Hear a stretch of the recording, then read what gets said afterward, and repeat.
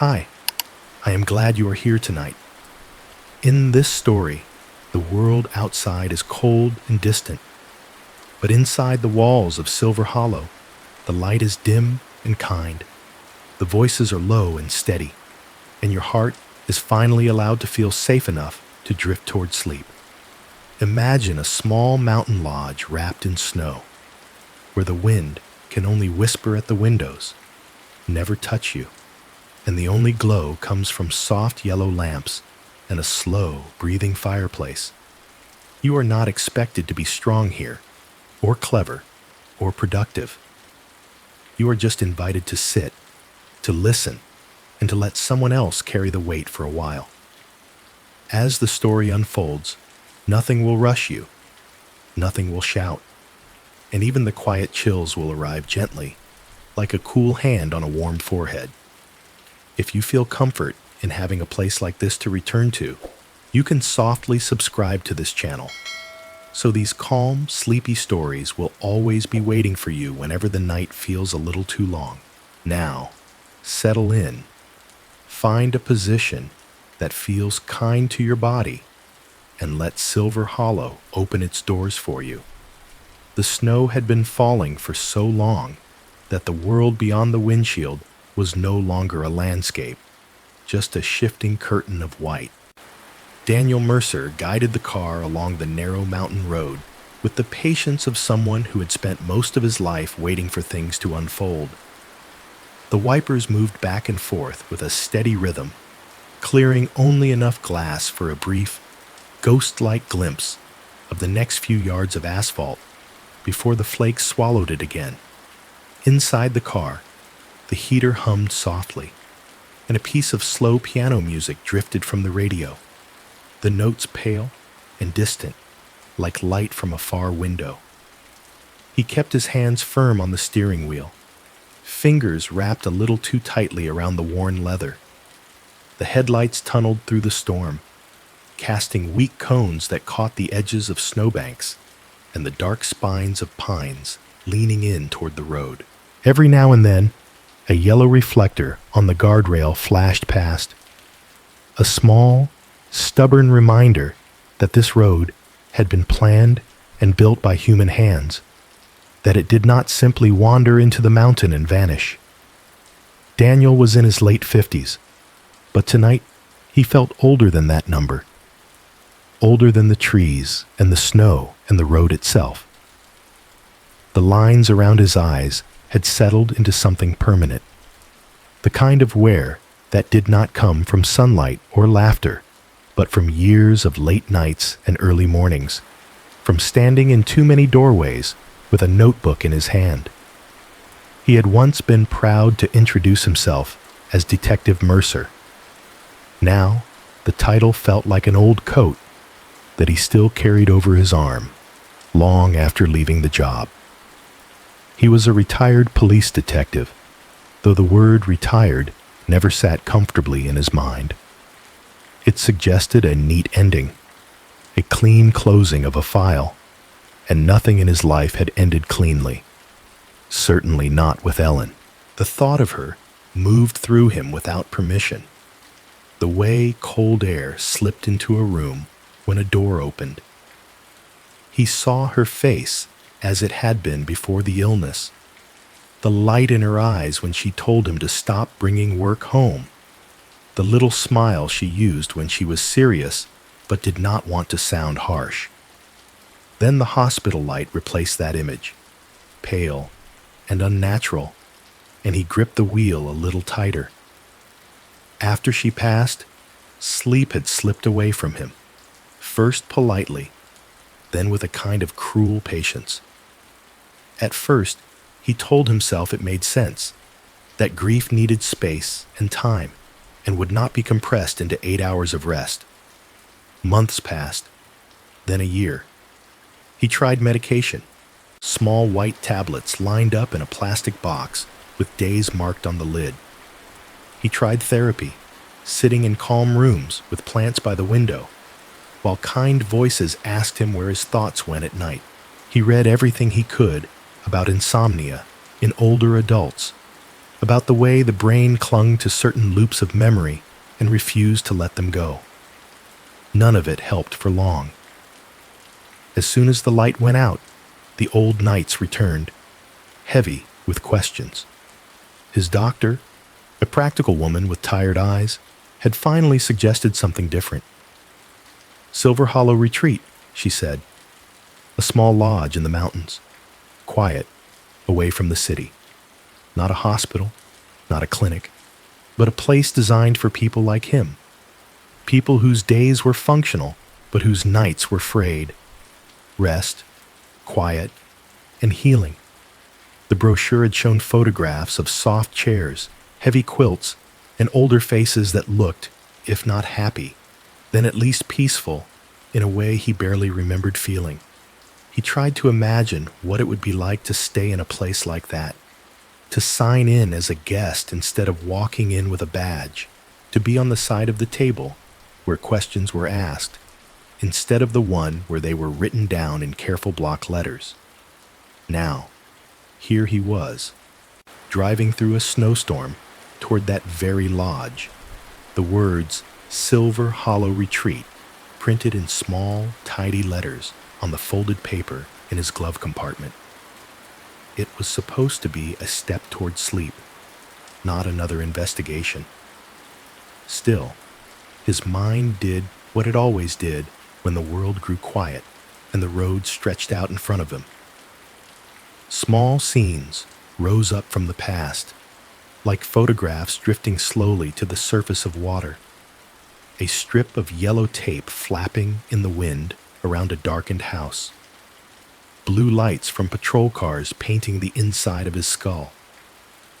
A pen scratching over paper as he wrote down someone else's worst day. None of the images were harsh in themselves. He did not see blood or hear screams.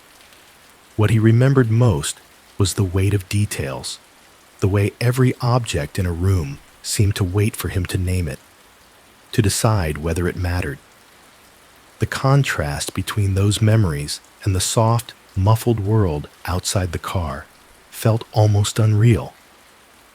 Out there, the snow fell without urgency, covering old marks on the ground as if they had never been there. In here, he carried every mark he had ever seen, every unsolved question, like files stacked in a cabinet that never closed all the way. The piano music on the radio moved from one gentle phrase to the next, and he tried to let his attention rest on the sound, the simple rise and fall of notes. The road curved, rising a little, and the car's tires met a hidden patch of ice. The steering wheel gave a quick, slippery jerk under his hands. His heart jolted, his shoulders tightening as he eased off the accelerator and corrected the slide with the instinct of someone who had driven in all kinds of weather. The car drifted a few inches toward the guardrail, then found its grip again. Snowflakes flashed bright and then vanished in the beams of the headlights. For a heartbeat, in that blur of movement, he saw someone on the side of the road. A figure, standing motionless just beyond the reach of the light, where the snowbank met the trees. No face, no clothing details, just the clear impression of a person standing in the cold, watching the car pass. There was something almost patient about the posture, as if whoever it was had been standing there a long time and was prepared to stand a little longer. Then the car straightened, the skid ended, and the figure was gone. There was only the snow again, piled high at the edge of the asphalt, and the dense dark of the forest beyond. The radio murmured on. The wipers moved back and forth with the same measured tempo. His breath fogged the air in front of his mouth for a second before the heater smoothed it away. Daniel let out a slow breath he had not realized he was holding. He told himself it had been a trick of the light, a shadow made by the movement of the car and the angle of the beams. Fatigue, he thought. Too many short nights and long days. The brain filled in shapes when it got tired, especially in storms like this, especially on twisting roads that offered no company but trees and guardrails.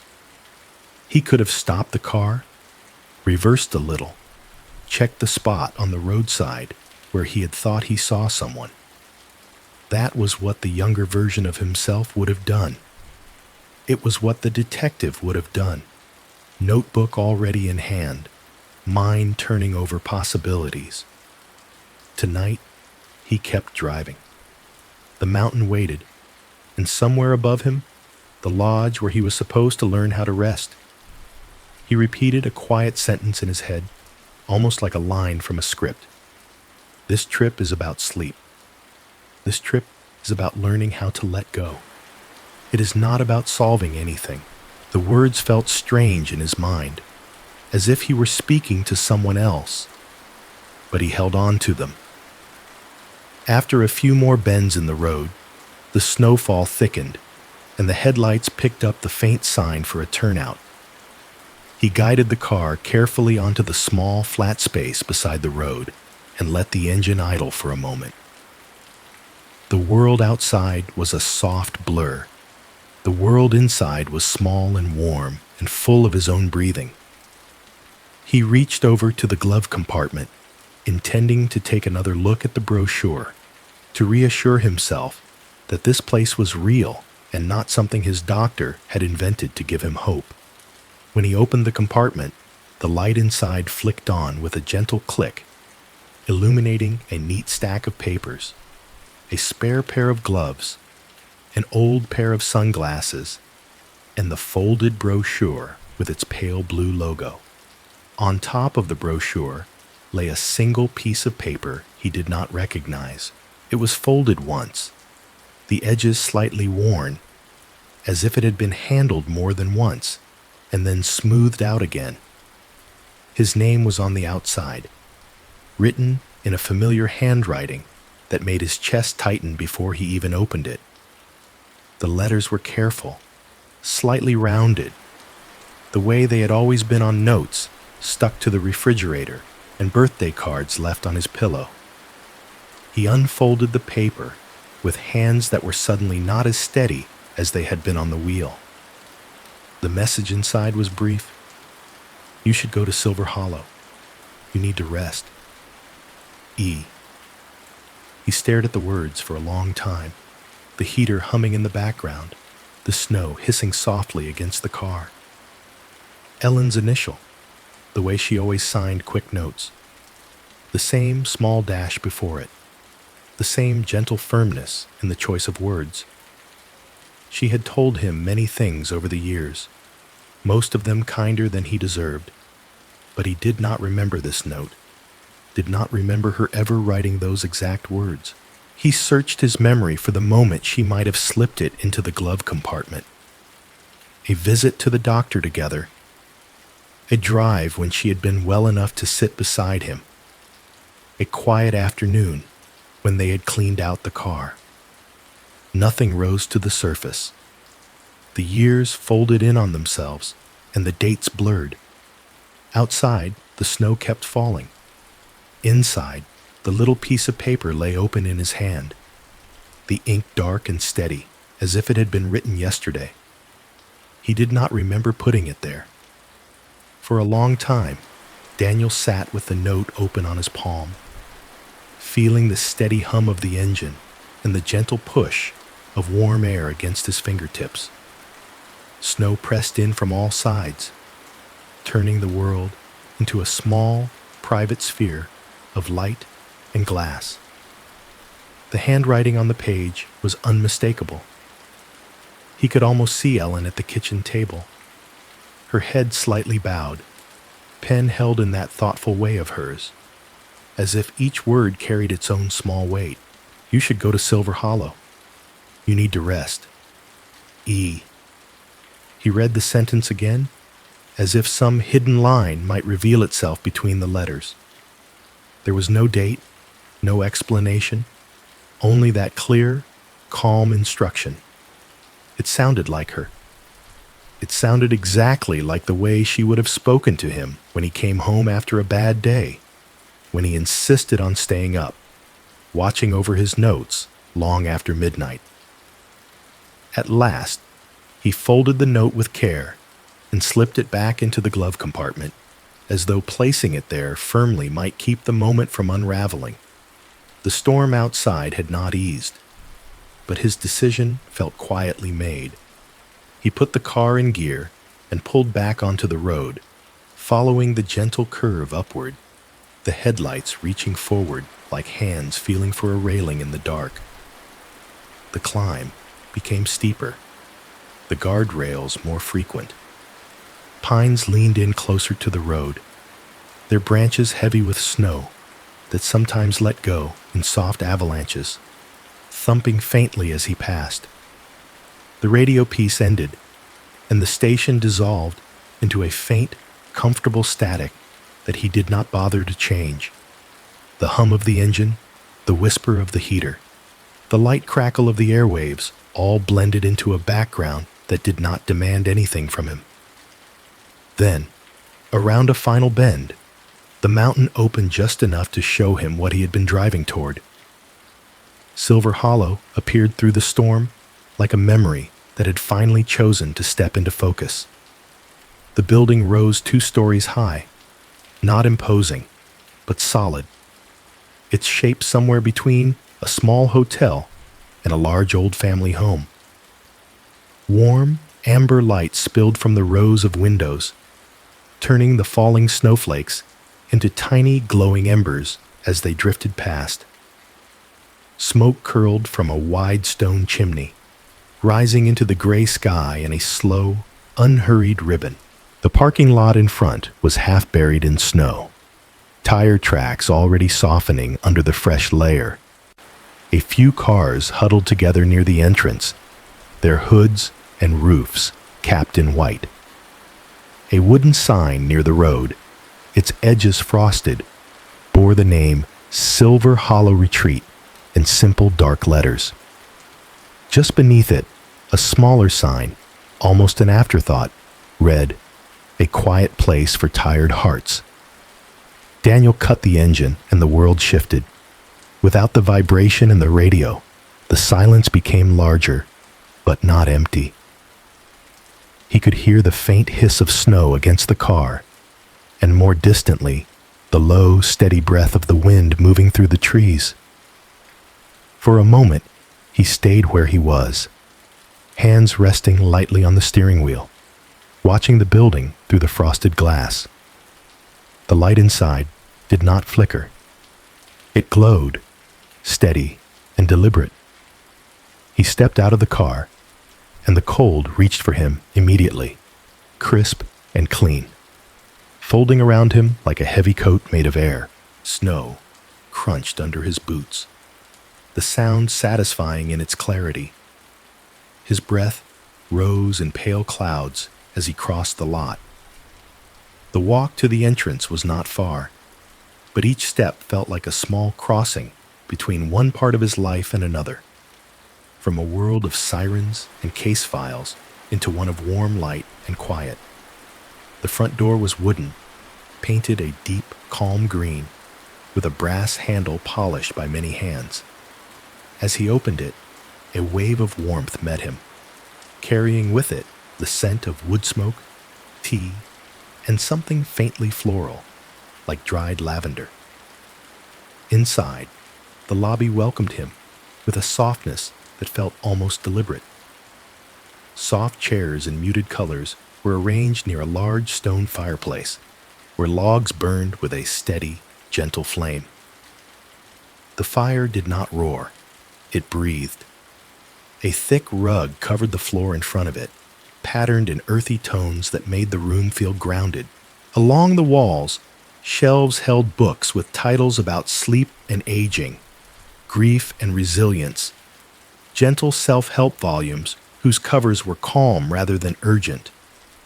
A small table near the reception desk held a ceramic bowl filled with individually wrapped herbal tea bags. A handwritten card beside it read, "Please help yourself." Another framed sign nearby, done in careful, looping script, said simply, "Quiet hours begin at 9:30 p.m. Thank you for keeping the night gentle." "Mr. Mercer?" The voice came from behind the desk, calm and low, like someone beginning a conversation they had plenty of time to finish. Daniel turned to see a woman in her early 70s watching him with clear, light-colored eyes. Her hair, mostly silver, with a few remaining darker strands, was pulled back in a loose twist. She wore a soft gray cardigan over a simple blouse, and there was something about her posture, upright but relaxed, that spoke of long years on her feet and many nights spent tending to other people. "I am Martha," she said, moving toward him with slow, unhurried steps. "Welcome to Silver Hollow." Her voice had that particular warmth he had heard in the best nurses over the years, the ones who could ask for a blood sample and somehow make it feel like a small favor. She held out her hand, and he noticed that her grip was gentle but firm, her skin warm despite the chill from outside. "Thank you," Daniel said. His own voice sounded rough at the edges. "You made it through the storm," she observed, as if acknowledging not just the snow, but everything that lay behind it. "Come in. Let us get you settled. You look as though you have been carrying a long day on your shoulders." She took his overnight bag with the efficient ease of someone who had done this many times, then gestured for him to follow. As they walked through the lobby, she pointed out small things without sounding as if she were giving a tour. "Tea over there whenever you like. The fireplace is usually lit until 10. Books are for borrowing, not just for looking at. If you find one you want to keep, you can tell me later, and we will talk about it." Her words were simple, but the way she spoke them made the room feel less like a facility and more like a home that had learned how to host weary strangers. She led him down a carpeted hallway where the light was slightly dimmer, softened by frosted glass shades. The walls were hung with framed prints of calm landscapes, fields under wide skies, a river at dusk, a forest path in autumn. Nothing dramatic, no crashing waves or jagged peaks, just stillness in different colors. "This will be you," Martha said, stopping at a door near the middle of the hall. The number, 204, was engraved on a small brass plate. She opened it and stepped aside to let him in first. The room was clean and simple, but not sparse. A bed with a thick, stitched quilt in shades of blue and cream stood against one wall, pillows plumped and inviting. Heavy curtains framed the window, their fabric dark enough to close out the world, but light enough not to feel oppressive. A small wooden nightstand beside the bed held a glass of water, beads of condensation forming slowly on its surface, and a slim booklet with a soft cover titled "Letting the Night Be Gentle." A small lamp sat on the nightstand, its shade casting a warm yellow circle of light that did not quite reach the corners of the room. Near the foot of the bed, a cushioned chair faced the window, inviting someone to sit and watch the snow, or read in the lamplight. The air smelled faintly of clean linen and something soothing, perhaps chamomile. "So," Martha said, setting his bag down on a luggage stand near the door, "this is your space while you are with us. If anything feels uncomfortable, the pillows, the light, the temperature, you tell me, and we will see what we can do. Sleep likes comfort, but more than that, it likes safety." He nodded, taking in the details. No television, no clock visible from the bed, just the lamp, the booklet, the glass of water, and the quiet. "When did it start?" she asked, almost conversationally. as if they were speaking about a hobby he had just taken up. The trouble sleeping, I mean. He hesitated. In most rooms, that question would have felt like the beginning of an interrogation. Here, it sounded like concern. She moved to the chair and gestured lightly, inviting him to sit on the bed if he liked. He sat on the edge, feeling the mattress yield just enough beneath his weight. "After my wife died," he said. The words did not catch in his throat as much as he expected. Maybe he had said them enough times that they had worn their own path. It was bad before that too, on and off, but after, it never really stopped. Martha nodded slowly, as if he had told her something she understood on more than one level. "And at night," she continued, her tone still gentle, "what comes to you? Thoughts? Images? Tightness in the chest? Do you dread closing your eyes? Or do you dread what happens after you do?" Her questions were precise, but they did not prod. They felt like hands adjusting a blanket rather than fingers poking at a wound. He found himself answering without the usual resistance, describing the racing thoughts, the way every small sound became a possible threat, the parade of unfinished conversations and unsolved cases that arrived whenever the room went dark. She listened without interrupting, her gaze steady but not heavy. When he paused, she did not rush to fill the silence. She let it sit for a moment, like someone allowing tea to steep properly. "You are not broken, Mr. Mercer," she said finally. "You are tired. Very, very tired. There is a difference. Broken things cannot be mended. Tired people can rest, if we give them room and time and permission." He looked down at his hands, resting on his knees. He was so used to asking the questions, to steering conversations toward the facts he needed. To have someone else guide the topic, and to have that topic be his own mind, felt both unsettling and oddly relieving. "It may take a while," she went on, "especially when the mind has spent many years believing that night means danger, alertness, responsibility. We will not force anything here. We will invite. That is all." He felt a strange mix of resistance and gratitude, like a person who has been carrying a heavy object for so long that the idea of setting it down feels almost wrong. Part of him wanted to tell her he was fine, that he would manage, that he was used to it. Another part, quieter but persistent, wanted very much to believe that there was a place where sleep did not have to be fought for. Martha moved toward the small desk by the door, where a clipboard and a few forms waited. She picked up a pen and began to write, her handwriting careful and unhurried. "There is just a bit of paperwork," she said, turning back to him with a faint smile. "Basic information, medications, allergies, whom to call in case of emergency. We try to make the questions as kind as the walls, but forms are still forms." She handed him the clipboard and the pen, and he took them, settling the board on his lap. The pages were simple, clearly laid out.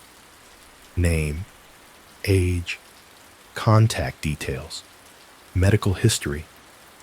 He filled in each line, his pen scratching softly in the quiet room. When he reached the second page, his eyes caught on a line near the bottom, referral by. Someone had already written in the blank space, in neat, tidy letters, Ellen Mercer. For a moment, the room seemed to narrow to that single line, the rest of the text fading into the background like scenery seen through a fogged window. The handwriting was not his. It was not Martha's tidy script. It was Ellen's, leaning just slightly to the right, each letter formed with the same careful attention she had given to grocery lists and notes left on his pillow. He looked up, the question already forming, but Martha had been watching his face. She stepped a little closer, her expression soft. "Your wife called us about you months ago," she said gently. "Before the storm, before tonight, she wanted to make sure there would be a place for you if you ever decided you were ready to rest." Ellen had been very sick at that time. Daniel stayed very still for a moment after Martha left the room, listening to the faint sounds that filtered through the closed door. Somewhere down the hall, a soft laugh rose and fell, followed by the quiet murmur of voices and the distant clink of dishes. The lodge had its own heartbeat, gentle and steady, layered under the muffled thrum of the storm outside. It felt like stepping into the chest of something old and kind that had agreed to keep breathing for the sake of the tired people inside it. He stood up and moved slowly around the room, letting his hands learn the space. He opened his suitcase on the low luggage stand and placed his clothes carefully into the small dresser beside the wall, folding each shirt a little more neatly than usual, as if order in the drawers might help invite order into his thoughts. His fingers brushed the polished wood of the dresser, the cool metal of the handles, the smooth surface of the glass of water on the nightstand. The quilt on the bed drew his attention again. He placed his palm flat on it, feeling the thickness of the batting beneath the stitched fabric. The stitching formed slow, looping patterns, not sharp angles, the kind of design that seemed made for hands to follow absent-mindedly in the dark.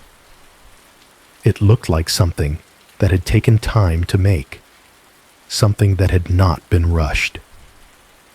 He walked to the window and pulled the curtain back a little. The glass was cool against his knuckles. Outside, the storm had swallowed most of the world. The snow did not fall in thin spears, but in soft, drifting clusters that glowed briefly when they passed through the spill of light from the lodge windows below. The parking lot was already smoothing over, the old tire tracks softening, edges blurred. The trees at the edge of the property stood like dark pillars, their branches sighing under the weight of the snow. The sound of the storm out there was muted through the thick glass, a gentle hush rather than a howl. It reminded him of the sound of distant traffic heard from far above a city street, the noise softened by distance and walls. He let the curtain fall back into place and turned toward the door when he heard a light knock. Martha's voice came through, calm and low. "Mr. Mercer, if you feel up to it, we are having a short orientation in the common room. Nothing demanding, just introductions and tea." He found that he did not mind the idea. In truth, the thought of sitting alone with his thoughts in this new room felt more daunting than sitting with strangers for a while. He opened the door and nodded. "I will come," he said. The common room downstairs looked almost different now that he was inside it, as a guest rather than a newcomer at the door. The fire in the large stone fireplace had settled into a rich bed of coals, with slow flames curling up around the edges, casting a steady, amber light. Several armchairs and love seats had been gently angled toward one another in a loose circle, rather than lined up in rows. There was no podium, no whiteboard, nothing that suggested a lecture. A low table in the middle held a tray of mugs, a teapot, and a second pot, whose lid released the scent of something soothing and herbal when Martha lifted it. A handful of people already sat in the chairs. Daniel recognized a few of them from the brief glimpses he had caught when he arrived. They were all older, their faces marked by the lines that life leaves when it has gone on for a while. Some lines ran deep with laughter, some with worry, some with both. There was a softness around their eyes that he recognized from his own reflection. "This is Daniel," Martha said as he stepped into the circle.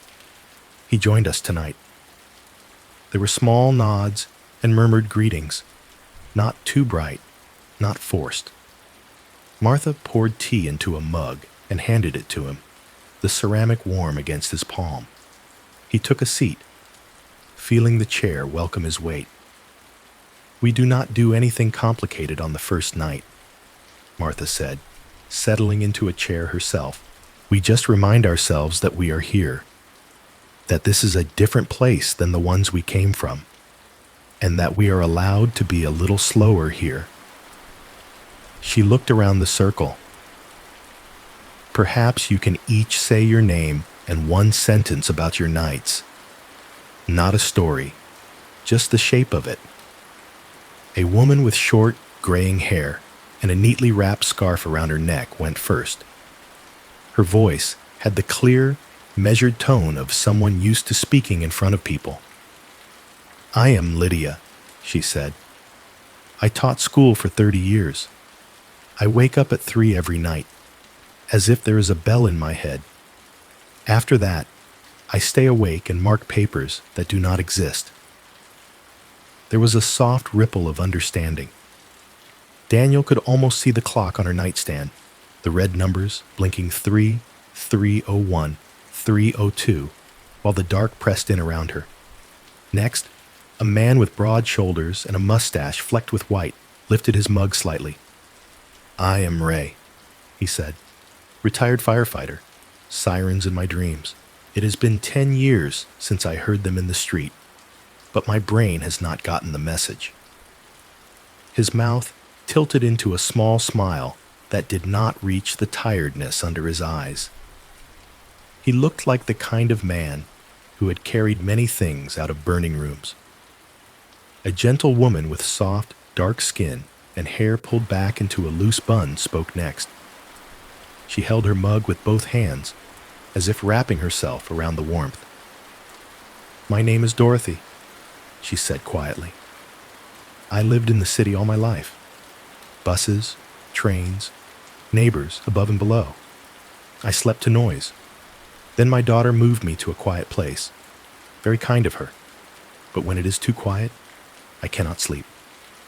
I wait for sounds that do not come." Daniel felt the edges of his chest relax. There was something in the simplicity of their sentences that soothed him. No one was describing dramatic scenes. They were naming the shapes of their nights, with the same matter-of-fact tone one might use to describe a familiar room. When it was his turn, he cleared his throat lightly. "I am Daniel," he said. "I was a detective for a long time. My nights are full of things I did not finish. I would like them to be a little emptier." There was no murmur of sympathy, only small nods that said, without words, that this made sense. Martha let the silence hold for a moment, then spoke again. "Our routine here is simple," she said. "We have early dinners, so your stomach is not busy when your mind wants to rest. We have evening tea, like this, nothing that will keep you awake. We offer simple breathing exercises, optional group talks, no demands. There is no television after 10. Lights are gentle. We dim the house little by little, so no one feels pushed." She glanced at each of them in turn, her gaze attentive but not intrusive. "We are not here to fix you," she said calmly. "We are here to sit with you while you rest. Sometimes that is the only thing the body and mind were asking for all along." The words settled over the group like another kind of blanket. Someone let out a breath that sounded almost like a small sigh of relief. The fire popped softly, sending up a brief cascade of sparks that vanished before they reached the chimney. After the orientation, there were no long speeches, no exercises to perform. People finished their tea, shared a few quiet remarks, and drifted back toward their rooms at their own pace.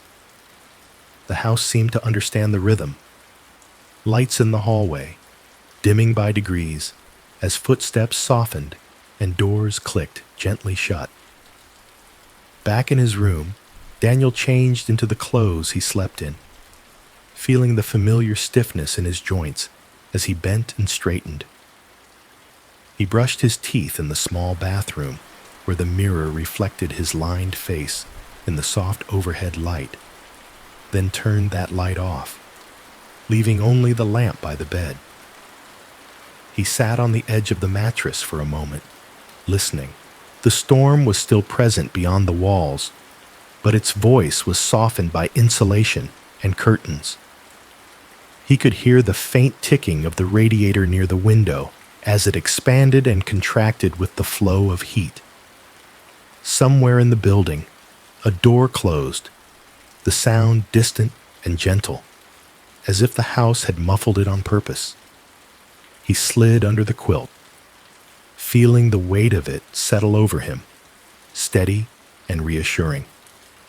The fabric was cool at first, then warmed quickly once his body heat began to seep into it. He turned off the lamp, and the room sank into darkness that was not absolute. A faint line of gray marked the edge of the curtain where it did not quite meet the wall. The shadows in the corners were soft, without sharp edges. He lay on his back and focused on his breathing, the way the booklet on the nightstand had suggested when he had flicked through it earlier. In for a slow count, out for another. He felt his shoulders drop a little lower into the mattress, his jaw unclench. His thoughts did not stop, but their pace slowed, like cars moving from a highway onto a quiet side street. For the first time in a very long while, he felt himself drifting toward sleep without dragging himself there. The ticking of the radiator and the muted hush of the storm became part of a gentle background that did not demand his attention. His body, so used to bracing for the next alarm, began to loosen its grip on the world. He was almost there, teetering on the thin edge where wakefulness thins out and dreams begin, when a sharp sound cut through the quiet. It was the bright, distant ring of a call bell, clear and urgent, as if someone had pressed it with a shaking hand. It came from somewhere above him, one floor up, piercing the soft layers of night the lodge had been carefully laying over its guests. The bell rang again, followed by the hurried rhythm of footsteps in the hallway overhead. Voices rose, muffled by floors and walls but unmistakably anxious. A chair scraped, a door opened, someone called out a name he could not quite catch. Daniel was up before he had fully thought the movement through. Years of habit took over, every muscle remembering what to do when sudden sound shattered quiet. He swung his legs out of bed, feet finding his slippers without needing to look, and reached for the door. The tired man who had come here to learn to rest moved aside for the man who had spent his life standing up when trouble called. As he stepped into the hallway, the air cooler against his face than the warmth of the bed, he heard a voice from the floor above, clearer now as someone spoke near the stairwell. "It is Mr. Bell in 317 again. He has fallen." The name struck him like a small stone dropped into still water. Bell. He had heard that name before. Not here, not in this building, but somewhere else. In another life filled with case numbers and reports, the edges of a memory stirred, just out of reach. The night, which had been gently wrapping itself around him in layers of safety and routine, shifted. A familiar scent crept in, thin but sharp. It was not smoke, not snow, not tea. It was the smell of a case. The sound of hurried feet above him pulled Daniel fully back into himself. The softness of the quilt, the careful calm of the breathing exercises all of it fell away as clearly as a coat shrugged off. Old pathways in his mind lit up. He closed his door behind him without thinking and moved down the hallway toward the stairs, following the faint echo of voices. The stairwell was a simple, carpeted space, but tonight it felt narrower, more urgent. The quiet light that had seemed so gentle earlier now looked brighter, almost clinical. At the top of the stairs, a strip of emergency lighting had been switched on, a whiter, sharper glow that washed the warm tones from the wallpaper and threw clearer shadows along the floor. As he reached the landing on the second floor, the air changed. The soft blend of wood smoke and tea faded under a thinner, sharper smell. Antiseptic, alcohol wipes, that sterile scent he knew from hospital corridors and the back rooms of clinics. It was not overwhelming, but it did what it always did, told his body, in an instant, that something fragile was happening. Down the hallway, a door stood open, light spilling out into the corridor in a bright rectangle.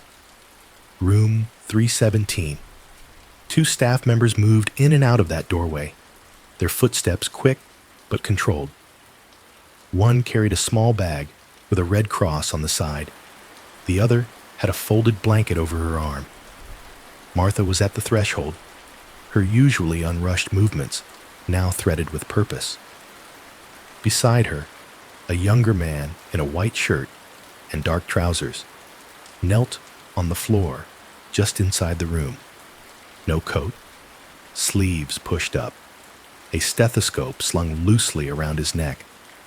The on-call doctor. Daniel slowed as he approached, not out of reluctance, but out of respect for the choreography unfolding. He had seen enough emergencies to know that too many bodies crowding a space could do more harm than good. He stopped just outside the door at first, one shoulder brushing the frame, and looked past the figures into the room. Harold Bell lay on the wooden floor near the side of the bed, his body turned slightly onto one shoulder, one arm bent under him at an awkward angle. His gray hair, thin but neatly cut, was darkened on one side where blood had matted it. The blood itself formed a small, dark stain on the floorboards, contained but stark against the pale wood. It was not a scene of horror, not in the way some he had known were. It was a scene of vulnerability, an old man on a hard floor, where he should have been on a soft bed. The doctor's fingers moved efficiently at Harold's neck, feeling for a pulse. Martha steadied Harold's head gently with both hands, her expression focused and calm. The doctor tilted Harold's chin slightly, checking his airway, listening for the sound of his breathing. Daniel could hear it too, faint but present, a thin thread of sound that tied the man on the floor to the world above him. "He is breathing," the doctor said, his voice low but sure. "Pulse is there, slow, but there." Martha exhaled softly, a small release of tension. "Harold," she said, leaning a little closer, her voice dropping into the tone people use for those who are half asleep or lost in thought. "It is Martha. You have had a fall. We are here with you." There was no response, not even a flicker under the eyelids. Harold's face was slack in the way of those who have slipped too far into the dark to be easily called back.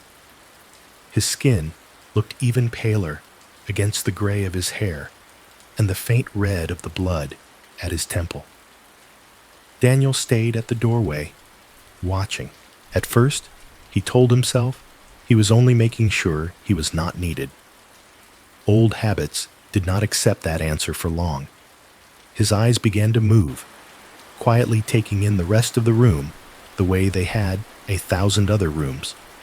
Not with suspicion, exactly, but with an alert curiosity that refused to be turned off. The bed was slightly rumpled on one side, the quilt folded back as if someone had just swung their legs over the edge. The pillow bore the shallow dent of a head.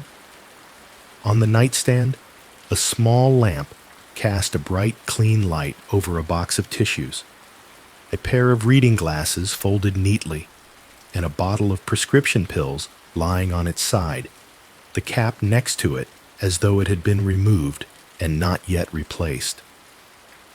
One drawer of the nightstand was open halfway, revealing the corner of a paperback book and what looked like a folded photograph.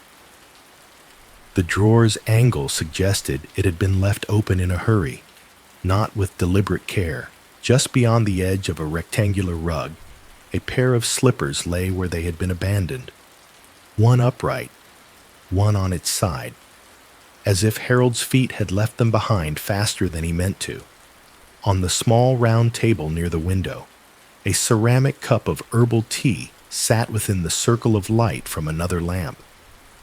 Steam still rose from the surface, thin and steady, curling into the air. The liquid inside trembled slightly with the movement in the room. The curtains by the window were half drawn, leaving a narrow slice of dark glass exposed. Through it, faint white dots of snow floated down. A wooden chair stood beside the bed, angled toward it, as though someone had been sitting there earlier, keeping company. On the seat, a notebook lay open, the pages filled with tight, slightly shaky handwriting. A pen rested diagonally across the lines, as if it had been set down quickly or had slipped from fingers that no longer controlled it. Blood pressure, most likely, the doctor murmured, more to Martha than to anyone else. He reached for the bag with the red cross, pulling out a cuff and wrapping it gently around Harold's arm. He stands up too fast. He gets lightheaded. He falls. It happens more often than people talk about, especially at night. Age, medications, maybe a bit of dehydration. Martha nodded, her gaze flicking briefly to the prescription bottle on the nightstand. He has been more unsteady this week, she said quietly. We have been keeping an eye on him. The doctor checked the numbers, then glanced at Martha again. We will need to keep him down, head supported. He may have a mild concussion, but nothing obvious beyond the cut. We will observe until the road is clear enough for an ambulance to come up. No sudden movements. His tone was competent, practical, reassuring. The explanation was logical. In many ways, it made perfect sense. An old man, perhaps dizzy from standing too quickly or from a combination of pills and poor circulation, loses his balance, hits his head on the way down. The story fit neatly into something labeled accident. Daniel did not argue with any of that. He respected experience when he heard it. Still, his eyes kept moving, tracing angles, noting distances, picking up details that had nothing to do with blood pressure and everything to do with the quiet geometry of what had happened here. The angle of Harold's body in relation to the bed seemed slightly off. Instead of lying where he might have fallen straight from the edge, he was turned a few degrees, as though he had twisted or been turned. The dark stain on the floor did not sit exactly where the corner of the nightstand met the bed, but a little beyond, near the edge of the rug. On that rug, near where Harold's heel now rested, he saw a faint impression in the fibers, a slightly deeper mark, as if someone's foot had pressed hard into the same spot more than once. It could have been from Harold bracing himself, trying not to fall. It could have been from anyone. It caught his attention anyway. His gaze returned to the nightstand drawer, half open, to the cup of tea, still steaming faintly, saying that whatever had happened tonight, it had not been long ago. to the notebook on the chair, open to a page that did not look like idle scribbles. The handwriting there was dense, lines close together, letters leaning into one another in a hurry that suggested a mind trying to get something down before it slipped away.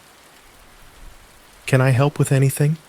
Daniel asked finally, stepping just inside the doorway, his voice low so as not to jar anyone. "I have some medical training from the job. I do not want to be in the way." The doctor glanced up briefly, eyes taking him in.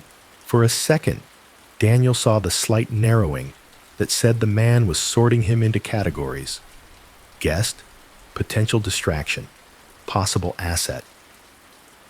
"You can hand me that towel and the gauze," the doctor said, nodding toward the bag. "We will keep pressure near the cut, gently, nothing too firm. And perhaps you can make sure the hallway stays clear, in case anyone else wakes." Daniel did as asked, passing the supplies, then stepping back to the doorway again. He was useful here, but in a small way. The real work was in the monitoring, the vigilance over the next hours.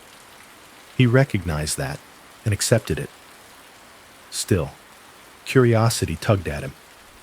When the worst of the immediate flurry had settled, the cuff in place, the small pad of gauze gently held near Harold's temple, the extra blanket tucked under his legs, Martha looked up, her expression softening when she saw Daniel standing there, more fully present now than when he had first arrived. "Mr. Mercer, thank you," she said quietly. "We have it in hand for the moment. If you would not mind waiting just outside, we will update you. He is a friend to many here."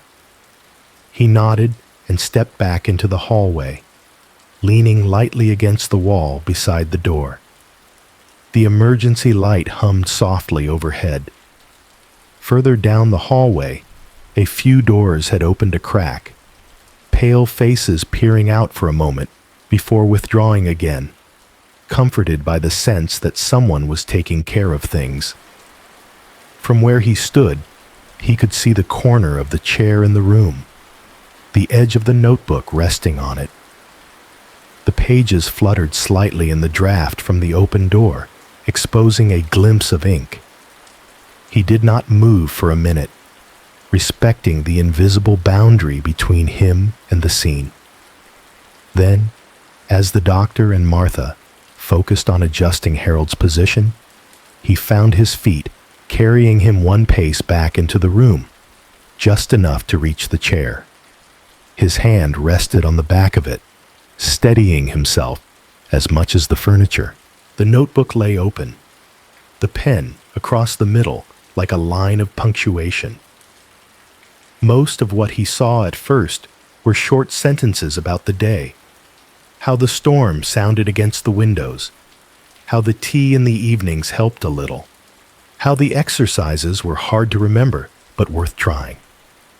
The handwriting wavered slightly, letters rising and falling unevenly, the mark of an older hand or a tired one.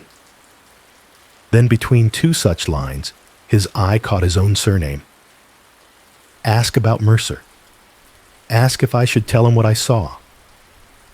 The words sat quietly on the page, tucked among notes about blood pressure readings and the temperature of the room, but they might as well have been written in a different color. For a moment, the sound of the storm, the creak of the floor, the doctor's low reassurances, all of it faded. Harold Bell, who lay now on the floor of room 317 with blood in his hair and a blanket over his legs, had written his name there. Ask about Mercer. Ask if I should tell him what I saw. They moved Harold with the kind of care that comes from practice rather than panic. Daniel watched as the doctor and two staff members slid a folded sheet beneath him, lifting together on a gentle count of 3, their hands positioned to keep his neck and back as straight as possible. Martha walked alongside them as they carried him out of 317, one hand near his shoulder, speaking to him in a low voice, even though he did not respond.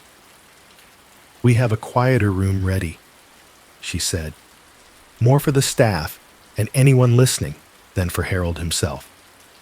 No drafts, closer to the nurse's station. He will not be alone."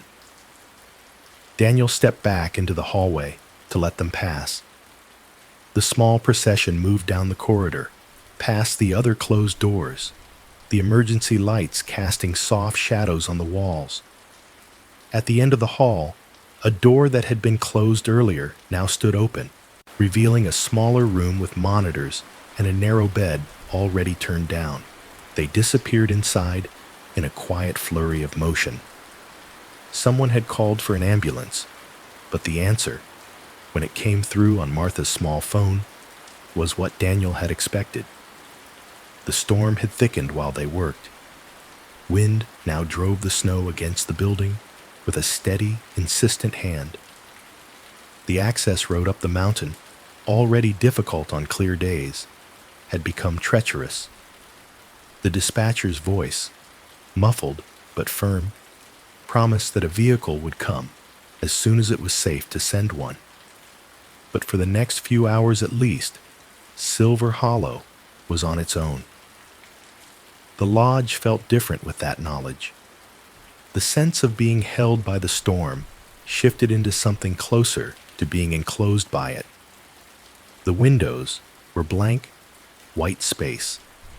The world beyond them had stepped back, leaving the building as a small island of light floating in a sea of darkness and snow.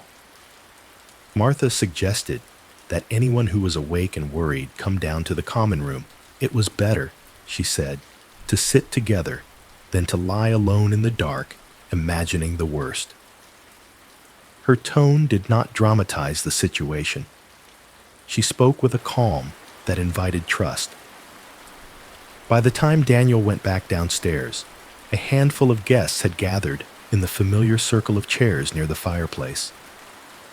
They wore robes over their pajamas, feet tucked into slippers or thick socks, shoulders wrapped in shawls and blankets.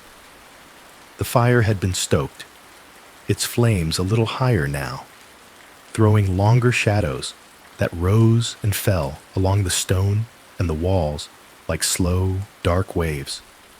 Ray sat with one arm slung over the back of his chair, his robe gaping open to reveal an old gray t-shirt with a faded fire department logo. His hair was mussed, his mustache flattening slightly, where he had rubbed a hand over his mouth. Lydia perched on the edge of a seat, both hands wrapped so tightly around a mug of chamomile tea that her knuckles were pale. Marjorie, a thin woman with soft eyes and hair the color of ash, sat very straight, as if good posture might be the only thing keeping her from shaking. Daniel took an empty chair near the edge of the circle. The fire warmed the side of his face. The rest of the room held the cool, late-night stillness that belongs to places designed for sleep. "What a way to start your stay," Ray said, offering Daniel a brief, crooked smile. "First night, and already the sirens, minus the sirens." His voice carried an attempt at humor, but the undertone of tension was clear. It was the kind of joking Daniel had heard often in people who had spent years responding to emergencies. Light words tossed across dark water. "Is he going to be all right?" Marjorie asked, not looking at anyone in particular. Her eyes were on the flames, pupils reflecting the light as if she were trying to divine an answer there. Martha moved among them with a tray, refilling cups, offering fresh tea bags. Her face was gentler now, but the alertness had not left her eyes. She gave the same answer to each worried question, steady and honest. "His pulse is strong," she said. "He is breathing. The cut looks worse than it is. The doctor is with him. We will watch him closely until the road opens and the ambulance can come up. Accidents happen, especially at night, especially as we get older." It is frightening, I know. But you are not alone with that fear. Lydia lifted her mug a little closer to her mouth, inhaling the steam as if it were medicine. He is always so careful, she murmured. Harold, I mean. He holds the railing when he walks down the stairs. He sits near the wall. He never rushes for anything. Careful people fall too, Ray said, the edges of his words softened by fatigue. Sometimes more than the reckless ones. They know exactly how fragile they are. Do you know him well? Daniel asked, glancing around the circle. There was a small pause before anyone answered. The kind of silence that acknowledged that a person had been present, and yet, somehow, not fully among them. Not really, Lydia said at last. He has been here longer than any of us. I arrived 3 weeks ago, and he was already settled in. He comes to breakfast, sits at the same table. He nods, says good morning, but he does not stay for the groups unless Martha insists. He writes, Marjorie added, all the time, in those notebooks. I have seen him on the terrace, even in the cold, with a blanket around his shoulders, just writing and writing. I thought at first he was working on a book. Then I thought, no, it looks more like someone trying to get something out before it dissolves. He is kind, Ray said. Very polite. Helped me find my room the first night when I got turned around, but he keeps to himself. Like he is carrying something heavy and does not want to bump anyone with it. Daniel listened, letting their words form an outline of the man now lying upstairs under observation. A quiet figure, careful, always writing, present, yet slightly apart. Someone who had chosen this place, or been brought to it, because whatever kept him awake could not be soothed by ordinary means. Martha set the empty tray on a low table and took a seat near the fire, folding her hands loosely in her lap. We all bring our own weight, she said softly. Some of us carry it on the outside, some on the inside. Harold has had a hard year. That is his story to tell, not mine. What matters tonight is that he fell, and that we are doing what we can for him. Worrying does not help him, but sitting together might help you. Her words did not dismiss their concern. They wrapped around it, acknowledging it while also drawing a gentle boundary. Daniel watched her as she spoke. There was a composure in her, a steadying presence that he recognized from the best first responders and nurses he had known. Not a lack of feeling, but a quiet familiarity with moments when things tilted suddenly. Underneath that calm, though, he sensed something else. It was not guilt. Nothing in her manner suggested that she blamed herself for what had happened. It was more like the resigned knowledge of someone who had witnessed similar scenes often enough that they no longer surprised her, only saddened her in a deep, quiet way. This was not the first fall she had seen. It would probably not be the last. The conversation drifted after a while into small, practical matters. Whether anyone needed extra blankets, if another pot of tea should be made, how long the storm might last. Someone checked the radio for weather updates and turned it off again when the forecast spoke in vague terms about heavy accumulation and delayed clearing. One by one, the guests began to excuse themselves. Sleep might not come easily, but staying up in a state of tension would not help. Lydia stood slowly, still holding her mug, and offered a faint smile to the group. I will try to rest, she said. If anything changes, you will let us know? Of course, Martha replied. If there is any urgent news, I will knock on your doors. Otherwise, no news is good news tonight. Ray stretched, his joints protesting softly, and gave a small salute with 2 fingers. I will go back to pretending the sirens are somewhere far away, he said. Maybe they finally are. Marjorie lingered a little longer, watching the fire with a distant look, before she too rose and wrapped her cardigan tighter around herself. Daniel remained seated for a moment after the small group began to disperse. The room felt larger now, the shadows slower, the silence settling in again. He could still hear, faintly, the wind brushing against the windows, but the sound had softened back into something almost like a lullaby. As he stood, Lydia passed near him on her way out. She hesitated, then stepped slightly closer, lowering her voice. "This is the third time this winter something has happened in that room," she said, her eyes flicking briefly toward the ceiling, as if she could see through it to the corridor above. 317 is unlucky. She did not sound dramatic, just quietly certain. "No one has died," she added quickly, perhaps seeing the question form in his expression. "Not yet, but people keep collapsing in that same space.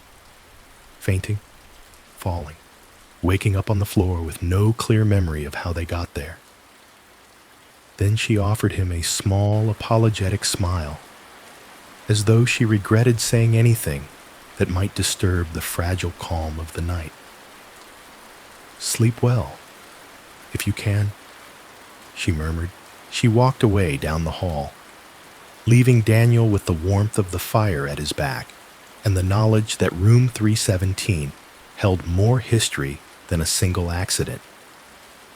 The fire, the worried faces, the soft clink of cups, all of it stayed with Daniel as he made his way back down the hallway toward his room. The house had quieted again, the earlier flurry of movement smoothing out into a slower rhythm. Lights over the corridor burned at half strength, casting a warm but subdued glow. The carpet under his feet muted his steps until he could almost imagine he was not making any sound at all. Inside his room, the air felt slightly cooler than before, as if the brief absence had allowed a bit of the night to seep in under the door. He closed it gently behind him and stood for a moment with his back against the wood, eyes closed, letting the silence gather around him. The ticking of the radiator resumed its small conversation with itself. Somewhere deep in the bones of the building, he could hear the low, constant murmur of the heating system, like a distant heart. He knew he should try to sleep. The day had been long, and the night was not yet over. But the part of his mind that had spent decades treating sudden events as puzzles to be solved refused to lie down. It had snapped awake with the ring of the call bell and was now pacing, alert and restless, inside his skull. It was not just the fall, or the way Harold's body had been lying on the floor. It was the notebook, the open page, the letters of his own name in someone else's hand. Ask about Mercer. Ask if I should tell him what I saw. Those words had lodged themselves in him like a small, insistent stone. He moved to his suitcase and unzipped the outer pocket, fingers finding the familiar shape before his eyes did. The old leather notebook slid into his hand with the ease of long habit. It had been with him through the last years of his career and had stayed with him afterward. A companion he did not particularly like, but also did not know how to leave behind. Inside were fragments, dates, names, phrases that had caught his attention, diagrams, small maps of places he had once walked through while rain or snow fell quietly outside. He sat on the edge of the bed and opened it, letting the pages fall where they wanted to at first. The paper was worn, corners softened, ink faded in places where sweat or rain had brushed it. Scrawled notes from old summers, winter cases, nights when he could not sleep, and decided that if he was going to lie awake, he might as well give his mind something to do. He began turning pages more deliberately, not entirely sure what he was looking for, but trusting the strange way memory sometimes rose up when given room. Near the middle of the notebook, he found what he did not yet know he was expecting. A page where a single word caught his eye. Bell. The name was written in the margin, circled once with a quick ring of ink, as if he had meant to come back to it and never had. Above it, and on the facing page, his own handwriting listed details in neat, compact lines. Late winter. 2-lane road outside small roadside motel. 1 fatality, female, mid-30s. Hit and run. Vehicle did not stop. Witness. Male. 60s. Staying at motel. Statement unclear. Confused? Frightened? He traced the lines with his gaze, and the memory slowly lifted, like something rising through fog. A different night. A different kind of cold. Rain. Not snow. Coming down in thin, sharp lines, making the pavement shine. Blue lights flashing against the wet walls of a low, squat motel, whose neon sign buzzed weakly. A body on the side of the road, covered with a sheet. Officers moving with the steady, heavy steps that came when the urgency had passed, and what remained was procedure. He remembered a man standing just under the overhang outside one of the motel rooms, robe pulled tight around him, slippers soaked at the toes. Gray hair, deep lines around the mouth, hands shaking as he held a styrofoam cup of coffee he never drank from. He had been the one to call it in, his voice thin and high-pitched on the recording, words tumbling over one another as he tried to describe what he had seen. Headlights, the sound of tires, a shape on the road, a car that did not slow. Inside a small office that smelled of stale smoke and cleaning products, Daniel had taken the man's statement. He remembered the harsh overhead light, the way rain drummed on the window, the cheap pen that skipped occasionally on the form, the name, Harold Bell. Not a suspect, merely a witness, a man in the wrong place at the wrong time. Or perhaps the only person in the right place, the one who had seen the thing no one else had. The statement had been messy. The details did not line up neatly. Harold had been tired. He mentioned waking up several times that night before the accident, hearing a television through the wall, hearing a door slam, hearing something like a car backfire. His memory of the moment the car struck the woman was tangled up with these other sounds. He had seen the vehicle, but could not clearly say what color it was or what make, only that it was dark and low to the ground, that its lights had seemed too bright, that it had moved too fast. Daniel had written it all down, intending to come back and see if anything could be clarified once the immediate tasks were done. But as the notebook reminded him, the case had been joined by others. Bigger cases with clearer lines, louder demands.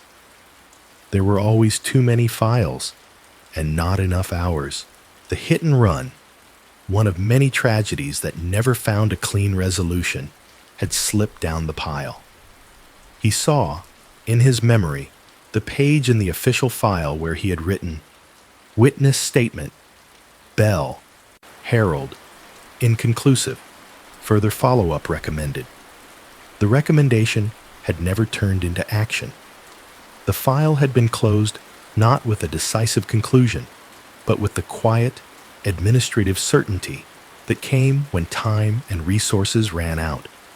Now, in this small, quiet room at Silver Hollow, with snow pressing softly against the window and a radiator ticking nearby, the gap in that story felt larger than it had in years.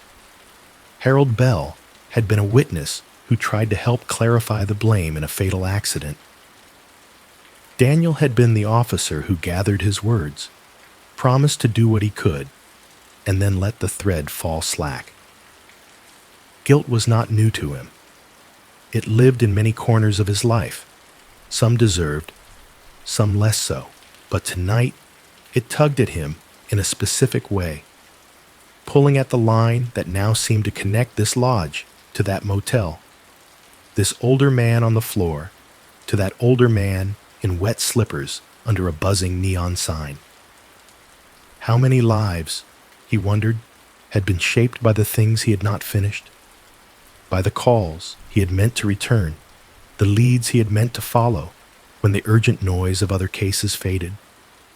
The mind liked to tell stories of what might have happened if he had done more, if he had stayed longer, asked one more question. Most nights, he knew better than to let those stories run unchecked. Tonight, they slipped their leash. He set the notebook down beside him and stood, moving slowly to the window. Pulling the curtain aside, he looked out into the storm. The snow fell in endless soft diagonals, each flake taking its own small path past the glass. The outside lights cast a muted glow over the drifts that had piled up against the building, smoothing out sharp edges, filling in footprints until they disappeared. The sight became hypnotic. Each flake looked, for an instant, like a thought drifting past. Some landed, adding their weight to the white blanket on the ground. Others seemed to vanish before his eyes, melting into the night. Old memories felt like that, some settling heavily, others dissolving before they could be properly held. He stood there until the cold from the window began to seep into his skin. Then he let the curtain fall closed and returned to the bed. The radiator's ticking resumed its place in the soundscape of the room. He set the leather notebook on the nightstand, its worn cover catching the lamplight for a moment before he turned the lamp off. Darkness settled around him, soft rather than absolute. He lay back against the pillow and tried to recall the breathing exercises from earlier. In through the nose for 4 counts, hold for 4, out for 6. His chest rose and fell. The bed held his weight. His body, tired from the long drive and the events of the evening, responded with a reluctant sort of cooperation. He was not expecting sleep to come easily now, but he tried to give it at least a chance. Thoughts wandered in and out. Harold on the floor, Harold in the motel doorway, the single word Belle circled on an old page. He let them pass, or tried to, like flakes beyond the window. Somewhere in the quiet, another sound emerged. Faint at first, almost indistinguishable from the house's own small noises, it grew just enough to separate itself. The creak of a slow step in the hallway. Not the brisk, purposeful stride he had heard earlier, but the deliberate weight of someone moving carefully, as if tested by each board. He held his breath and listened. The step came again, closer this time, then a pause. A soft, hesitant sound followed. A knock, but so light it barely deserved the name, as if whoever stood on the other side of a door was unsure whether to announce themselves at all. It did not come from his door. He knew the difference. Years in apartments and offices and squad rooms had trained his ears to recognize the direction of sounds, to distinguish between the vibrations that traveled through one wall and another. His heart picked up speed, not with the sharp jolt of fear, but with the steady rise of alertness. He shifted slowly, turning his head toward his own door, eyes tracing the line where the faintest glow from the hallway leaked in at the bottom. The creaking step did not repeat. The almost knock did not come again. Only the ticking of the radiator marked the time. He sat up, swinging his feet to the floor, listening hard now. the house seemed to have pulled its breath tight against its ribs. For a long moment, nothing happened. Then very gently, something slid along the floor on the other side of his door. A whisper against the wood, like paper moving over a smooth surface. A shadow passed briefly across the thin line of light at the threshold, then disappeared. Daniel stood and crossed the room in 3 quiet strides. His hand closed around the cool metal of the doorknob, but he did not fling the door open. Instead, he turned it slowly and eased the door inward a few inches, enough to see the hallway. It was empty. Light pooled softly along the carpet, undisturbed. No footsteps, no figures, only the distant hum of the building. He looked down. There, just inside the threshold, lay a folded piece of paper, its edges shadowed by the doorframe. He bent to pick it up. The paper was cool, the fold a little uneven, as if made in haste. Back under the lamplight, he opened it with careful fingers. The handwriting inside was shaky, but recognizable. The same style he had seen upstairs in the notebook on the chair. "You came. I was not sure you would." Morning came gently to Silver Hollow, as if the night had been asked to step aside without any hurry. When Daniel opened his eyes, the first thing he noticed was the quality of the light seeping in around the edges of the curtains. It was pale and soft, without the hard glare of a city morning. The radiator still ticked beside the window, and for a brief moment, he could almost pretend that the night's events had been a dream filed neatly away. Then he saw the folded note on the nightstand, where he had set it after reading it over and over. "You came. I was not sure you would." The words stirred the memory of the almost sound of footsteps in the hall, the whisper of paper sliding under the door. Whatever sleep he had managed after that had been shallow and full of drifting images. He washed, dressed, and made his way downstairs, telling himself to move through the morning like any other guest. In the dining room, the air was warm and smelled faintly of toast and cinnamon. Large windows looked out over an expanse of snow that glowed under a pale, veiled sun. The storm had calmed, leaving the world outside wrapped in a deep white quiet. Guests sat at small tables, eating oatmeal topped with fruit, slices of soft bread, and drinking tea from ceramic mugs. The low murmur of conversation mingled with the clink of spoons against bowls. Someone laughed softly at a comment. Someone else sighed in a way that sounded more like contentment than fatigue. Daniel filled a bowl, added a handful of berries, and took a mug of tea that smelled of chamomile and something citrusy. He chose a seat near a window where he could watch the snow while he ate. Ray gave him a nod from across the room. Lydia lifted her mug and a tiny toast. Marjorie offered a small, sleepy smile. On the surface, everything looked ordinary, almost soothing. But the note in his pocket felt like a folded stone. Between sips of tea, his fingers brushed the edge of it, reassuring himself that it was still there, that he had not imagined it. When the initial rush of breakfast had quieted, Martha moved through the room, checking on each table in turn, asking simple questions. "How did you sleep? Do you need anything?" Without pressing for more than people wished to give. When she reached him, he waited until she had refilled his hot water and then spoke. "Could we talk for a moment?" he asked. She studied his face, then nodded and gestured toward a smaller doorway leading to a side hall. They stepped into a quieter corner of the building, where a narrow bench sat beneath a framed photograph of a summer meadow that now felt almost unreal. Daniel took the note from his pocket and unfolded it, holding it out so she could see. "This was under my door last night," he said, after I went back to my room. Martha took the paper with gentle fingers, her eyes moving over the shaky line of handwriting.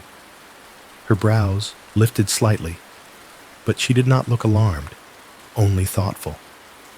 "You came. I was not sure you would," she read aloud softly. "This is Harold's writing." She glanced up at him, searching his face. "You are certain it was not slipped under the wrong door? Sometimes our night staff—" "I do not think so," Daniel said quietly. "My name is not on it, but the words fit. And it was directly under my door. I opened it just after I heard someone in the hall." Martha turned the note over, as if checking for something else that might be hidden there, then folded it back along the original line. "I did not see Harold leave his bed," she said slowly. "After the fall, we moved him to the care room. One of our nurses was with him the rest of the night. He never regained consciousness, as far as we observed. His breathing was steady, but he did not wake." Her tone held no defensiveness, just a careful honesty. She handed the note back to him. "The mind does strange things when it is tired and worried," she added gently. "But also, people do strange things at the edge of sleep and waking. Talk, write, walk. We have seen many forms of it here." Before he could decide how to answer, the doctor appeared at the end of the hall, taking off a pair of disposable gloves as he walked. His face, though lined with fatigue, was composed. "Mr. Mercer," he said, acknowledging Daniel with a brief nod, then turning to Martha. "Harold is stable. His vital signs are holding. He is still unconscious, but his breathing is good. No signs of distress." "Will he wake soon?" Martha asked. "Hard to say," the doctor replied. "Given his age and the medications he is on, it may take some time. For now, we keep him warm, keep an eye on his pressure and heart rate, and wait for the ambulance. The road crews say a few more hours at least." Relief moved through the corridor like a small, invisible breeze. Martha exhaled. Daniel felt his shoulders drop a fraction. Whatever else was strange about the night, Harold was still here. That mattered. Later, after breakfast, a notice appeared on a small board near the lobby. "Gentle stretching and breathing, 10 Choli a.m., all welcome. Room lavender." The name made Daniel almost smile. He had never stayed anywhere that named its rooms after herbs instead of numbers. Curious and not yet ready to return to the solitude of his own room, he followed a small cluster of guests down another hallway to a room where the door stood open. Inside, the space was bright and uncluttered, with a few yoga mats laid out on a smooth wooden floor and chairs arranged around the edges for those who did not wish to sit on the ground. The air smelled distinctly of lavender, calm and clean. A woman in her 40s, with kind eyes and soft, loose clothing, greeted them with a nod. "I am Nora," she said. "We will just be moving a little and breathing a little. Nothing fancy. Our goal is not to become flexible like dancers. Our goal is to remind the body that it is allowed to feel safe." People settled where they felt most comfortable. Lydia chose a chair. Ray lowered himself onto a mat with a small grunt. Marjorie sat cross-legged on another mat, hands resting lightly on her knees. Daniel opted for a chair against the wall, where he could see the door and the windows without feeling like he was on display. Nora led them through slow movements, rolling shoulders, gently turning heads from side to side, stretching fingers and toes. She spoke in a quiet, rhythmic way, not filling every second with words, leaving space for breath. "The body remembers every alarm," she said at one point, guiding them through a simple exercise of inhaling and exhaling in counted beats. "Every late-night phone call, every unexpected knock at the door. It remembers the sound of sirens, even if there are no sirens now. It remembers the way muscles tighten when we are bracing for bad news. Ray's eyes flickered at that, just for a moment. Lydia's hands loosened slightly on her lap. Sometimes, Nora continued, we learn how to survive emergencies so well that the body forgets how to live in the moments when there are none. The work here is not to erase what you have been through. It is to teach the body that it does not have to be on duty all the time. As they sat with their eyes closed, breathing in for 4 counts, out for 6, Daniel felt something in his chest that had been knotted for years begin to soften, just a little. He was surrounded by people who were also carrying invisible histories, different from his own, but similar in their weight. There was no need to explain, no need to perform calm. The room itself seemed to hold the intention for them, and yet, even as his shoulders dropped and his jaw unclenched, another part of his mind kept circling the same unanswered question. If Harold had been unconscious all night, if a nurse had watched over him, then who had written the note and slipped it under his door? Was it an old piece of paper, dislodged by some shift in the house? Had someone else found it and decided, for reasons of their own, to deliver it? The possibilities arranged themselves in quiet rows, each one plausible and unsatisfying in its own way. At the end of the session, Nora invited anyone who wished to stay for a few minutes of sharing. A small half-circle formed, people who were willing to let a few words fall into the air. Nothing formal, nothing therapeutic in the strict sense, just observations. They spoke about little things, how the snow looked from their windows, how the view of the trees made their mornings feel wider, how surprising it was that such a simple exercise could make their hands feel warm for the first time in days. Someone mentioned waking less during the night. Someone else admitted that they had not slept, but they had not felt as frightened by their own wakefulness. Every sentence seemed to be another thread, weaving a quiet web of connection across the room. Daniel listened more than he spoke. When his turn came, he offered something small about the stretching, the way it had reminded him that his ribs could expand more than he usually allowed them to.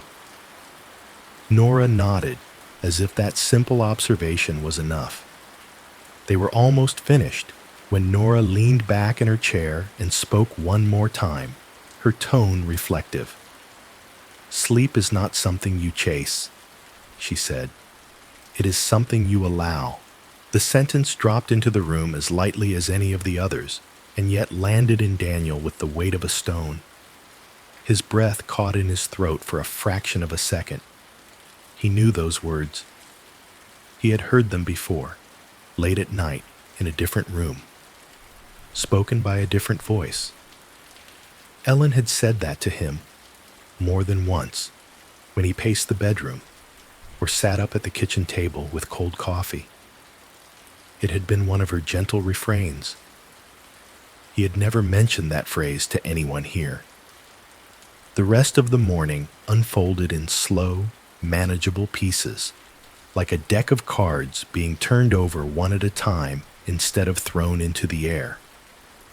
After the stretching session, people drifted back toward the common areas, pulled as much by habit as by any official schedule. Silver Hollow seemed to have its own quiet gravity. No one moved very fast, but everyone moved in roughly the same direction at the same times. Daniel found himself once again in the circle of chairs near the fireplace. The flames burned softer now. Logs collapsed into a bed of coals that shimmered red and orange. Snow outside the windows reflected the light back in, doubling the sense of warmth. Ray claimed his usual chair with a low, familiar grunt, one hand resting on his knee as he lowered himself down. He wore the same worn t-shirt beneath a flannel robe, the fire department logo a little more visible in the daylight. "You look like you have been through the wars," Ray said lightly when Daniel sat in the neighboring chair. "Just a long night," Daniel replied. "Aren't they all?" Ray said. He leaned his head back, eyes half closed, as if listening to something only he could hear. "I wake up to sirens that are not there. Have for years. I moved to the quietest neighborhood I could find. One street, no through traffic, nothing. Middle of the night, my brain still hears them. The old ones. The real ones. Not the television kind." He made a small motion with his hand, as if signaling something to turn around. "Funny thing is," he went on, "I never heard them when I was actually asleep back then, too tired. It is like the mind kept a recording and decided to play it later when I finally lay down." Daniel watched the firelight playing over the lines in Ray's face. He could picture it, a younger Ray in heavy gear, rushing into bright, horrible scenes. Then years later, lying in a soft bed in a quiet room, ambushed by the echoes. "The body cannot tell past from present," Ray mused. "Not when the noise hits the old places. That is why we come here, I guess, to teach it the difference." Lydia joined them a few minutes later, her hands empty this time, her posture a little looser than it had been the night before. She sank into a nearby chair with a small sigh and looked toward the fireplace, eyes distant. "Everyone talks about noisy classrooms," she said, without preamble. "The shouting, the shuffling, the whispering, the dropping of books. I slept fine in those days. What haunts me now are the quiet classrooms." She rubbed her thumb lightly against her fingertips, as if feeling absent chalk.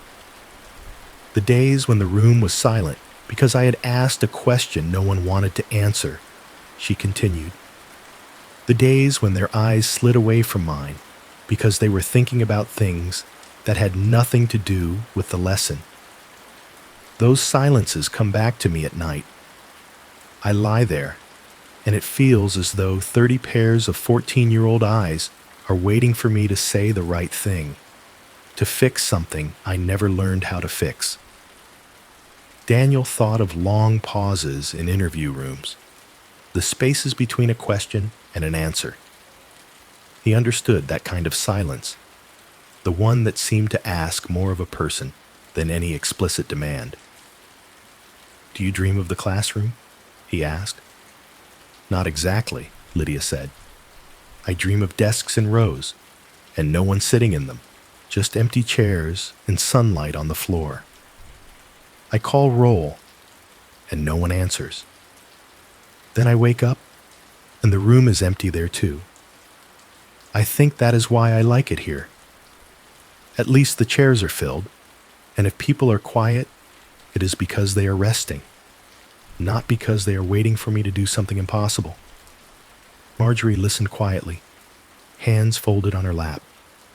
Eventually, she spoke, her voice low and steady. "I sleep on the right side of my bed," she said. "Always the right. I have done that since my husband died 2 years ago. I cannot bring myself to roll over into the left side, even if the mattress on that side looks more comfortable." She offered a faint smile that did not disguise the sadness underneath. "I know it is just a piece of furniture," she went on. "I know he is not there, but the left side feels like a cliff edge. I am afraid that if I cross into that space, it will mean I have left him behind, or that I will finally understand how large that empty space really is." She looked around the circle briefly, then back at the fire. "I came here because I am so tired of waking up exactly where I fell asleep. not having moved an inch all night. My body holds very still, as if any movement might break something. I want to know what it feels like to roll over and not be afraid of what is not there.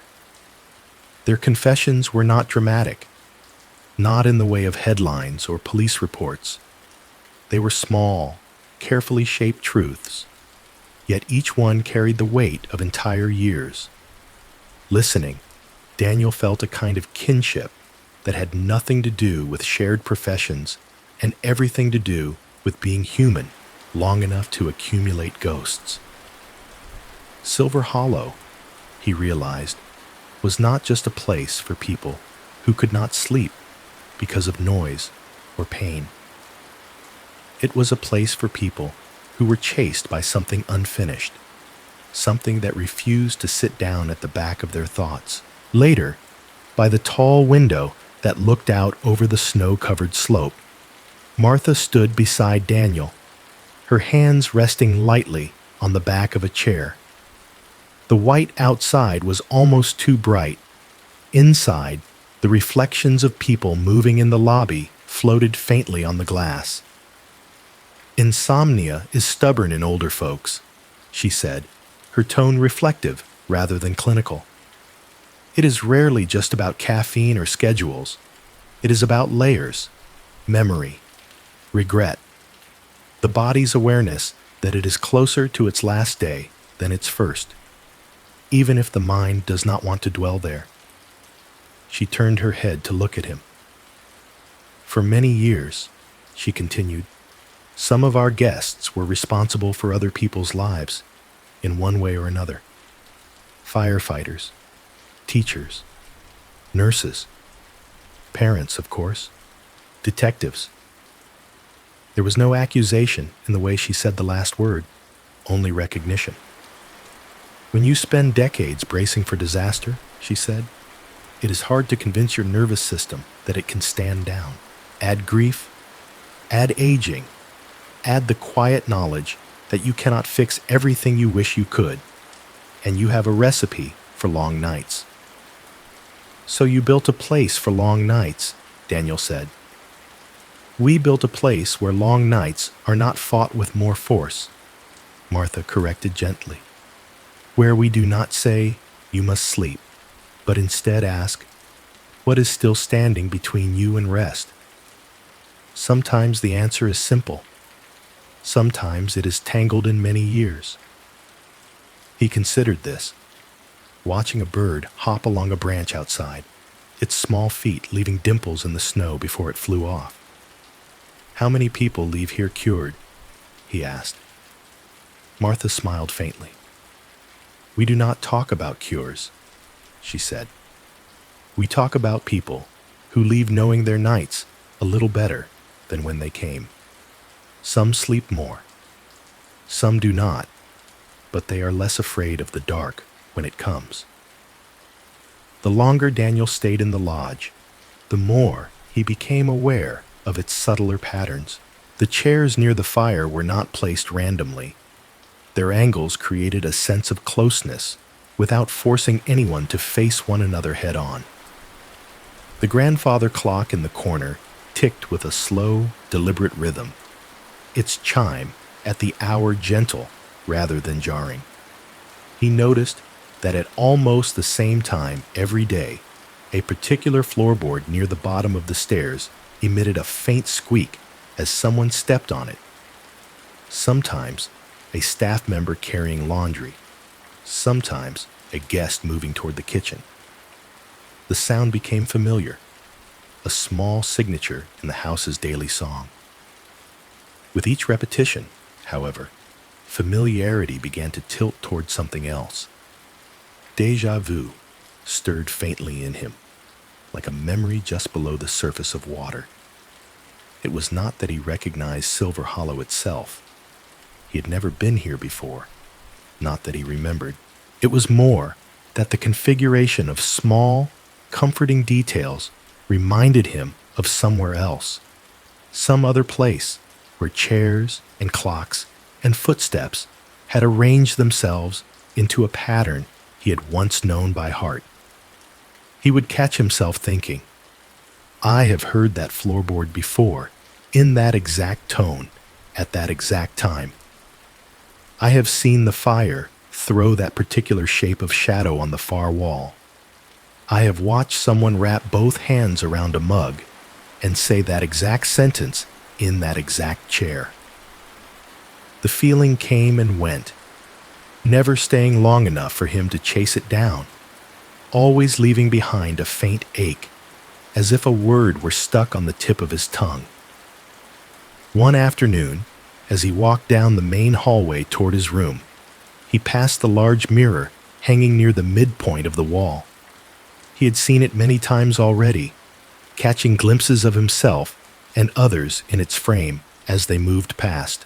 It was wide and simply framed, reflecting the corridor, the soft lights, the occasional vase of flowers set on a narrow table. Today, his eye was drawn to it more strongly. Perhaps it was the angle of the light falling from a high window. Perhaps it was his own restlessness, seeking something to latch onto. Whatever the reason, he slowed as he approached, letting his gaze settle fully on his reflection. For a fraction of a second, the man in the mirror was not the one he expected.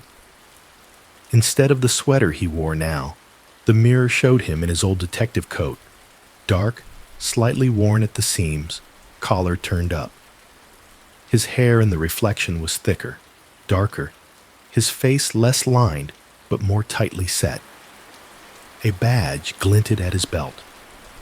A younger man, shoulders squared, eyes sharp with the kind of vigilance that had not yet given way to exhaustion. Then just as quickly, the image shifted. The coat vanished, replaced by his current clothes. The badge was gone. The lines on his face returned, softer but deeper. The man in the mirror was simply Daniel Mercer, late 50s, standing in a hallway of a sleep retreat with a faint frown between his brows. He blinked and stood very still, listening again to the steady tick of the grandfather clock at the end of the hall, to the distant murmur of voices from the common room. The moment slid away, but it left behind a question that did not.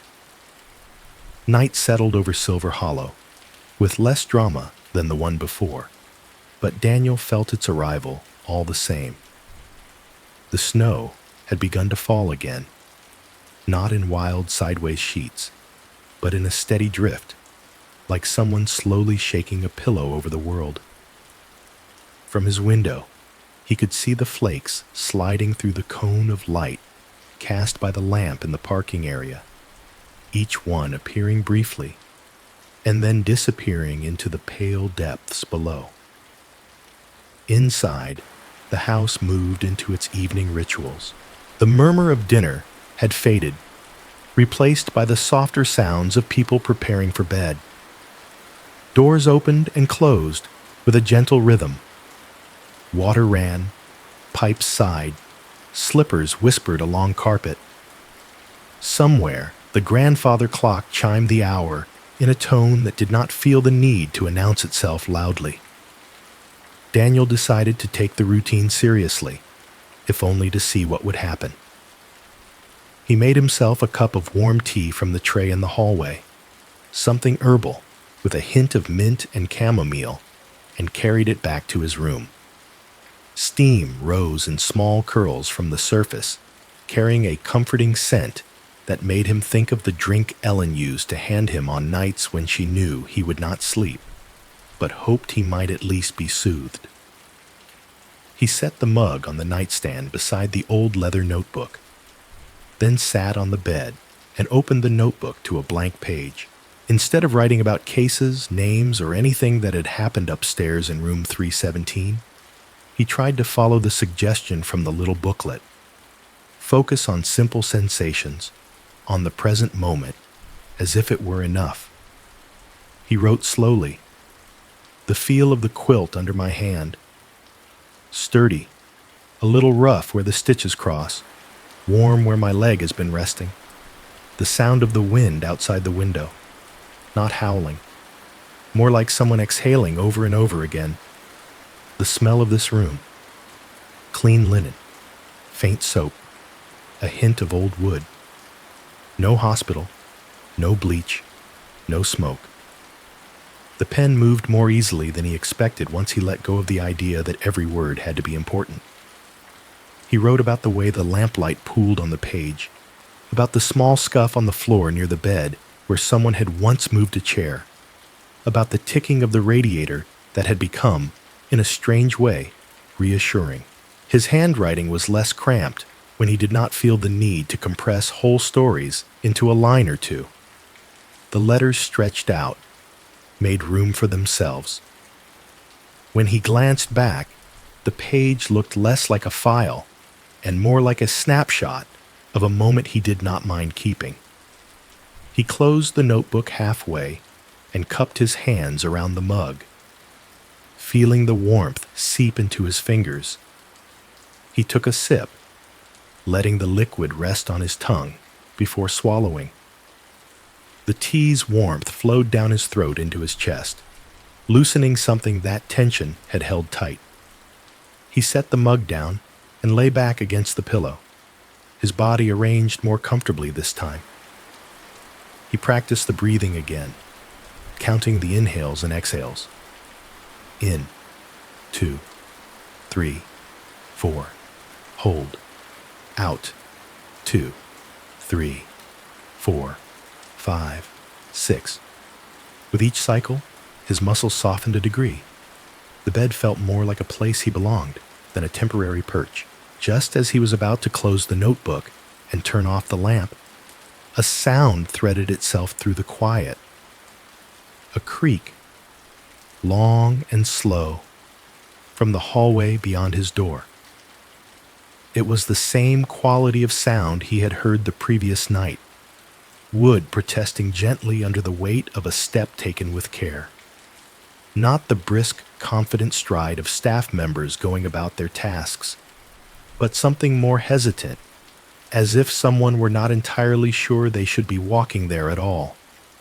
Then came that almost knock again. Not a firm rap, not even the clear tapping of knuckles against wood, but a soft, questioning touch near the edge of hearing. It brushed the air and then disappeared, leaving a space where a knock should have been. This time, Daniel did not pause. He set the pen down carefully, pushed himself upright, and swung his legs over the side of the bed in one smooth movement. His feet found the floor without hesitation. He crossed the short distance to the door and opened it quickly, hoping to catch whoever was there. The hallway stretched out in both directions, bathed in its usual soft amber light. No figure stood near his door. The carpet lay undisturbed. Doors up and down the corridor were closed. At the far end, the grandfather clock stood patiently in its corner, its face illuminated just enough for him to see the hands. They pointed to 11:47. He frowned slightly and glanced back over his shoulder toward his own bedside table, where the digital numbers of his small travel clock glowed in steady, green light. 12:32. 45 minutes of difference. Not 5 or 10, which could be explained away by someone forgetting to adjust a clock, but 3/4 of an hour. Long enough to matter. Long enough to change the shape of a night. He stepped fully into the hallway, pulling the door gently closed behind him, without letting the latch click too loudly. The carpet muffled his bare steps as he walked toward the grandfather clock, eyes shifting between its face and the doors he passed. The closer he came, the more clearly he could hear its ticking. Slow, measured, indifferent. He stood in front of it, watching the second hand sweep its smooth arc. It moved reliably, but according to a time that did not match the one glowing green inside his room. He could, he supposed, have assumed that one of the clocks was simply wrong. Clocks were fallible, They needed tending, like everything else. But as he stood there, the light in the hallway seemed to shimmer, just enough to make him blink. For an instant, the wallpaper on the wall opposite shifted. The soft, pale pattern he had grown used to, something between leaves and waves, looked newer, the colors less faded. Then, in the next heartbeat, it seemed older, the edges of the pattern blurred, as if many hands had brushed against it over years. The carpet beneath his feet changed, too, if only in a whisper. The weave feeling slightly coarser one moment, smoother the next, before settling back into what he recognized. He took a step forward, and then another, moving down the hall as if walking through overlapping photographs. Here, the light fixture overhead seemed a fraction brighter, cleaner. There, it dulled, the glass more opaque, casting a softer pool of illumination. The framed print on the wall, an autumn forest, flashed for a blink into a different picture altogether, a cheap seaside landscape in brighter colors, the kind he remembered seeing in budget motels. Then it was back to trees and leaves, as it had been. By the time he reached the top of the stairs, the sensation had eased, leaving him with the same familiar corridor he had walked daily since arriving. The handrail was smooth and warm to the touch as he wrapped his fingers around it and descended. The lower level of the lodge was quiet, but not still. A night lamp near the base of the stairs cast a gentle circle of light. The air smelled of cooled wood smoke and the faint sweetness of whatever dessert had been served at dinner. From the direction of the kitchen came a distant clink and the soft rush of water, the staff finishing their last tasks of the day. The common room, however, drew his eye. Its doorway framed a scene that tugged at him with a strange insistence. It looked exactly as it had the night before. The same floor lamp by the armchair at the far end glowed at the same setting, neither too bright nor too dim. The same book lay open on the coffee table, its pages forming a shallow V. The same jigsaw puzzle sat half-finished on the low table by the window. Border completed, interior still waiting for pieces to find their places. On the side table nearest the sofa, a ceramic mug rested on a coaster, a thin line of steam rising from its surface as if it had been set down only moments ago, not an hour ago, not earlier in the evening, but seconds. Daniel stepped into the room, his bare feet making no sound on the rug. He turned slowly, taking in the details. The fire in the stone fireplace had burned down to a dull reddish glow. No one had tended it recently, but it still held the memory of flames. He moved toward the mug, drawn by the small, visible spiral of steam. The air around it was warmer, the faint scent of chamomile and honey hovering just above the rim. He reached out and placed his fingertips lightly against the ceramic. It was warm, not the lingering, mellow warmth of something long left alone, but the direct heat of a cup recently held by living hands. A shiver passed through him, not from cold, but from the sense of something layered. It felt as if he had walked into a scene that belonged to another time and found it waiting there, replaying itself. His gaze shifted to the coffee table. The book lying open there was one he had not examined closely before. The cover, folded back beneath it, showed the worn, moody artwork common to crime novels. He leaned down to see the title, but the spine was turned away.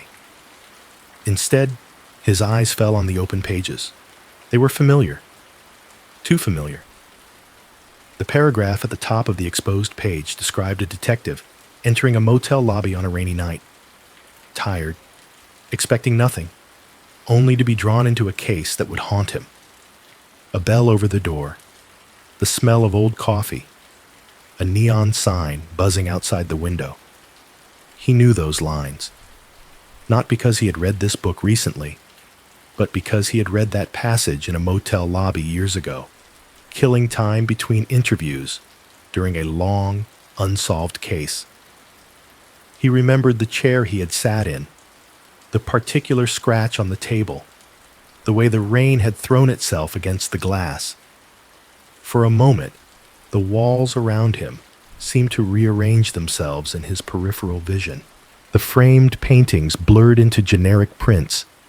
The rich rug under his feet thinned into a simpler patterned carpet. The warmth of the firelight tilted toward the colder glow of fluorescent bulbs. He straightened slowly, his hand still resting on the warm mug. Silver Hollow's common room, for that brief heartbeat, felt less like a lodge and more like the motel lobby from his memory. Two places occupying the same space, layered like transparent images. The steam rising from the tea curled upward, then disappeared. Morning came, with a sky the color of unpolished silver. The light that slid through the curtains was flatter than the day before, less gentle, as if the sun were struggling to lift itself fully above the storm. The snow had not stopped. It had only changed its mood, drifting more densely now, driven in subtle waves by a wind that had found a little more strength. Daniel sat at the small desk in his room, with his old leather notebook open, a pen balanced loosely between his fingers. The events of the previous night, the warm mug in the common room, the familiar passage in the crime novel, the way the space had seemed to flicker between lodge and motel, rested uneasily in his mind. He had learned long ago that when the world felt strange, it sometimes helped to put it on paper. Diagrams, lists, timelines, these were the tools he trusted. They did not explain everything, but they gave shape to the unease. On a fresh page, he began to sketch the rough outline of Silver Hollow as he understood it. Not to scale, not precise, just a mental map. Here, he drew a rectangle for the lobby, with a large square marked fireplace along one wall. Off to the side, he added the dining room, a smaller space with windows looking out over the slope. Down another corridor, he marked the stretching room, lavender, and a few doors for staff areas he had not been invited into. He turned the page slightly and drew the staircase, a narrow double line leading up to the second floor. At the top, he added the hallway of guest rooms, numbering them as best he could remember: 201, 203, 205 on one side, 202, 204, 206 on the other.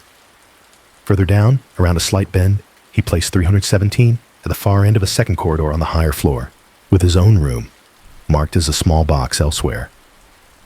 It was not perfect. Memory had its own distortions. But as the lines took shape, he felt an odd sensation crawling slowly along his spine, like cold fingers tracing each vertebra. The layout on the page was tugging at something older. He frowned and turned a dozen pages back in the notebook, then a dozen more, until he reached the section where he kept sketches from old cases. The paper here was more worn, the ink more faded. He recognized diagrams of crime scenes he had not thought of in years. A living room, a narrow alley, the back room of a store. Then he found it, a simple rectangle with a bold X on the edge of a two-lane road, a box drawn to one side labeled Motel Lobby, another row of boxes marked Room 12, Room 14, Room 16. A side entrance marked with a door symbol.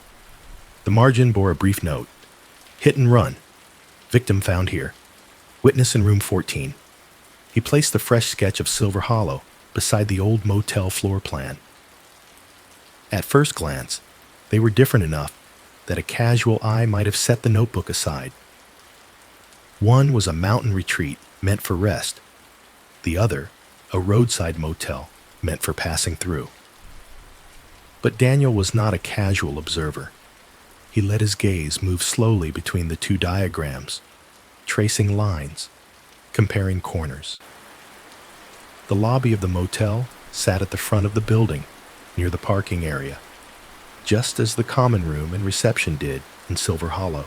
The side entrance of the motel, where guests sometimes slipped out to smoke or to meet someone by the road, aligned closely with the corridor in Silver Hollow that led from the dining room to a side door he had noticed but not used. The hallway in the motel that held rooms 10 through 18 stretched back from the lobby at a particular angle, just slightly off from a straight line, turning a hair to the right. The hall in Silver Hollow that held the higher numbered rooms did the same, bending in that quiet, almost unconscious way that people only noticed when they had to walk it many times in the dark. Room 14, where Harold Bell had stayed as a witness years ago, sat near the midpoint of that motel corridor. Room 317 in Silver Hollow, different number, different floor system, occupied a strikingly similar place in its own hallway. Not at the very end, not at the center, but in that odd, in-between spot where it was easy to feel both exposed and forgotten. He felt the chill reach his shoulders now, traveling up from the base of his spine. It was not the cold from the window. It was the quiet recognition that came when patterns revealed themselves where none should exist. He traced a finger from the motel's lobby box to its hallway, then from Silver Hollow's common room to the corridor that held 317. The angles matched more closely than coincidence should allow. Outside, the wind pressed harder against the glass. He could hear it now, a low, continuous sound, like someone slowly tearing a sheet of paper far away. The snow beyond the window pane moved in denser clusters, swirling and shifting in currents he could not see. He reached for the small remote on the desk and turned on the compact television mounted high in the corner of the room, more out of habit than desire. The screen came to life with a flicker, the volume low. A local news channel showed a map of the region, blue and white bands swirling over the mountains, road closures expected to continue through at least tomorrow, the anchor was saying, voice muted by the volume setting, but still clear enough. Authorities advise anyone in higher elevations to stay indoors and avoid unnecessary travel. Snowplows are working to clear main routes, but conditions remain hazardous. Silver Hollow, he realized, was not just metaphorically an island now. It was literally cut off. The winding road up the mountain, buried under layers of snow and ice. Whatever was happening within its walls would remain enclosed for a while. He turned the television off again and looked back at the two maps, the lodge and the motel, rest and transience, present and past. It was possible, he told himself, that his mind was doing what minds do in long, quiet stretches. It was connecting dots that might not belong together. Human beings were expert pattern makers, even when the patterns were illusions. Still, the unease remained. He closed the notebook for a moment and rubbed his thumb along the edge of the pages. The leather cover squeaked softly. Then he opened it again, staring at the pair of sketches. Later, he found Martha in the lobby near the reception desk, where she was carefully arranging a small dish of peppermints and adjusting the position of a vase filled with branches that had been sprayed with tiny white lights. The lamp on the desk cast a warm circle over her hands. "Do you have a minute?" he asked. For you, I can find one, she replied, setting down the vase and turning toward him. I have a strange question, he said, offering a small, apologetic smile. Perhaps more than one. She waited. He had learned by now that Martha was not quick to fill silence. She let people find their own way to whatever they needed to say. How old is this building? He asked. Before it became Silver Hollow, her eyes lifted briefly toward the ceiling, as if she could see through the floors to older beams. It was a lodge long ago, she said, built as a hunting retreat in the 50s, I am told. It fell into disuse for a while. Then someone tried to turn it into a small conference center. That did not last. It changed hands a few times before it became what it is now. Never a motel, then? Daniel asked. Not in the way you are thinking, I do not believe, she answered. No neon signs, no hourly rates. People have slept here for many reasons, but always for at least a night. Her answers were consistent, her tone easy. Yet Daniel could not shake the feeling that she sensed there was more behind his question. I ask because some parts of it feel... He hesitated, trying to find a word that would not sound irrational. Familiar. The way the hallways are laid out. The position of certain rooms. Do you travel often? Martha asked. Used to, he said. A different kind of travel. Work. I spent a lot of time in motels, hotels, temporary places. She nodded slowly. We have heard that before, she said. Many guests say this place reminds them of other places. A hospital where they stayed with someone they loved. A grandparent's house from childhood. A vacation cabin. I think the mind tries to place itself in what it already knows. It does not like unknown spaces. He accepted that. It was a reasonable explanation. Still, something in the way she spoke, a slight pause, the careful choice of words, suggested that she had heard stranger comparisons than the ones she listed. So, Silver Hollow has always looked like this? He asked gently. More or less? Martha smiled, a hint of irony touching the corners of her mouth. Houses change as much as people do, she said. Walls get moved. Doors are closed or opened. We did change the layout once. Her gaze drifted briefly toward the window, where the snow blew sideways for a moment before settling back into its steady fall. After an accident, years ago, she continued, we closed off one entrance. It felt safer for everyone. Less temptation to wander out onto the road at odd hours. A quiet chill moved through him, slower this time, but deeper. He thought of his old diagram. The X on the edge of the road outside the motel. The small door marked side exit, where guests could step out directly onto the shoulder. He had drawn it years ago to mark where the victim's body had been found, not far from that door. Which entrance? He asked, his voice still calm, though something in him had sharpened. Martha pointed, almost absently, toward a section of wall near the far end of the lobby. It was unremarkable, just a smooth expanse of painted plaster between two framed photographs, with a narrow table in front of it, holding a stack of neatly folded blankets. There used to be a door there, she said. Leaded glass, very pretty, but it opened directly onto the driveway. One winter, someone went out for a cigarette late at night and slipped. They did not die, thank goodness, but it was enough. We decided that if people wanted fresh air, they could go through the main entrance where there were more eyes to see them. We sealed that door. No one misses it now. Daniel looked at the blank section of wall, then pictured his old sketch. The side entrance of the motel, the one closest to where the hit-and-run victim had lain on the road, had been in exactly that place relative to the lobby. The snow pressed against the windows, and the lodge, with its warm lamps and soft chairs, felt suddenly like a carefully rearranged version of something he had seen before.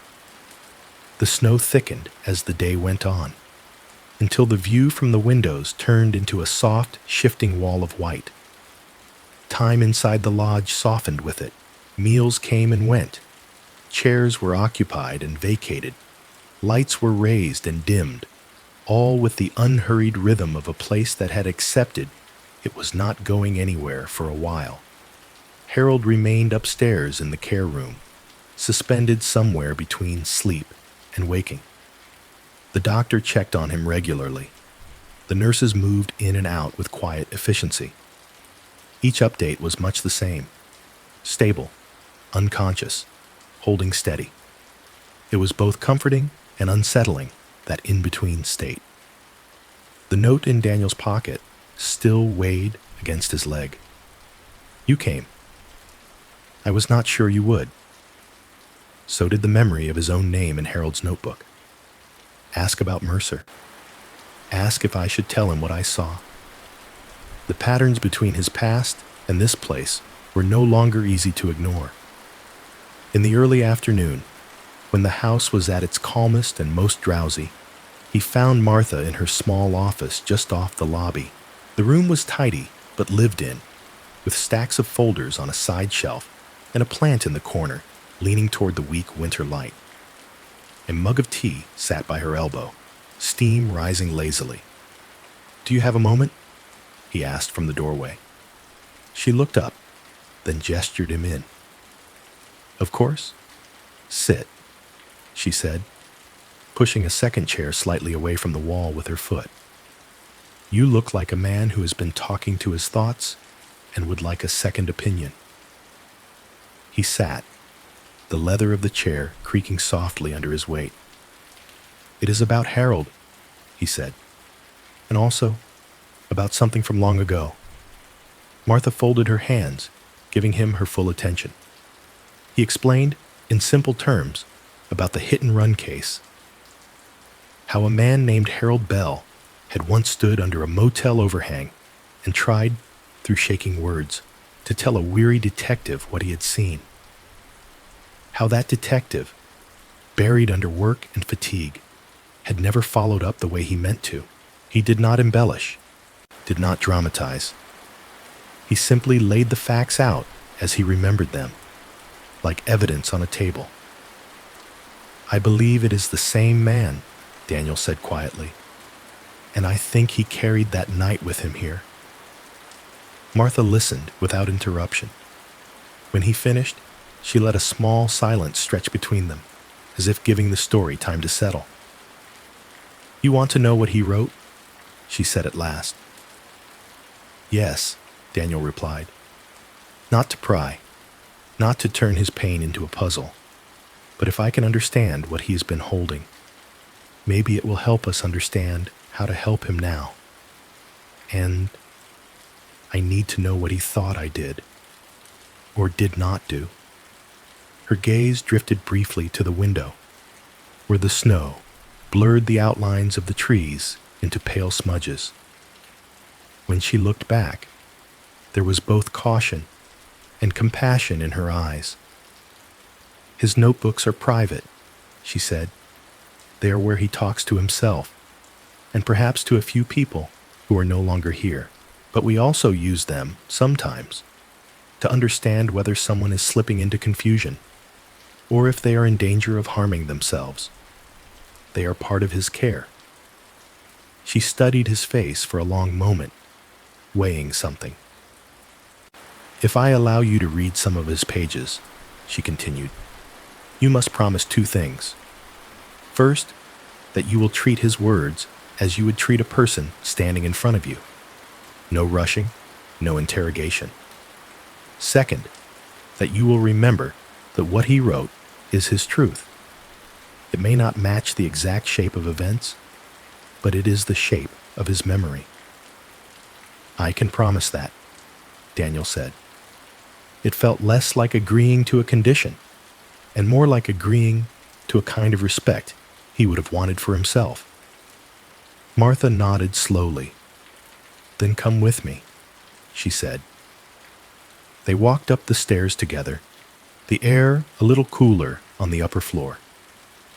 In the care room, Harold lay propped slightly on white pillows, a thin blanket drawn up to his chest. A monitor beside the bed displayed the steady rise and fall of his heartbeat in soft, green spikes. His face looked softer in repose, less etched with the worry Daniel remembered from the motel. On a small table near the bed, neatly stacked, were several worn notebooks.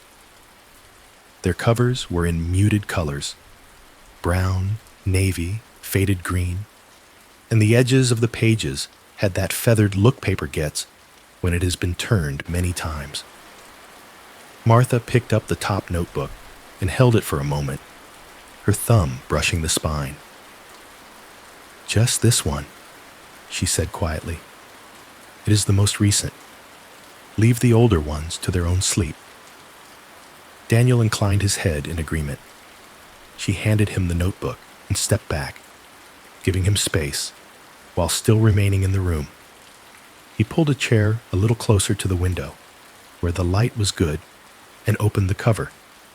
The first pages were what he expected: dated entries, some only a line or two long, others filling half a page. Harold wrote about his days in simple, direct language. The quality of his handwriting changed from entry to entry, some days steady, some days more jagged, letters leaning into one another. Could not sleep again. Legs restless. Storm loud tonight. The tea helps a little. The breathing, too. Martha says it will take time. I am not sure how much time I have. There were reflections on age. I am still surprised when I see an old man in the mirror and realize it is me. Inside, I am the same man who walked out of that motel in the rain, wondering if I should have said more. Bodies age faster than regrets. Then, scattered between observations about food, weather, and the other guests, the lines began to tighten around something more specific. The car never slowed. I remember that more than anything. The way the lights just kept going. I told the officer. He looked so tired. I think he forgot. I do not blame him. Tired men drop things. But she stayed dropped. Daniel felt his throat constrict slightly as he read. The family never knew I tried. I watched the mother at the funeral from across the street. I wanted to tell her I had seen it, that her daughter was not alone when it happened, that someone had cared enough to call. I could not make my feet cross the road. I have been crossing that road in my head for 20 years. The words were not angry. They were sad in a way that felt worn, like a stone smoothed by being turned over too many times in a hand. Harold had not framed himself as a hero or as a victim. He had simply existed at the edge of someone else's tragedy, and then lived with the question of whether he had done enough. The memory of the tired officer, the one who had promised to do what he could, had clearly stayed with him. Daniel kept reading, the pages whispering softly as they turned. Interlaced with these recollections were notes about Silver Hollow itself. The hallway feels longer some nights, as if there is an extra door at the end that disappears when I get close. Yesterday, the mirror in the lobby showed me as a younger man, only for a moment. Perhaps my eyes are playing tricks. Perhaps the house is. One entry in particular made him pause. I keep seeing him in the hallway, the detective from years ago, older now. He looks so tired. Maybe this place brings us back together so we can sleep at last. Daniel reread the line, the detective from years ago. There was no name, but it did not need one. In Harold's mind, the man from the motel and the man walking the halls of Silver Hollow were the same. The question was not whether Harold had recognized him. That could be explained by memory, by time, by chance. The question that gnawed at him was more unsettling.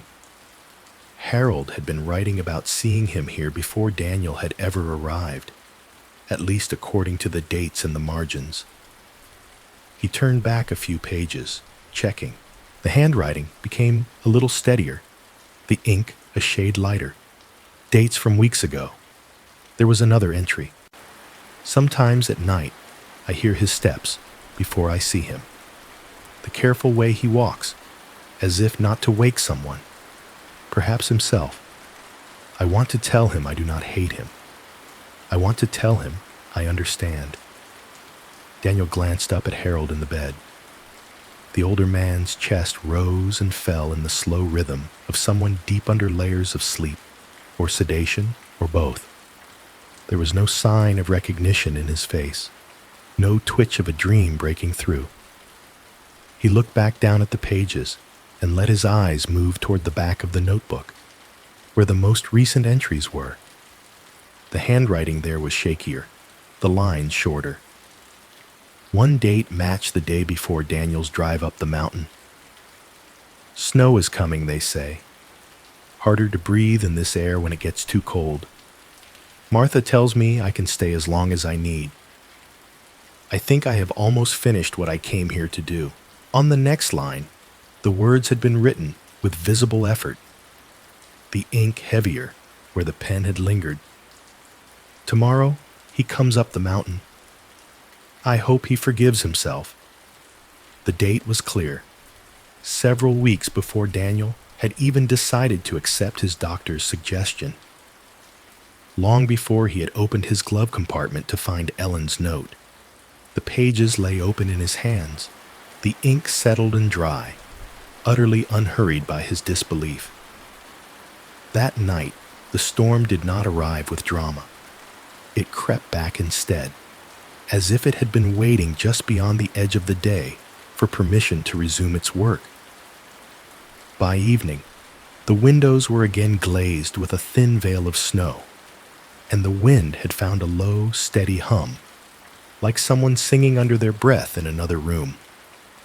Silver Hollow felt different when most of its guests had withdrawn behind their doors. During the day, the building carried the noise of cutlery, conversation, chairs moving, radios murmuring in distant corners. At night, when those sounds fell away, the house's own voice could be heard.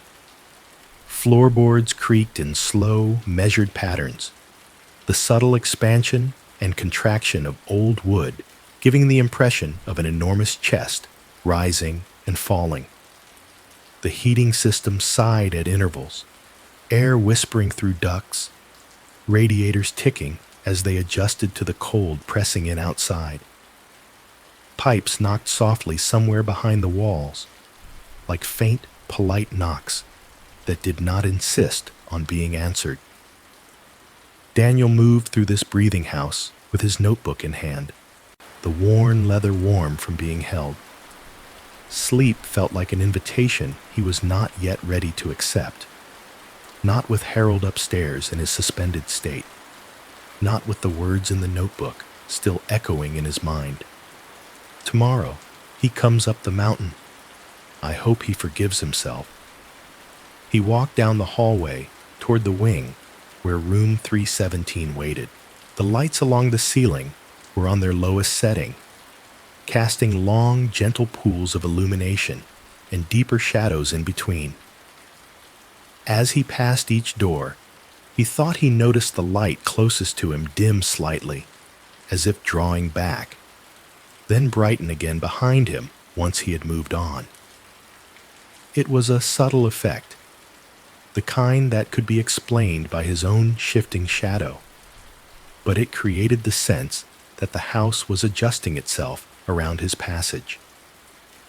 The carpet muffled his steps, but the floor beneath still responded, the faintest creak accompanying each careful footfall.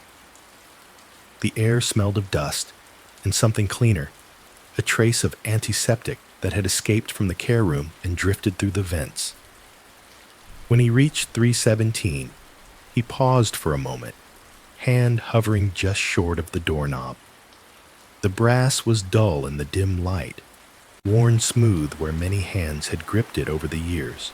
He let his fingers rest there, feeling the coolness of the metal, as if asking silently whether he had any right to enter, now that its usual occupant lay elsewhere. Then he turned it. The latch gave way without resistance. The door swung inward with a soft click. The room, without Harold in it, felt both larger and more empty than it had before. The bed was neatly made, quilts smoothed over the mattress, pillows aligned. The nightstand held only a lamp and a box of tissues now. The prescription bottle had been removed. The chair by the bed sat slightly askew, as if someone had risen from it in a hurry and not returned it to its exact place.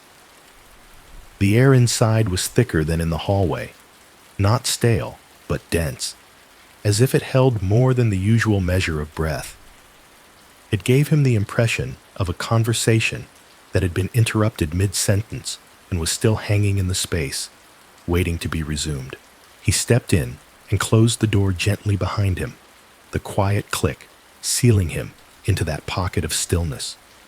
For a moment, he simply stood in the center of the room, listening. The radiator beneath the window ticked its slow rhythm. The wind pressed against the glass with soft, steady palms. Above him, a pipe shifted, carrying water to some other part of the house. All ordinary sounds, and yet together they produced the sense that the building was not entirely an object, but a presence. He moved toward the window and pulled the curtain back a few inches. Snow drifted past in a constant, gentle fall, catching and losing the glow from the exterior lamps outside. The reflection in the glass showed him his own face, faint and double, overlaying the darkness and the white. As he watched the snow, another picture rose in his mind, unbidden but sharp. Rain instead of snow, falling in thin, slanting lines that shimmered under yellow streetlights. Asphalt shining with wetness, the neon sign of a motel buzzing, its letters flickering slightly, the smell of exhaust and damp clothing.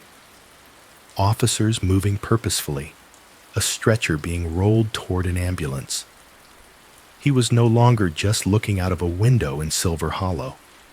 He was standing in another hallway entirely, the narrow corridor of that old motel, watching as paramedics lifted a covered body.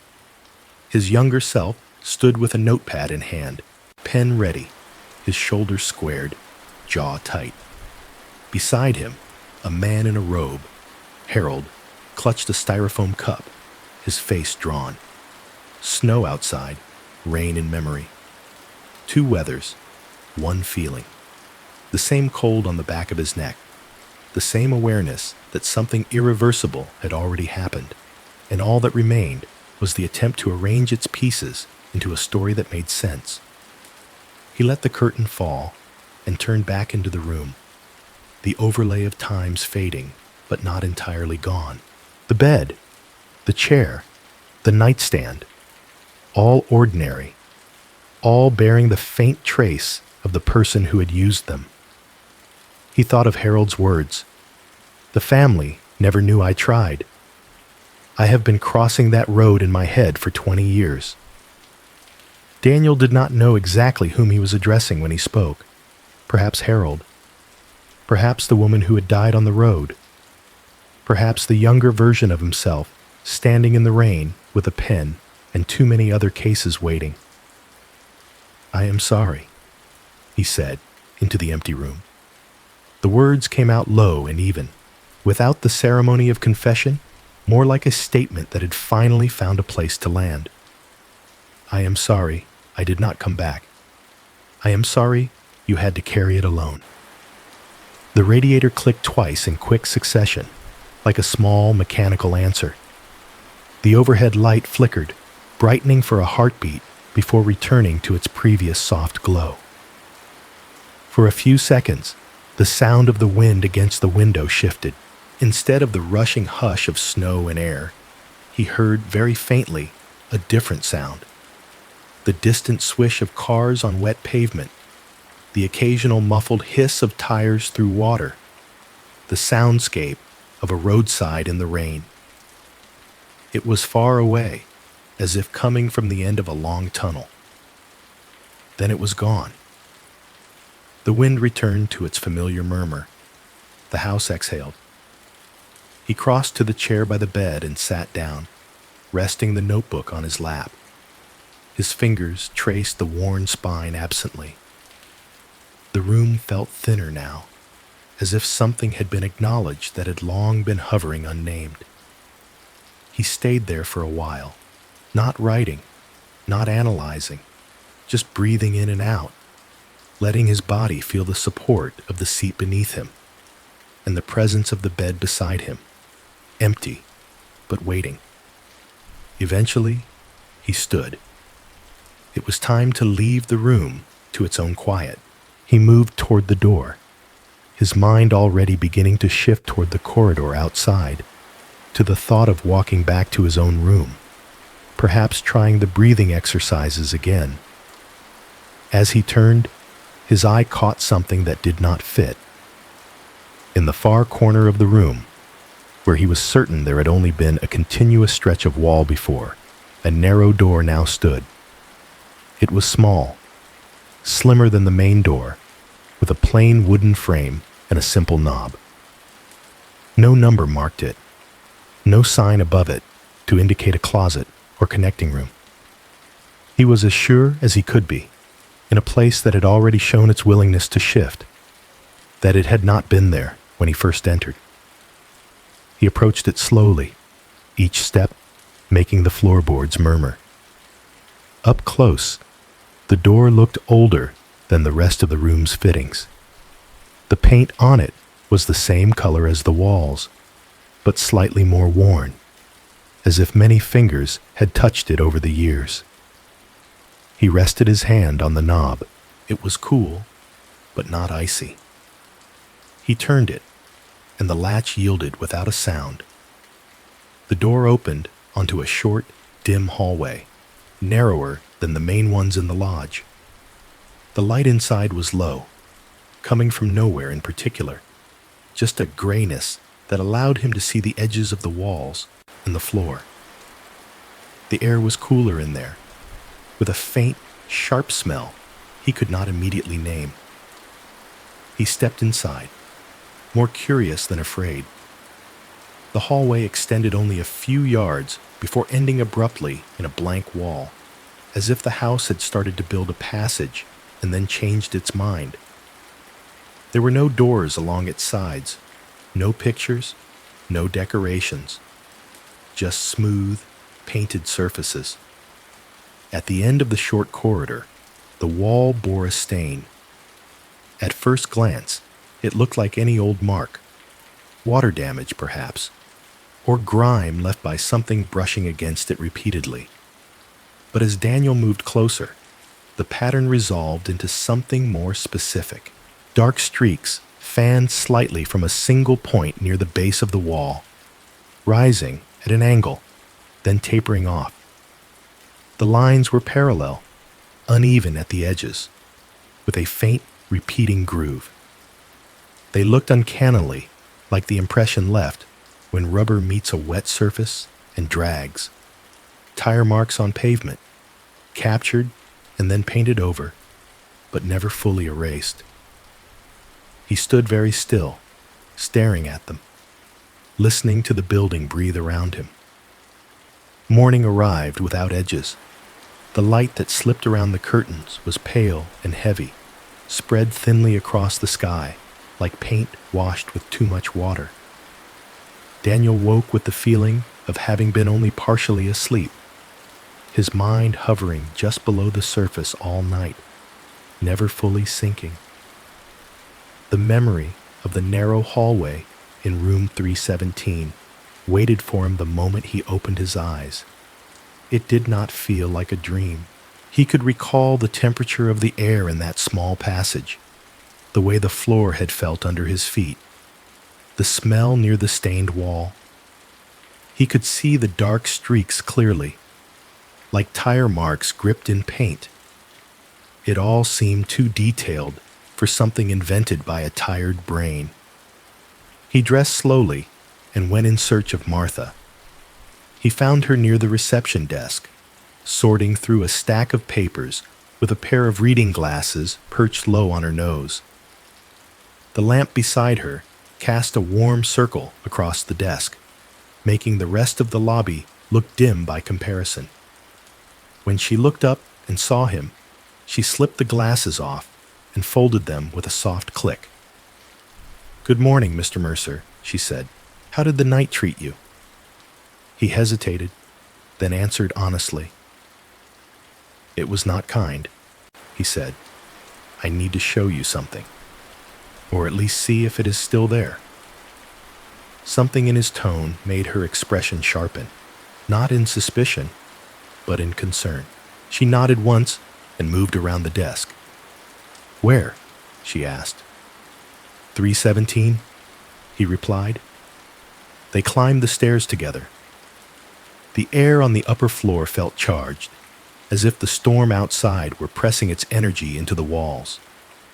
Through a small window at the end of the hall, the world was a blur of white, the sky a flat gray lid above it all. The snow had deepened during the night. The branches of the trees bowed under the weight. At room 317, Daniel paused, then opened the door with a quiet breath held in his chest. The room greeted them with its ordinary neatness. The bed was still made, the quilt smooth. The chair sat in its place near the window. The nightstand held its lamp and a box of tissues. Light filled the room in a soft, diffuse sheet, turning every surface a gentle, muted color. In the far corner, where he remembered the narrow door, there was nothing but wall. No frame, no knob, no subtle change in texture. The wallpaper, with its pale, repeating pattern, ran uninterrupted from baseboard to ceiling. He walked toward it, his steps careful, as if he might still stumble into an opening that had simply forgotten to show itself. He lifted his hand and pressed his fingertips against the wall. It was cool and unyielding. He flattened his palm and moved it slowly across the surface, feeling for any irregularity, an edge, a seam, a faint ridge beneath the paper that might hint at something covered. There was nothing. The wall was solid, smooth, blandly innocent. Behind him, Martha watched in silence. When he turned back toward her, he knew she could read the confusion in his face as easily as she had once read blood pressure charts. "It was here," he said quietly. "A door. A hallway. It was not long. It ended in a wall with a stain. I am not inventing this for the sake of drama." Her expression did not harden, but it did tighten slightly around the eyes. She stepped into the room and came to stand beside him, looking at the same corner. "Houses have a way of holding on to memories," she said slowly. "They also have a way of playing tricks on people who walk through them when they are exhausted. You had a difficult night before last. Last night as well. You are carrying a great deal." "I know what fatigue can do," he replied. "I have seen it in others. I have lived with it myself. I have questioned things I saw at 3 a.m. and decided wisely to ignore them. This feels different." He was not pleading with her to believe him. He was simply stating the truth as he knew it. Martha placed her hand lightly on the wall, mirroring his earlier instinct. "We have not done any construction in years," she said. "If there were a doorway here, patched over, I would tell you. We sealed that one downstairs, and I did not hide it from you. There is no hidden corridor I am keeping from you."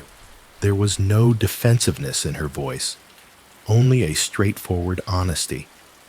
Yet she was looking at him more closely now, not in suspicion, but in the way a nurse might look at a patient who has just described seeing something that no one else can see.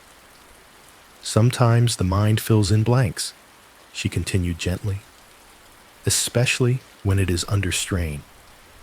It can create doors when it feels trapped.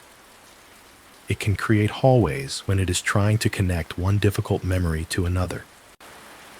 He knew she was not dismissing him. She was offering an explanation that fit her years of watching tired people in old buildings. It did not quite fit the sense of the doorknob under his hand, the exact angle of the narrow passage, the smell by the stained wall. Even so, doubt seeped in, cool and practical. He had read about hallucination-like experiences in older adults, how insomnia, stress, certain medications, and the simple wear of years on the brain could make shadows into strangers, reflections into visitors. He had comforted people who described such things, told them it did not mean they were losing their minds, only that their minds were trying too hard to keep them safe. Now, he stood in a quiet room with an unremarkable corner and wondered if the same kindness should be extended to himself. Outside, the storm pressed harder against the window.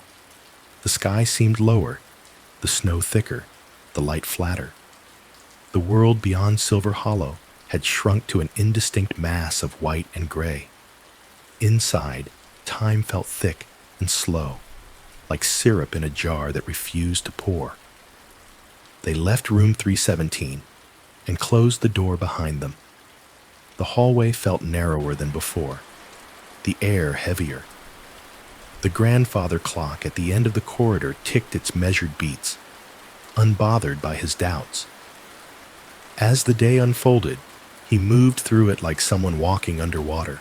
The faces of the other guests seemed a little softer around the edges, their voices slightly muffled. He went through the motions of lunch, of answering simple questions, of standing by the window and watching the snow shift in small drifts. When evening came and Martha announced the usual group session, a gentle check-in, some tea, perhaps a short reading, Daniel felt an unexpected resistance. The thought of sitting in a circle, of wrapping words around his confusion, seemed too much. He excused himself with quiet politeness and drifted instead toward the common room, once the sun had sunk behind the thick cloud cover and the lamps had been turned on. The fire had been built up for the evening. Flames rose and fell, changing color from deep orange at their base to bright yellow, and then, briefly, a pale, surprising blue at the tips. The wood shifted occasionally with a soft collapse, sending an arc of tiny sparks up the chimney before they died. Daniel settled into one of the armchairs facing the fireplace. The upholstery welcomed him, giving just enough under his weight. He stretched his legs out slightly and let his hands rest on the arms of the chair, feeling the faint texture of the fabric under his fingertips.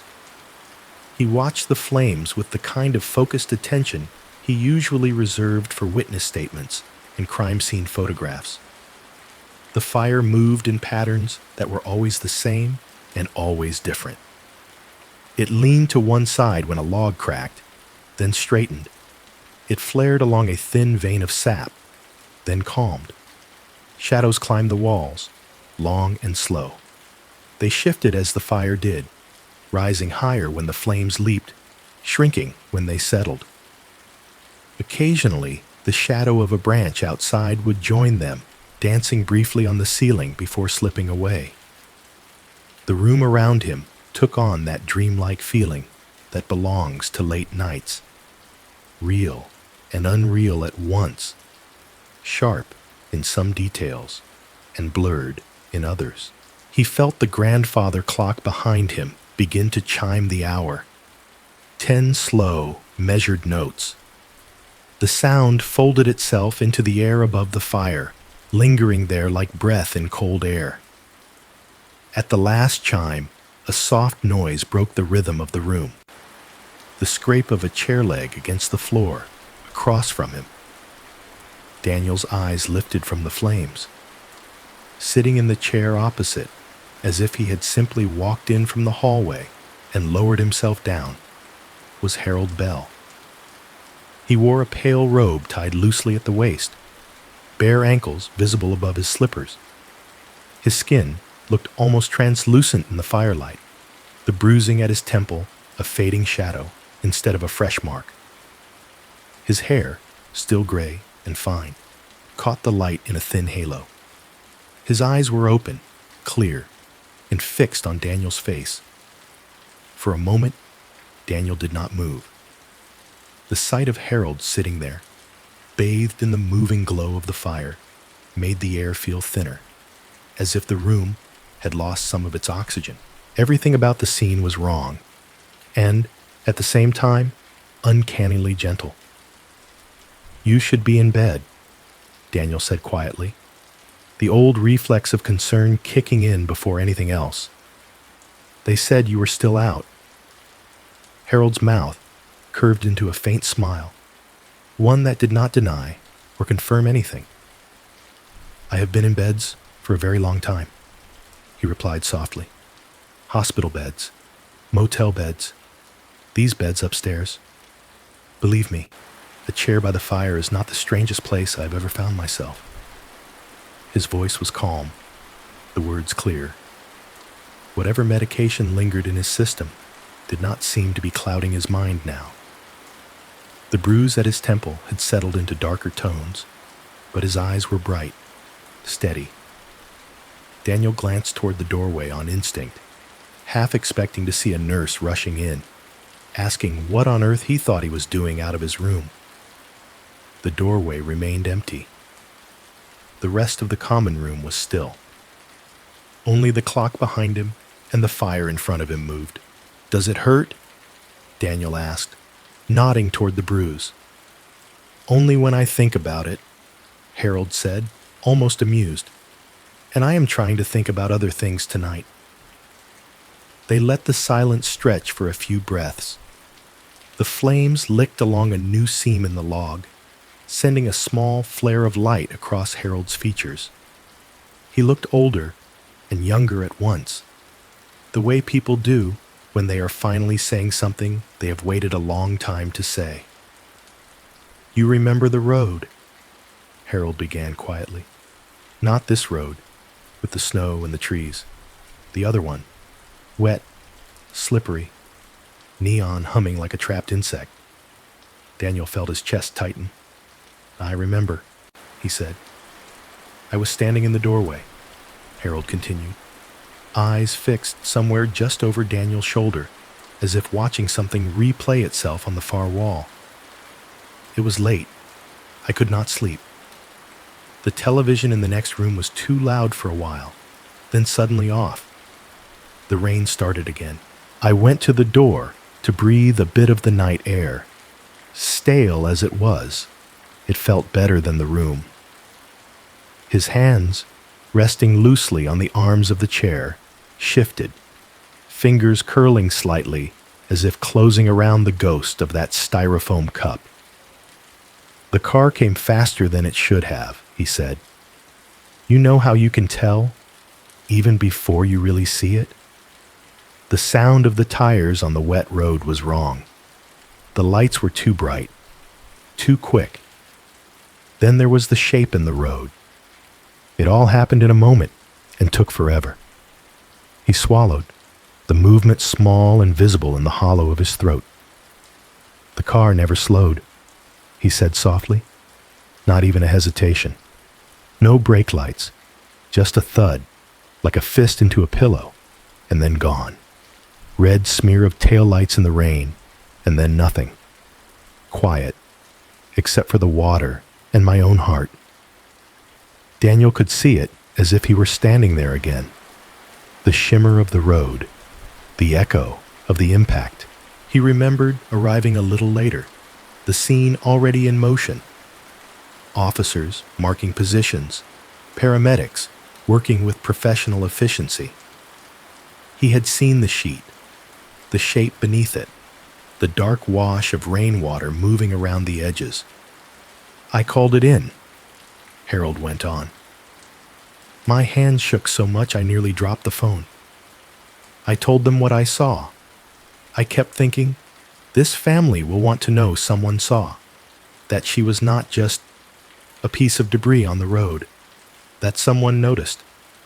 It felt like the least I could do.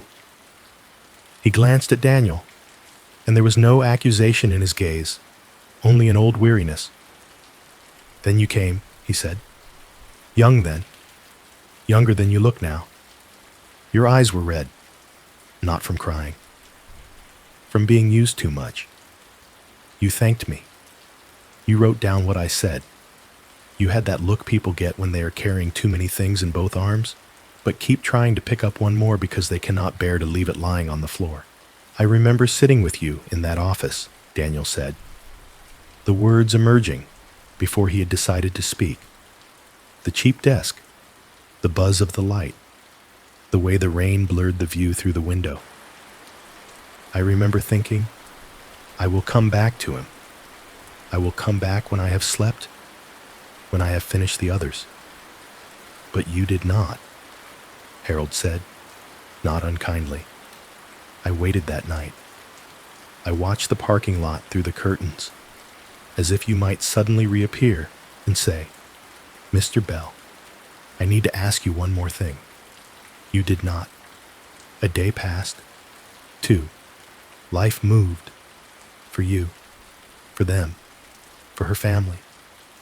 Daniel felt the familiar weight of that admission settle on him again, but it hurt in a slightly different place now. With the man from that night sitting in front of him, instead of existing only on a name in an old file. "I thought of it," he said quietly. "Not every day. Not even every week. But often enough." The case file sat in my office. I moved it from one stack to another. It would stare at me when I worked late. I knew there was more I could have tried. Another call to the motel. Another knock on your door. I let other fires take my attention. The bigger ones. The ones with weight behind them. He rubbed a hand over his face, feeling the roughness of his own stubble. I told myself I was doing triage, he continued, that there were only so many hours and I had to choose where to put them. But I also knew there was a family who never heard from me again. A witness who gave what he had and felt it vanish into paper. Harold listened, his head tilted slightly, the fire painting moving bands of light across his features. I felt guilty for not pushing harder, he admitted. I could have gone to the station. I could have asked for you. I could have written letters. Instead, I stood across the street at the funeral and watched that poor mother and thought, you should be telling her you tried. And I did nothing. I went home and let the days pile up around it like snow. And I felt guilty because I let it sink into the stack, Daniel said.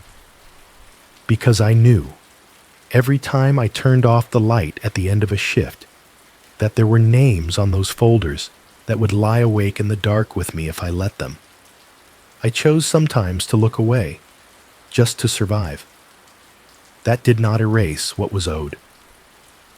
They sat for a time, with those admissions between them, not trading blame, but laying down separate pieces of the same unfinished story. Silver Hollow collects us, Harold said eventually, his voice softer now, almost like someone speaking in a dream. People whose nights have become trial rooms. We put ourselves on the stand, night after night. We cross-examine our past selves. We rehearse testimony no one else hears. He glanced around the room, At the chairs, the fire, the shadows. The teachers who think they failed a child, the firefighters who think they should have gone into the house one more time, the parents who remember every sharp word, the detectives who remember every file they did not reopen. We all sit in judgment over ourselves in the hours when the rest of the world is sleeping. And this place? Daniel asked quietly. What is it then? A courthouse? A waiting room? Harold smiled faintly, the lines around his eyes deepening. Maybe it is a kind of appeals court, he said. A place where the evidence comes back to be looked at again, but from a different angle. Where the house itself bends a little to show us connections we missed. A motel here, a lodge there, a hallway that is and is not. Time has more room to breathe here, so old nights can come back and sit beside new ones. The sense that they were speaking in 2 times at once grew stronger. Daniel felt as though he were sitting in the lodge now, and also in that motel lobby years ago. The same man stretched across both scenes. The air around them felt slightly thicker, as if they were occupying a small pocket in which unsaid sentences were finally being spoken.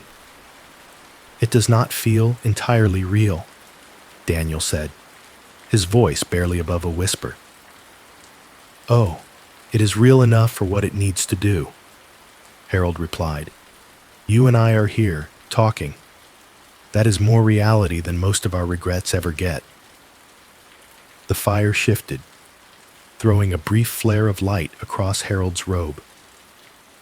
For a heartbeat, the bruise at his temple seemed sharper, then softer again. You should know, Harold added, his gaze returning fully to Daniel, that I already forgave you. I forgave you years before you came up this mountain. The only one who did not was you. The words landed with a quiet heaviness. They did not feel like absolution shouted from a pulpit, but like a simple statement of fact. Daniel opened his mouth to respond, to ask how, when, why. But in that moment, the flames dipped, the room's light changing, as if someone had drawn a thin veil across the hearth. For an instant, in that flicker of shadow and glow, the chair opposite him appeared empty. Only the curve of the upholstery, the impression where someone might have sat, and the soft echo of Harold's last sentence remained, hanging in the air between the ticking of the clock and the sigh of the house. Night did not so much fall over Silver Hollow as fold itself carefully around it. After Harold's chair had been empty and the fire had burned lower, Daniel had eventually risen and gone back to his room, moving like someone who had walked a long distance without quite noticing it. He could still hear Harold's last words in the back of his mind, quiet and persistent. I already forgave you. The only one who did not was you. He lay down under the quilt without going through the usual rituals. No stretching, no counting breaths, no careful preparation of the pillows. His body found its own position, curling slightly on its side, the mattress cradling him in a way he had not allowed it to before. His eyes closed with surprising ease. Sleep came, not like a sudden plunge, but like a tide finally reaching a shore it had been circling for hours. In his sleep, the hit and run returned. He was back on that stretch of wet road outside the small motel, the neon sign buzzing faintly, the letters half lit. Rain fell in thin, silver lines, shimmering in the headlights of patrol cars. Blue and red lights turned the world into a slow-motion film, colors sliding over faces and puddles. He stood near the edge of the scene, notepad in hand, pen poised. Younger, shoulders squared, hair darker and thicker. The air smelled of gasoline, wet asphalt, and the sharp tang of adrenaline and grief. The sheet on the ground covered a shape that had once been a person walking, talking, making plans. He watched himself not from behind his own eyes, but from a short distance away, as if he were standing slightly to the side of his younger self. It was an odd sensation to see his own posture, the way his mouth tightened, the way his eyes flickered between the body, the skid marks, the witnesses. In the doorway of the motel, Harold stood, clutching a styrofoam cup, robe clinging damply to his shins. His face bore that same mixture of shock and determination. He wanted to help. He wanted to be believed. The younger Daniel moved toward him, speaking, writing, asking him to go over it one more time. The conversation played out as he remembered it, the words matching the lines from his old notes. Then as the scene continued, something new entered the frame. An older officer in a heavier coat approached the younger Daniel, a folder tucked under his arm. He leaned in, speaking close to his ear, voice low, but distinct enough for the watching, dreaming Daniel to hear. "They are reassigning this one?" the older officer said. "Traffic division wants it. Hit and run falls under their list now. Lieutenant says you have 3 other cases on your plate that need you more. You can finish your statement and hand it over." The younger Daniel's jaw worked for a moment, the muscle ticking. He glanced at Harold, at the sheet on the road, at the folder under the older officer's arm. Frustration flickered across his face, brief and sharp, before it was tamped down under the discipline of someone who knew how the chain of command worked. "I will finish," the younger man said. "Then I will send it over." "That is all you can do," the older officer replied, not unkindly. "We are spread thin. You know how it is." The dream shifted, taking him forward to a different room, a cramped office with metal filing cabinets lining one wall. The desk was cluttered with papers. The younger Daniel sat behind it, the hit-and-run file in front of him. 2 other folders lay open nearby, full of photographs and typed reports. A phone rang. He answered, listened, wrote something down. Another officer knocked on the door, asking for help on a more urgent case. A superior leaned in to remind him of a meeting with the district attorney. The hit-and-run file was moved, not forgotten, but set aside, slid from the center of the desk to a stack on the left. Later, another hand, not his, picked it up, carried it down the hall, placed it with a new pile of cases to be handled by a different unit. The process was quiet, ordinary, almost boring in its routine. He saw now what he had not allowed himself to see all these years, that the failure to follow through had not been a single, clear decision made by a single person, but a series of small shifts, a dozen tiny moments where attention was diverted, resources reallocated, priorities rearranged. No one stood up in the middle of the room and said, "We will let this family down." They just moved on, each according to their own set of pressures.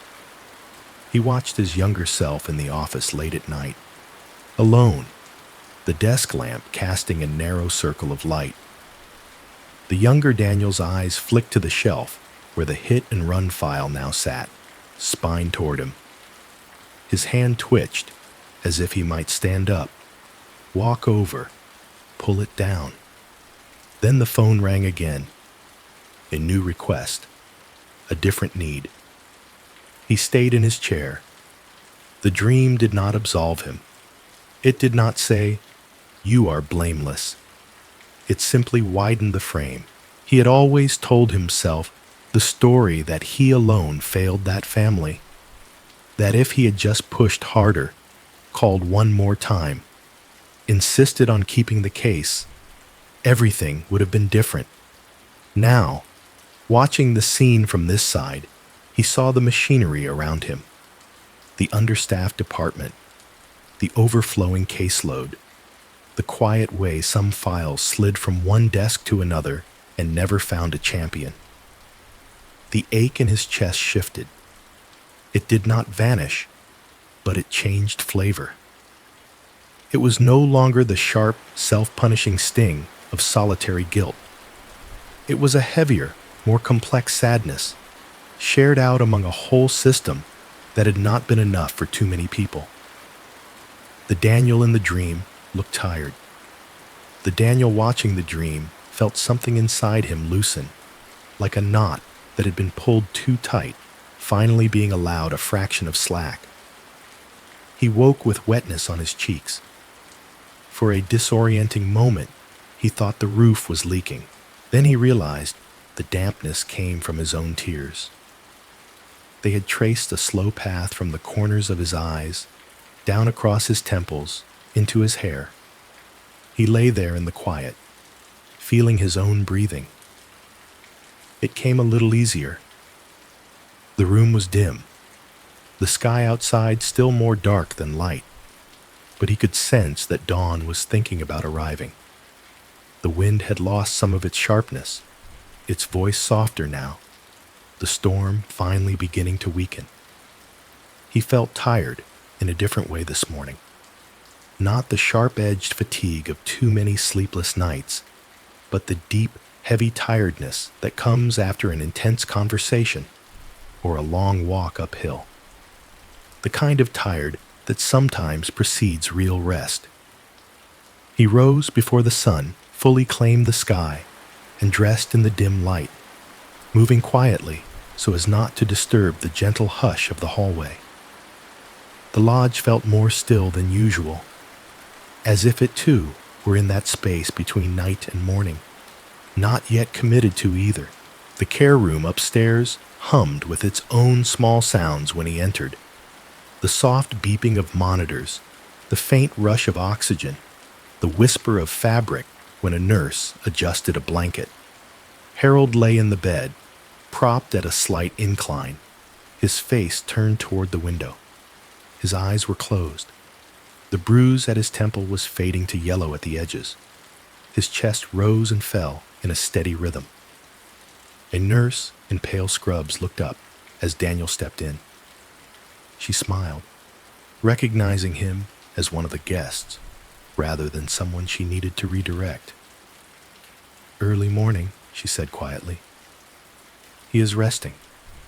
Took a bit of a turn for the better on the monitors last night. Doctor thinks he might wake in the next day or two, if all goes well. But he has not been out of this bed." She said it with the calm certainty of someone who had been there, watching, through the hours when ghosts might walk in other stories. Daniel nodded, accepting both her report and the reality beneath it. Whatever had happened by the firelight had not involved a body leaving this room. He stepped a little closer to the bed, not wanting to disturb the tubes and wires, and let his gaze rest on Harold's face for a moment. The older man looked peaceful, in that peculiar way sedated patients sometimes do, suspended but not distressed. The lines of worry seemed less sharp. On the small table beside the bed, next to a plastic cup of water and a folded tissue, sat a familiar object, one of Harold's notebooks. The cover was open, a pen resting in the crease. Daniel hesitated only a second before picking it up, careful not to jostle anything else. The most recent page was only half filled. The handwriting, though shaky, was legible. Tonight, he came. We finally spoke. He looks lighter now. I hope he rests. He felt his breath catch. At the top of the page, in the upper right corner, a date had been written in the same trembling script. It was tomorrow's date. By late morning, the light outside had changed. It still came filtered through clouds, but it was thinner now, less burdened. The snow that fell drifted more lazily, no longer driven sideways by wind. The world beyond the windows began to emerge in clearer shapes. Tree trunks, dark against white. The line of the road faintly visible beneath its blanket.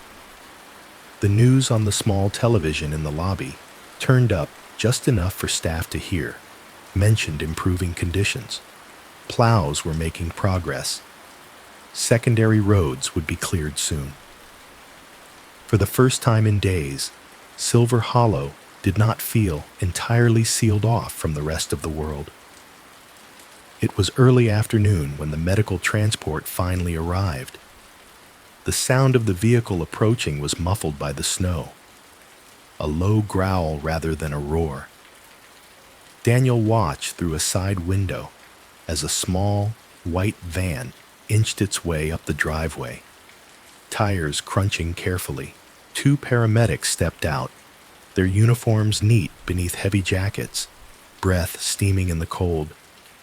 They moved with the quiet competence of people who had done this in all possible weather. Inside, the mood shifted, but only slightly. There was no rush, no shouting. The lodge seemed to open a path for the visitors. Martha met the team at the door, shaking snow from their shoulders, taking their names. The doctor joined them, clipboard in hand, face alert but composed. Upstairs, in the care room, the atmosphere hummed with a focused calm. Harold lay in his bed as before, monitors tracing his heart and breathing in thin lines of light. His color was a little better today, the bruise at his temple fading at the edges. The nurse who had watched over him through the nights gave a concise report to the paramedics, pointing to the chart, answering questions in low tones. Daniel stood a little to the side, where he could be useful without being in the way. Old instincts put his hands at corners that needed steadying, his body ready to move when someone needed a door held open or a line untangled. The paramedics worked with practiced hands, transferring Harold gently from the bed to their stretcher. Straps were secured without haste. One of them spoke to Harold in a soft voice, even though he did not stir. "Afternoon, sir. We are going to take you for a small trip now. You have done the hard part already." The doctor reviewed the notes once more with them, pointing out Harold's medications, the timing of his fall, the results of their observations over the past days. "Orthostatic hypotension," one of the paramedics murmured, eyes on the chart. "Blood pressure drops when he stands. Combine that with his prescriptions and his age, it makes sense.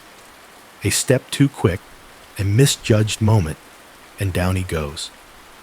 "Exactly," the doctor said. "We will let imaging confirm, but there is nothing to suggest anything more sinister. No marks on the wrists, no sign of struggle. He simply lost the argument with gravity."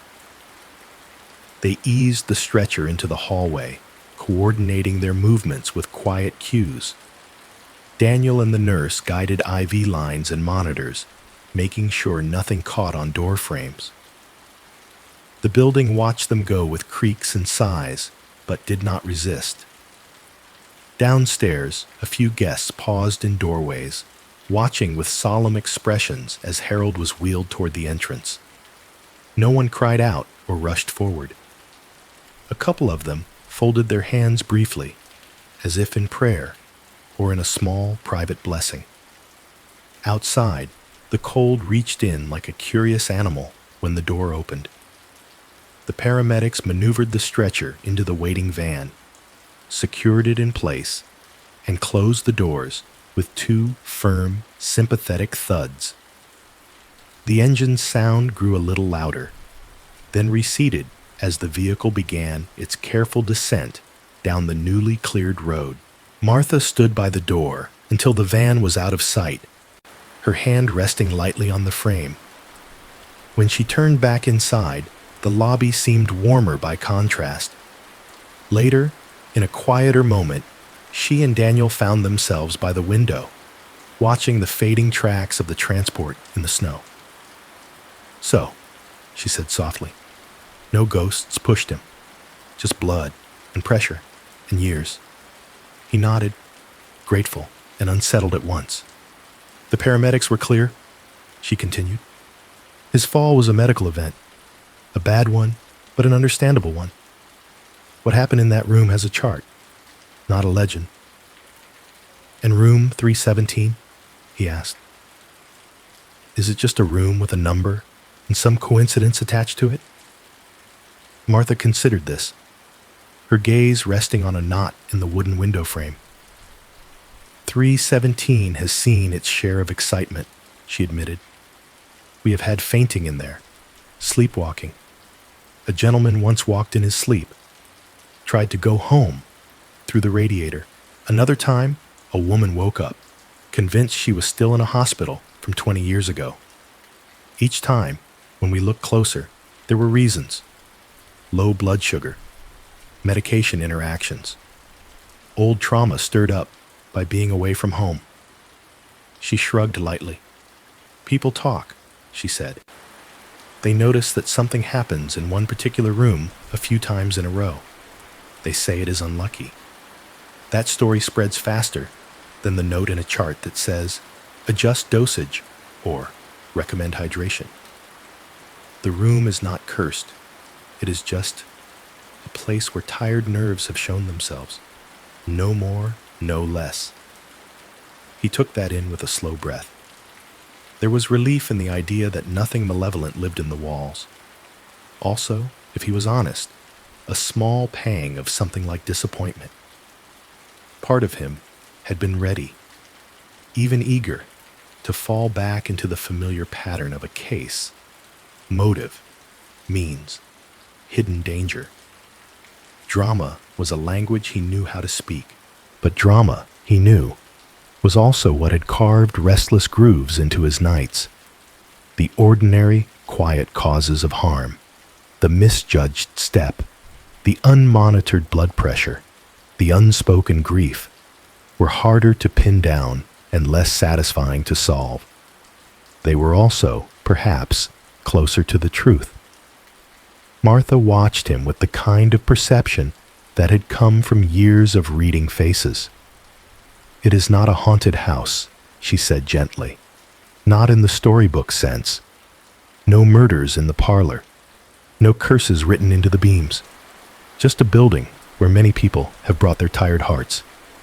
Some have done well. Some have not. A few have left in ambulances, like Harold. One left under a sheet and never came back. That was from a stroke, not a ghost. We still remember her." "The stories we tell about a place matter," Daniel murmured. "They do," she agreed. "Guests will always tell theirs. Some will say the house is magic because they slept one good night here. Others will say it is cursed because their nightmares followed them. I think it is something in between. A house is a box that holds whatever is brought into it." He thought of the shifting hallway, the disappearing door, the firelit conversation that might have happened, might have not, or might have taken place in a space that did not answer to ordinary rules. The mundane explanation for Harold's fall did not erase those moments. It simply placed them alongside the charts and vital signs instead of under them. "Would you like to see something?" Martha asked after a pause, her tone changing slightly. He glanced at her, curious. She gestured for him to follow and led him behind the reception desk to a low cabinet with worn handles. From the bottom shelf, she pulled out a heavy, leather-bound ledger, its corners softened by years of use. "We started using computers long ago," she said, "but I still keep this for the old days. Names, dates, who came through our doors before we had email reminders and digital records. Sometimes it helps to remember that many storms have passed over this roof." She carried the ledger to a small table and opened it with care. The pages inside were thick and yellowed, lined with neat columns and headings written in a younger version of her own hand. Names, dates of arrival, dates of departure. Occasional small notes in the margin. Loves strong tea, snores loudly, asks for extra blankets. Her fingers skimmed down one page, then another. This was the winter of the ice storm, she murmured, half to herself. And here, the summer when the road washed out. Here, the year my husband died. I wrote very small that year. It took less energy. Daniel watched the names pass under her fingertip. People he would never know, each one having brought their own nights with them. Then, on a page more faded than the others, her finger stopped. There, she said quietly. His eyes followed her gesture. In the middle of a list of guests from nearly 3 decades ago, the ink slightly paler than the most recent entries but still clear, he saw a familiar arrangement of letters. Mercer, Daniel. His breath caught, not with shock exactly, but with a strange, inward jolt, as if the floor had shifted a fraction.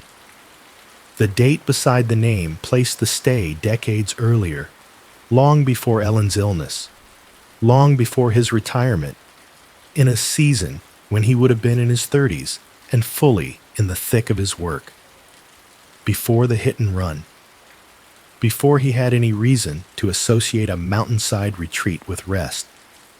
I have no memory of being here, he said slowly. The words felt odd in his mouth.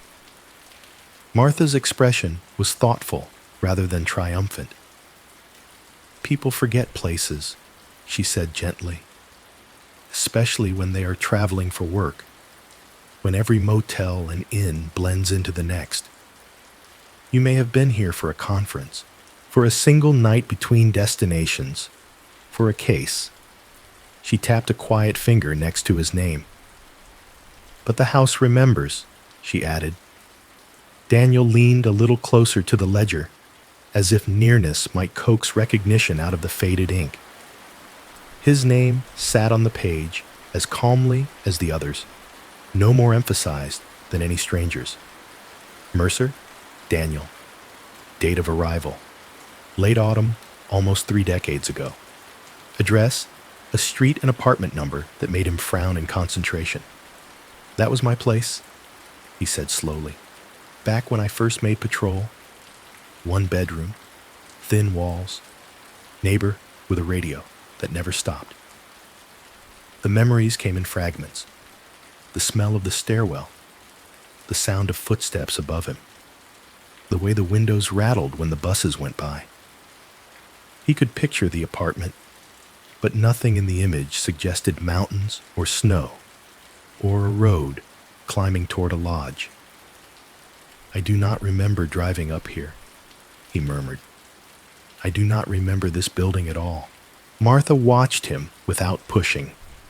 Her hands rested lightly on the edge of the ledger, fingers relaxed. You were very young then, she said. You did not know you would become the man who sits here now.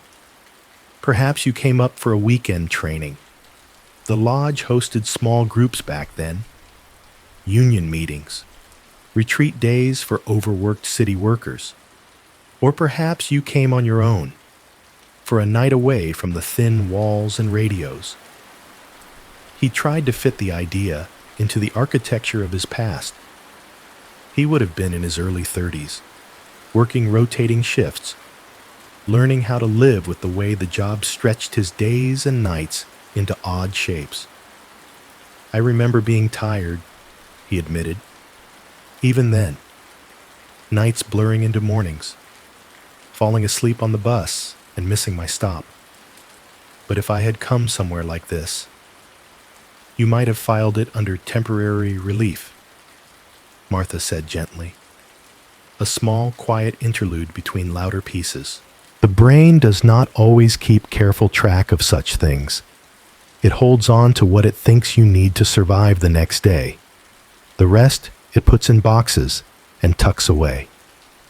He brushed his thumb along the margin of the page. The ink was his past, preserved in the tidy strokes of someone at the desk, likely a younger Martha. His name, his address, his arrival. Proof that his feet had walked through this door long before he thought they had. The handwriting is mine, Martha noted softly, tapping the line above his. That is my D, back when I still cared about making the loop neat. She smiled faintly. I wrote you down because you gave me your name. You may have smiled, or not. You may have said you were only here for one night. I did not know which days in your life were important. I only knew who needed a room. The idea that he might have needed rest before his worst nights unsettled him. It meant his exhaustion was not simply the result of Ellen's illness, or of one lingering case or two. It was threaded through his whole adult life, woven into the years when he still thought he could outrun it. We like to imagine our breaking point is one specific moment, Martha said, as if reading the direction of his thoughts. One death, one bad year, one mistake. It is easier to forgive or condemn ourselves when the cause feels singular. She turned a page gently, the paper whispering. But often the truth is that we have been walking toward that moment for a long time, she continued. Little nights of not sleep, little worries, little unfinished things. The body copes, the mind copes, until one day they both decide they would like a different arrangement. He let that sink in, feeling both exposed and strangely comforted. Memory is not an accurate secretary, she added. It does not write down everything in order. It loses pages. It repeats others. Trauma sharpens some details and erases entire rooms around them. Places like this. She glanced around the lobby, at the fire, the chairs, the windows. Places that see many vulnerable moments, that hold whispered promises and late-night fears, can feel as though they exist outside the usual filing system. People come, rest, leave, and later say, I dreamed of a house like that once, as if they had not actually been here. So I might have come here in that old life, Daniel said quietly. Needed sleep even then, and then gone back to the city and never thought of it again. Consciously, Martha agreed. But some part of you remembered there was a place on a mountain that held tired men without asking them to be heroes. When your doctor suggested a retreat, your mind did not fight too hard. When you found your wife's note, you did not throw it away. Perhaps because this place already existed somewhere in you. He thought of the déjà vu that had nagged him. The familiar angles of chairs, the sound of a particular floorboard, the way dawn looked through the window at the end of the hall.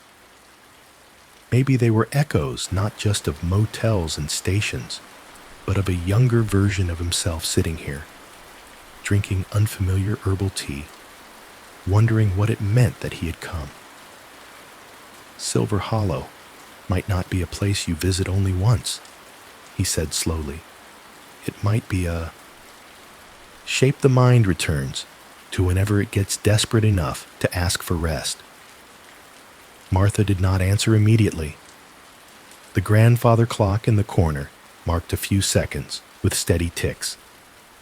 Maybe, she said at last, maybe it is a building with walls and a foundation and a very patient boiler.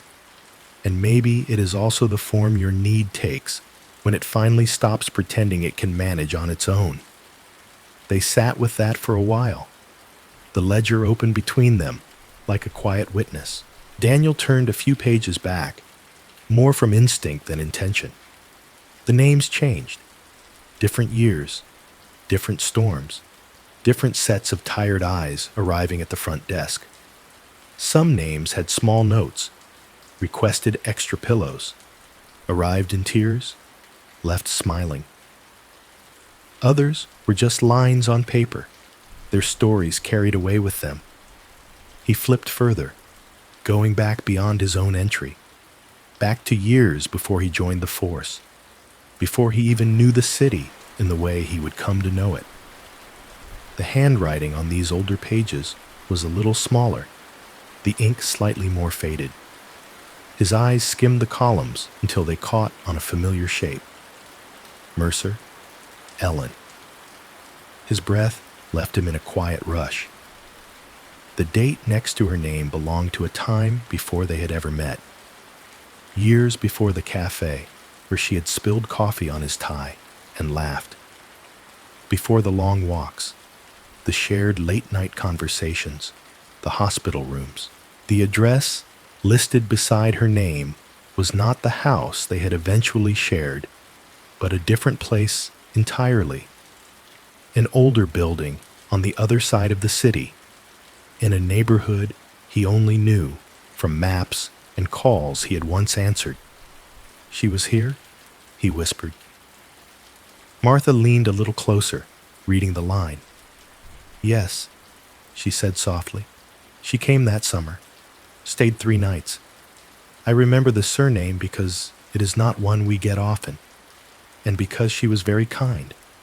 She brought me a jar of jam on her last morning from some farmer's market on the way up. Said it was a thank you for letting me borrow a quiet. Daniel stared at the looping letters of her name, written long before his own had appeared in the ledger. 2 separate entries, years apart, now sharing a book. He had thought of Silver Hollow as something Ellen had found for him, a gift she had reached for from her own bed. It was, perhaps, that. It was also, he now understood, a place she herself had once come to when her own nights were too long. The idea that they had both walked these halls, drunk this tea, looked out at this slope of snow at different times, unaware of each other, made the building feel even more like a point where separate timelines had quietly crossed. Perhaps, he thought, the house had been keeping their names together all along, waiting for the day one of them would open the ledger and see. In the days that followed, as the roads cleared and the world beyond the mountain began to remember itself, Silver Hollow loosened its grip little by little. The wind quieted. The snow settled into soft, heavy drifts, no longer falling, just resting. The sky lightened from uniform gray to a pale, washed-out blue that hinted at a sun somewhere above the clouds. Life in the lodge shifted toward departure mode in its own unhurried way. People spoke more often, asking about arrangements, about rides, about the timing of plows and shuttle vans. Suitcases reappeared from under beds. Coats were shaken out. Scarves were pulled from hooks. In a rare lull between tasks, Martha sat with Daniel near the window. The old ledger closed now, resting on her lap like a sleeping dog. The light caught threads of silver in her hair. We do not advertise much, she said, watching a clump of snow slide from a branch and fall in a soft thud. Never have. The website is simple. The phone number does not change. But most people do not find us because they were searching for a sleep retreat. They find us by other paths. She smiled, the expression both amused and tender. A brochure left on a bus seat, she continued. A page torn out of a magazine in a waiting room. A pamphlet handed to them by a receptionist who later swears she has never heard of this place. Sometimes a doctor mentions us in passing, then does not remember recommending us when the patient returns. It happens often enough that I stopped calling it coincidence and started calling it persistence. Persistence of what? Daniel asked softly. Of the part of a person that wants to rest, she said. the part that is tired of being overruled. It will use any doorway it can find, a conversation, a scribbled note, an old memory. It does not care how strange it looks, as long as it gets you to a place where you might listen. He thought of the note in his glove compartment, in Ellen's handwriting. You should go to Silver Hollow. You need to rest. E. He could not say when she had written it. He did not remember her tucking it there. It might have been something she slipped into the car one day between treatments, hoping he would find it when he was ready. Or it might have been written earlier, before sickness rearranged their days, and forgotten by both of them until the moment he needed it most. Now, with Ellen's name found in the old ledger, the note took on another shade. She had once climbed this road herself, seeking a quieter night. Perhaps Silver Hollow had stayed lodged somewhere in her memory, even if she never spoke of it. Perhaps that memory had reached for him when his own nights became unbearable. I cannot prove when it appeared, he said. I only know that when I opened the glove compartment, it was there, in her hand, and I listened. That is enough, Martha replied. Sometimes the proof we want would ruin the gift. If you could trace every step of how you got here, you might find ways to argue with it. As it is, you came. That is the part that matters. He let the thought settle. Whether the invitation had come from a loving wife, from a younger version of himself, or from some quieter, stranger corner of his mind, the result was the same. He was here. Not to solve anything, not to close a case, but to stop solving things long enough to sleep. The storm broke fully that afternoon. The clouds thinned into tatters, and for the first time since his arrival, sunlight reached the lodge directly.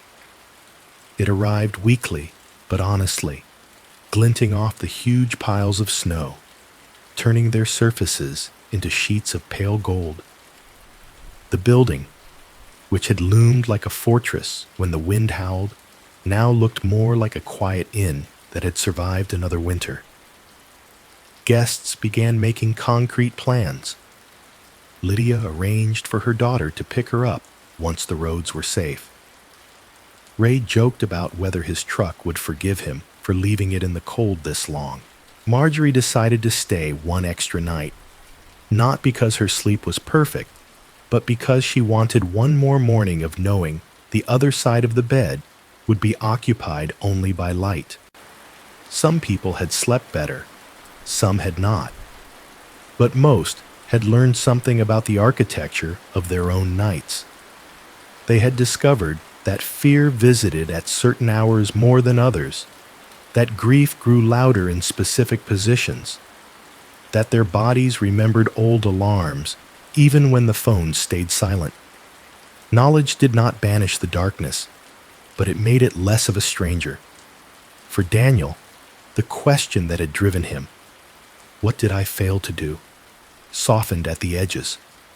It did not disappear. It would likely never leave him entirely. But it no longer felt like a judge pounding a gavel. It felt more like a tired witness finally allowed to step down from the stand. He walked the hallways one last time, listening to the familiar chorus of the building, the ticking of the grandfather clock, the sigh of the vents, the faint murmur of voices behind closed doors. Each sound had once felt like a clue. Now they sounded more like the ordinary breath of a place that had seen more than it could ever say. He sat by the fire again, just for a little while, watching the flames move. He thought of Harold, now in a hospital bed, somewhere down the mountain, perhaps drifting in and out of true sleep.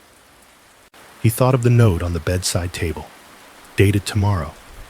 Tonight, he came. We finally spoke. He looks lighter now. I hope he rests. He felt that question settle in him, not fully answered, but less frantic. How many of our hauntings are simply parts of ourselves asking to be heard and then allowed to rest? The faces that visited him at 3 in the morning, the mother at the funeral, the students in empty classrooms, the people whose cases had ended without epilogue, were not ghosts in the traditional sense. They were stories he had told himself without a proper ending. What Silver Hollow had done, in its odd, gentle way, was give those stories another room to sit in, not to be solved like puzzles, but to be held until they grew quieter. On his last morning, he folded his clothes into his suitcase with more care than when he arrived. The room looked different now, though nothing had changed. The quilt, the lamp, the small view of the snow-saturated world, they were the same objects. He was the one who had shifted. He zipped the suitcase and set it by the door, then turned back to the desk where his leather notebook lay. He picked it up, intending to tuck it away, then paused. A loose page stuck out slightly farther than the others, as if it had been added later or moved. He opened the notebook there. On the exposed page, in a hand that was undeniably his, but a little younger, letters tighter, lines more angular, he saw a short note written in blue ink. "You will come back here one day. When you do, remember, you are not on trial anymore. You are allowed to rest." He stared at the words, tracing the familiar habits of his own writing. The slant of the M, the way he looped the R. It was his. But the style belonged to an earlier version of himself, the one who had filled the notebook with case numbers and diagrams, not with descriptions of quilts and wind. He had no memory of writing it. He turned the page to check the back, looking for context, a date, a heading, a case number.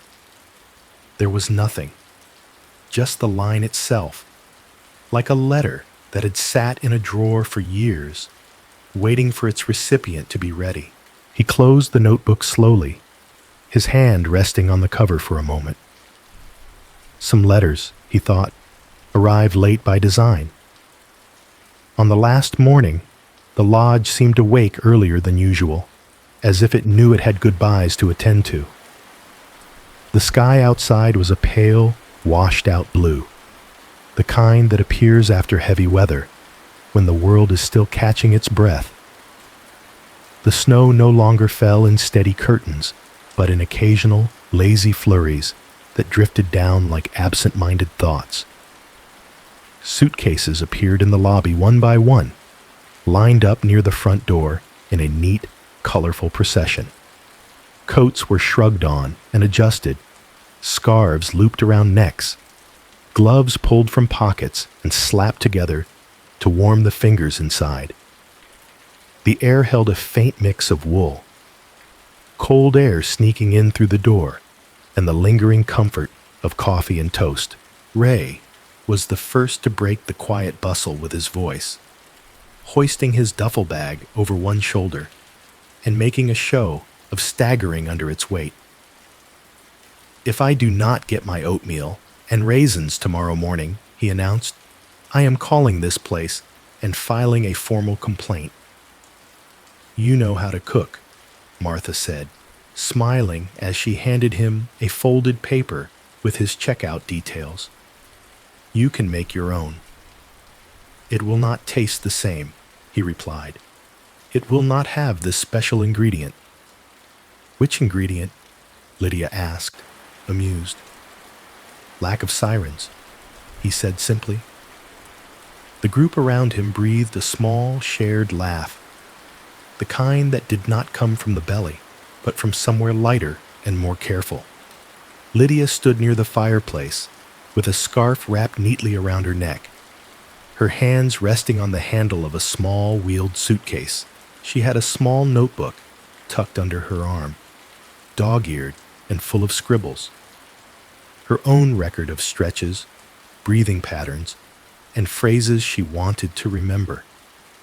I am going to take the breathing exercises back to my little house, she said, more to herself than to anyone else.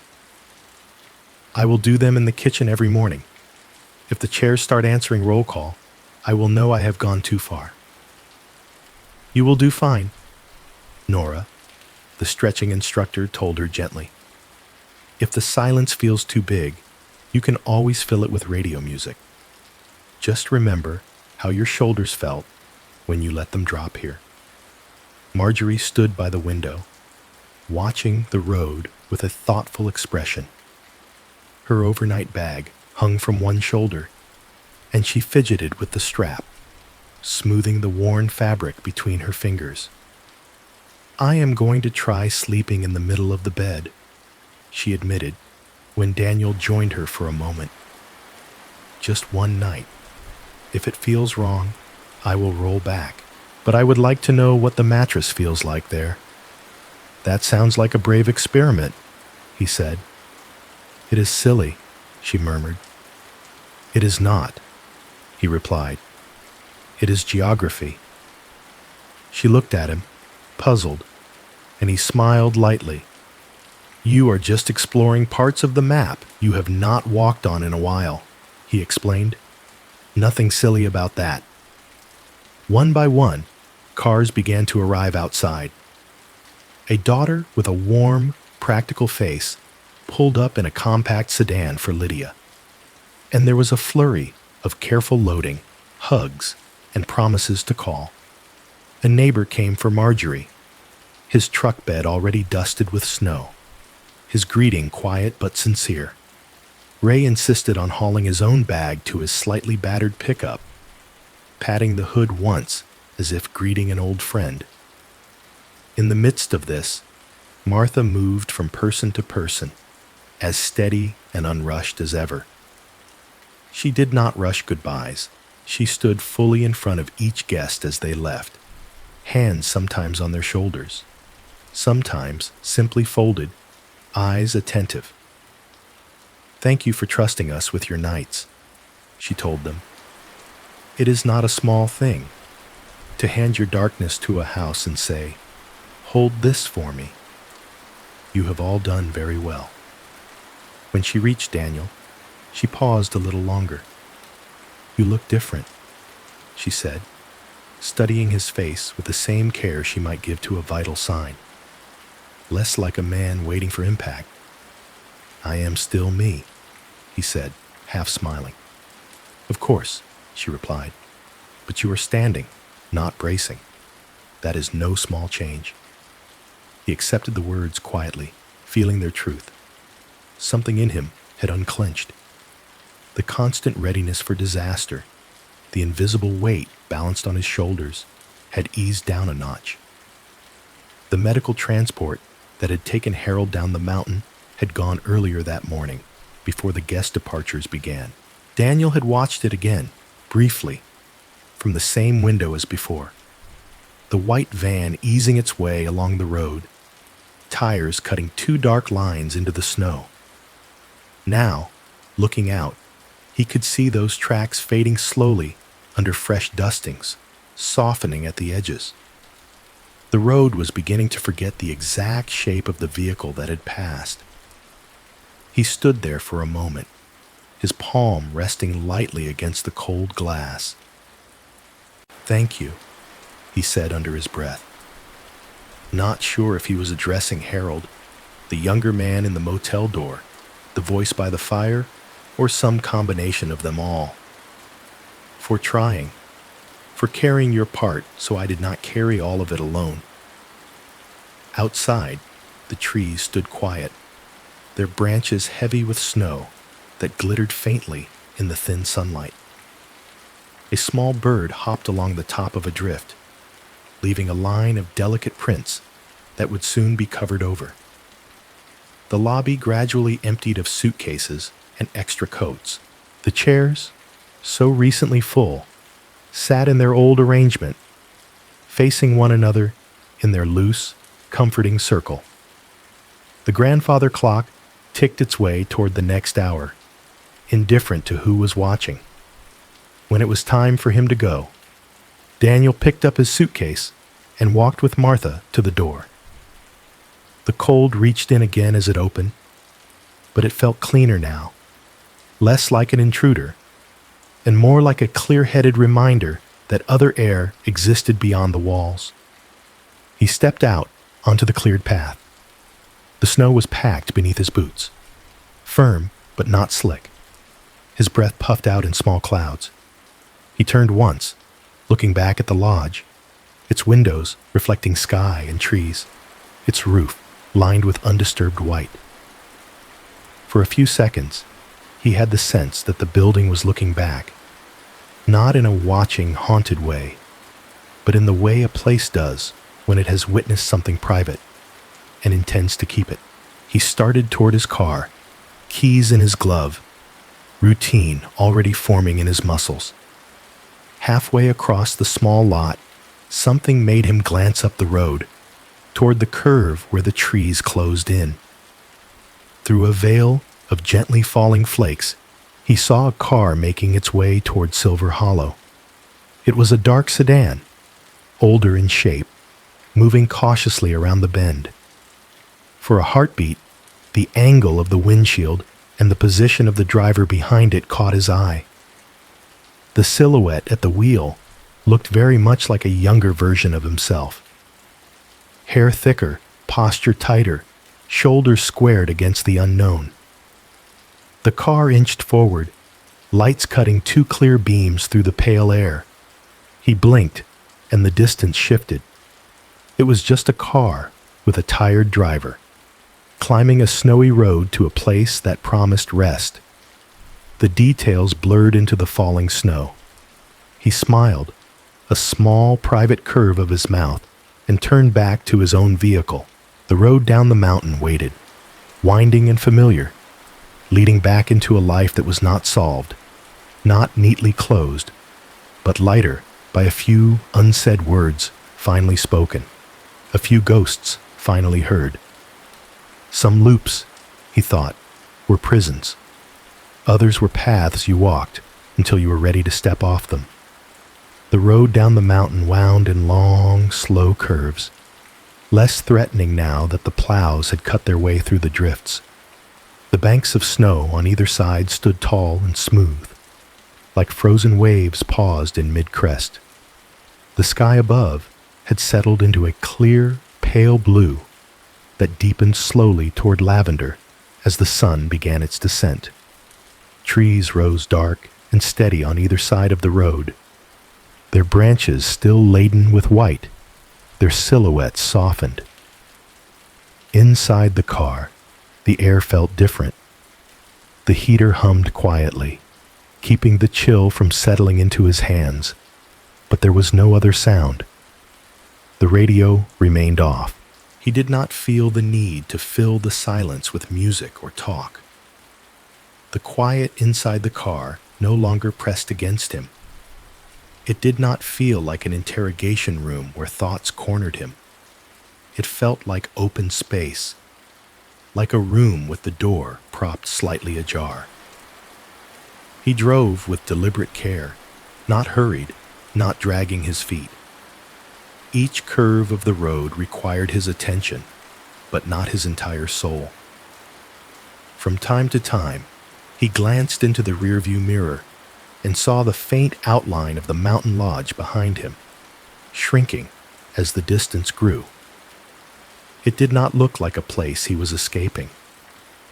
It looked like a place he had visited and was now leaving in its proper time.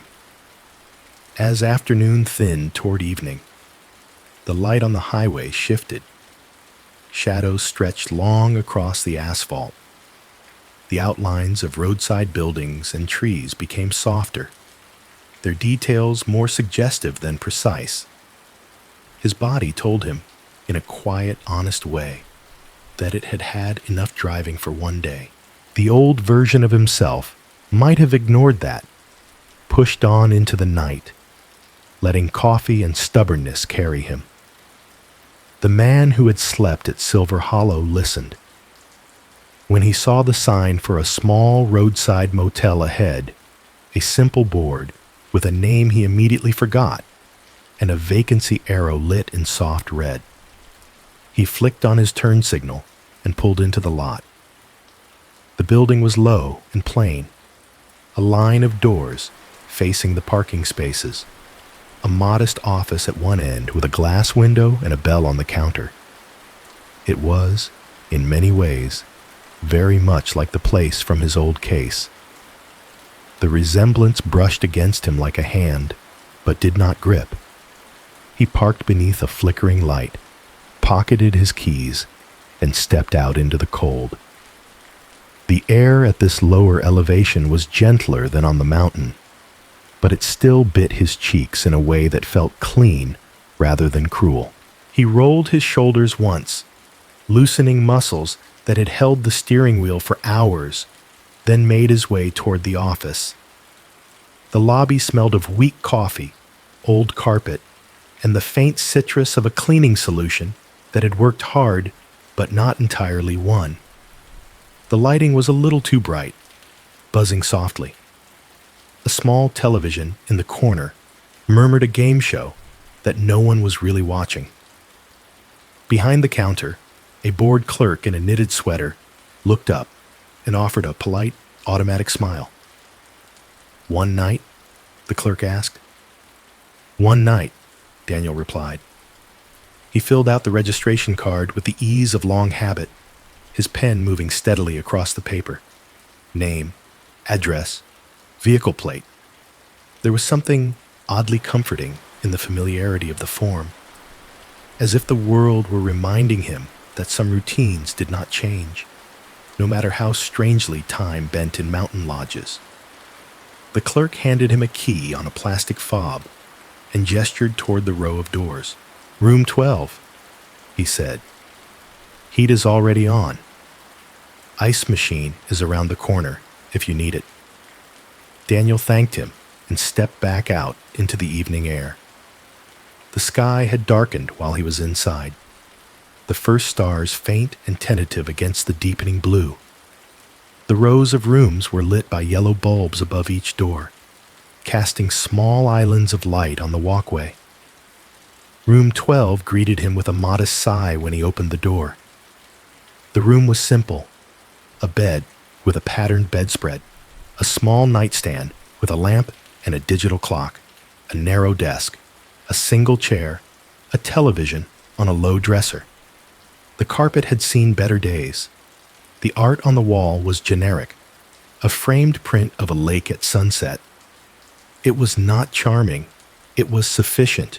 The old version of himself, the one from the younger years, from the case files and late-night interviews, would have walked the room first, checking the locks twice, peering through the curtains, pacing between the bed and the window. The television flicked on for noise. He would have sat on the edge of the mattress, too wired to lie down, scribbling notes about the sounds in the hallway, the look of the cars in the lot, the angle of the office door. Tonight, he set his suitcase at the foot of the bed and moved with a different intention. He had learned new rituals, simple ones, that did not involve reshaping the world into a threat. He took a warm shower, letting the water run over his shoulders, his neck, the places that always carried more tension than he admitted. The motel shower was nothing special. Standard pressure, slightly too small. But the warmth of it soaked into him all the same. He washed away the smell of the car, the faint residue of mountain air, the sense of having been in many rooms in a short span of days. Afterward, he put on soft clothes and sat at the small desk with his leather notebook. The lamplight was a little harsher here than at Silver Hollow, but it still carved out a small circle of privacy on the desktop.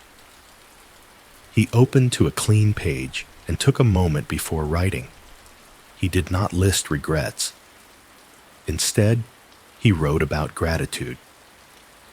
Grateful for the fact that Harold was alive, breathing in a hospital somewhere. Grateful for the conversation by the fire, whether it belonged to the world of charts or to some other space between waking and sleep. Grateful for the chance to say, "I am sorry," even if the words had arrived late. Grateful for the ledger that had kept his name beside Ellen's, silently waiting. Grateful for the simple, astonishing reality that he had slept, truly slept, more than once in the past few days. The pen moved with less effort. The page filled not with case numbers, but with small, steady acknowledgments. The act itself felt unusual, but not unnatural. When he finished, he closed the notebook and set it gently on the nightstand. He turned off the overhead light, leaving only the warm glow of the lamp beside the bed. The room grew softer, its flaws less visible, its corners less insistent. He lay down on the bed and let his body sink into the mattress. It was not as supportive as the one at Silver Hollow, a little sagging in the middle, but it held him. He felt the weight of his limbs in a way that surprised him. The heaviness was not the leaden weight of dread, the feeling of being pinned by invisible expectations. It was the ordinary heaviness of muscles that had worked, emotions that had been used honestly, a nervous system that had, for once, been allowed to unclench. For a moment, he simply lay there, eyes open, listening. The sounds of the motel filtered in through the thin walls. A television turned low in the next room. The faint thud of someone setting down a suitcase. A car door closing outside. The distant rush of a truck passing on the highway. None of it set his heart racing. They were just sounds in a place where people were pausing between destinations. Just before he reached for the lamp switch, his eyes drifted toward the curtains. They hung in gentle folds by the window, blocking most of the view of the parking lot. The fabric was patterned, a repeating design of pale, overlapping shapes that suggested leaves or waves, depending on how one looked at them. For a few seconds, his mind did not register anything special.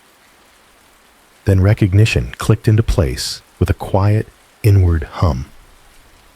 The pattern matched the curtains in room 317. The same gentle curve of the shapes. The same soft shift between two close shades of color.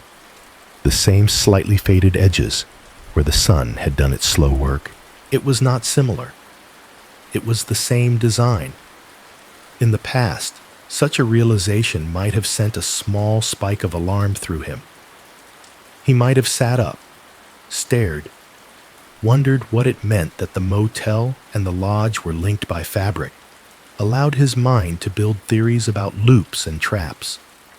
Tonight, the recognition felt different. It was like seeing an old friend across a crowded room and catching their eye. A nod from something familiar, here to say, "You have been in spaces like this before and survived. You know how to lie down and let the night be what it is." He smiled, just a little at the curtains. "All right," he said softly into the room. "I hear you." He reached over, turned off the lamp, and let the darkness fold in around him, not as an enemy, but as a blanket he was finally willing to pull up to his shoulders. Daniel turned off the lamp. The room settled into darkness that felt more like a soft coat than a curtain being ripped down. Shapes remained, barely suggested, in the faint light leaking in from the parking lot. The outline of the dresser, the sloping edge of the chair, the pale square of the window behind the patterned curtains.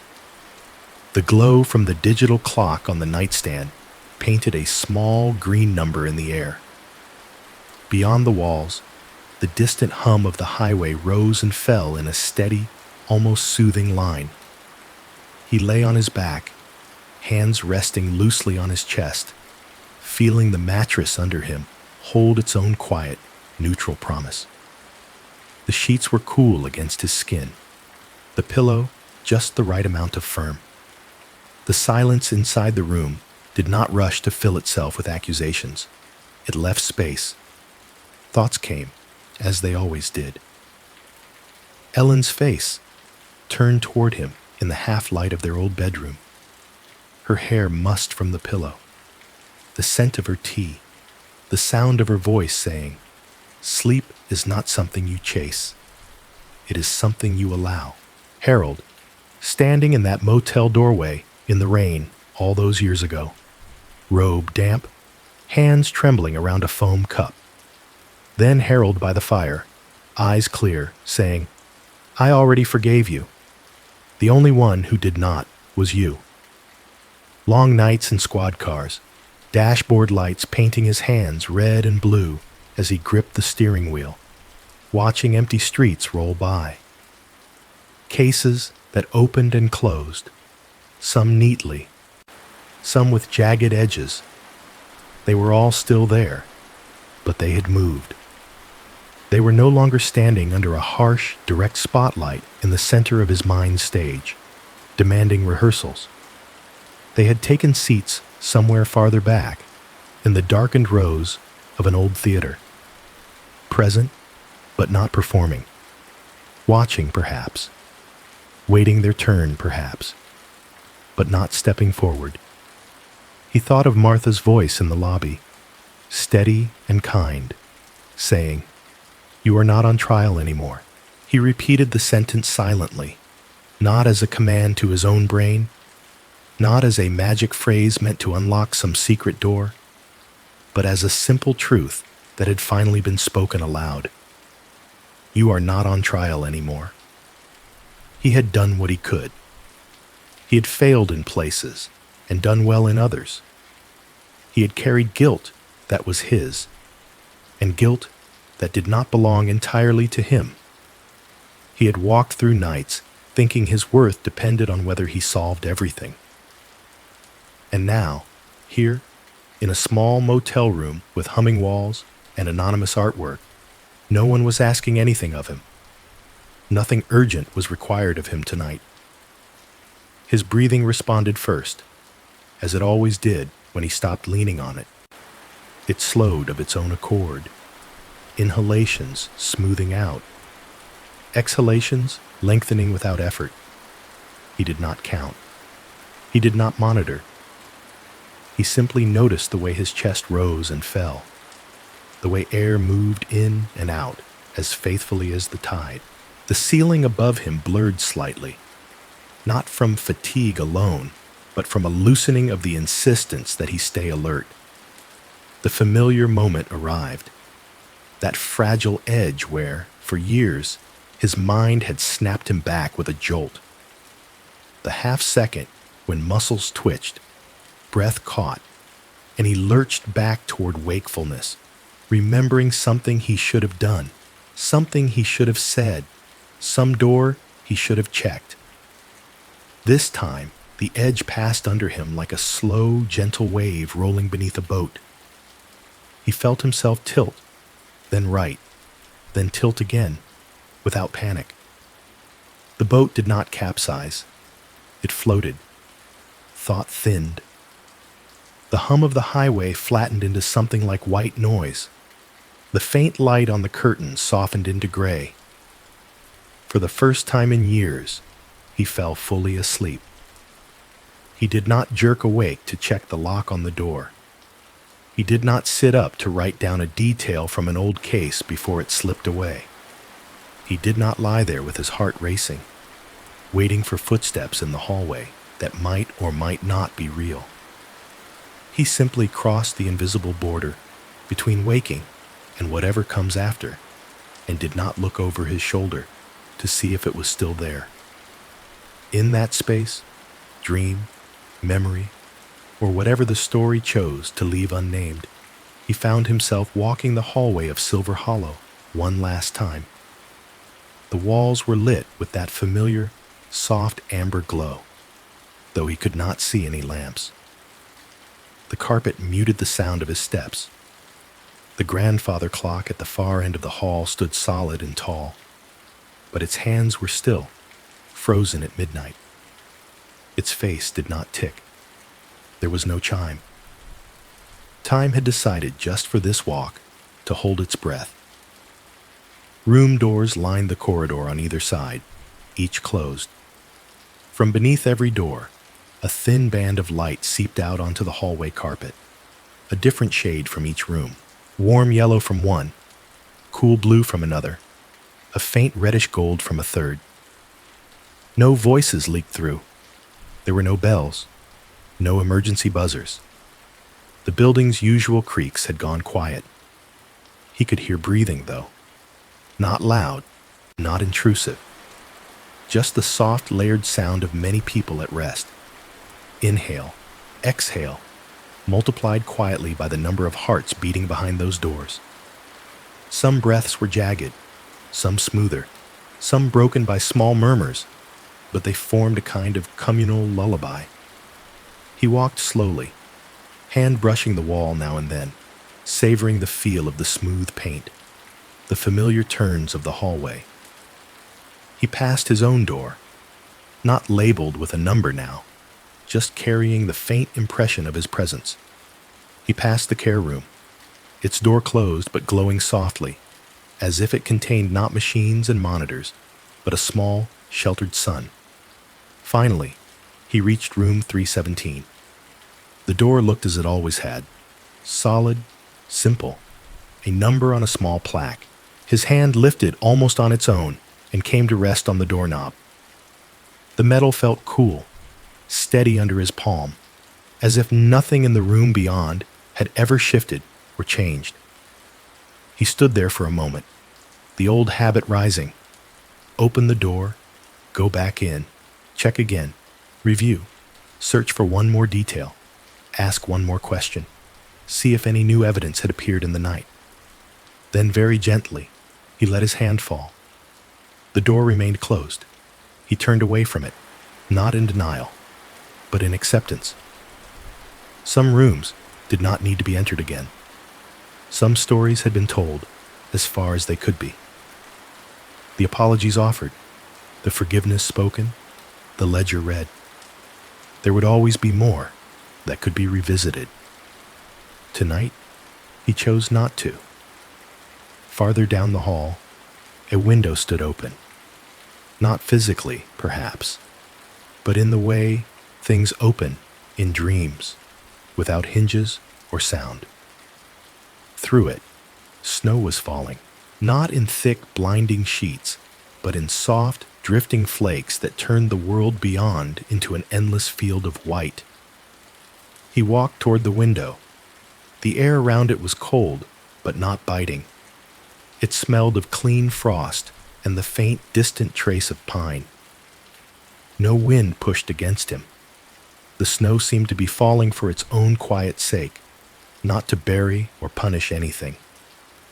He stepped up to the open frame, looked out over the blank, gentle expanse, and then, without hesitation, stepped through.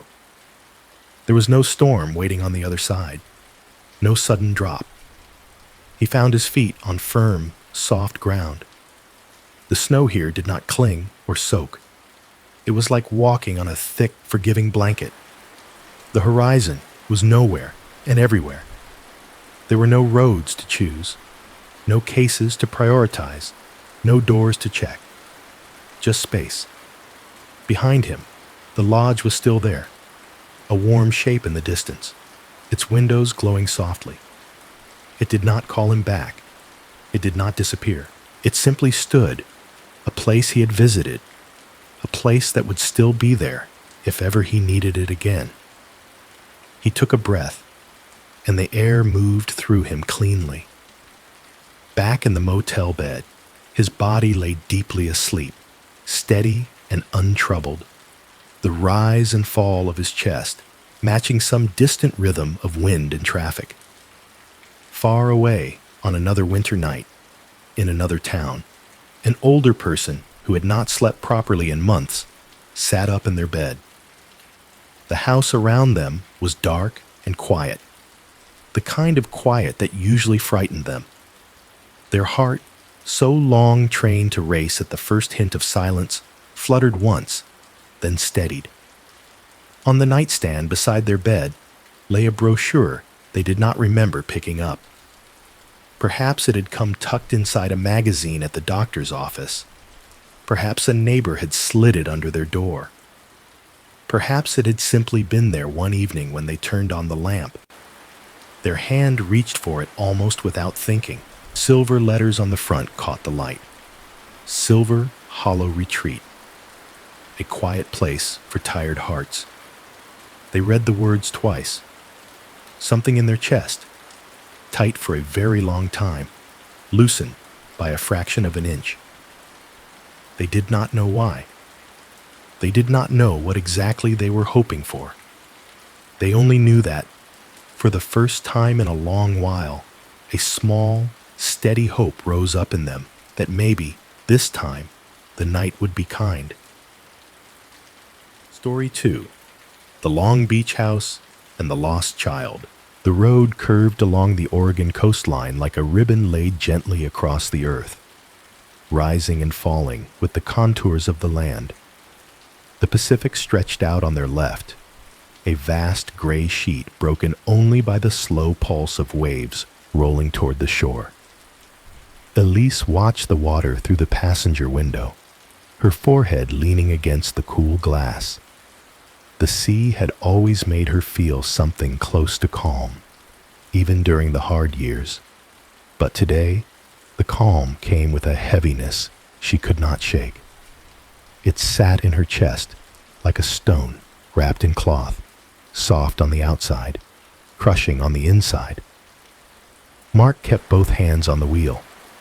He was a careful driver, always had been.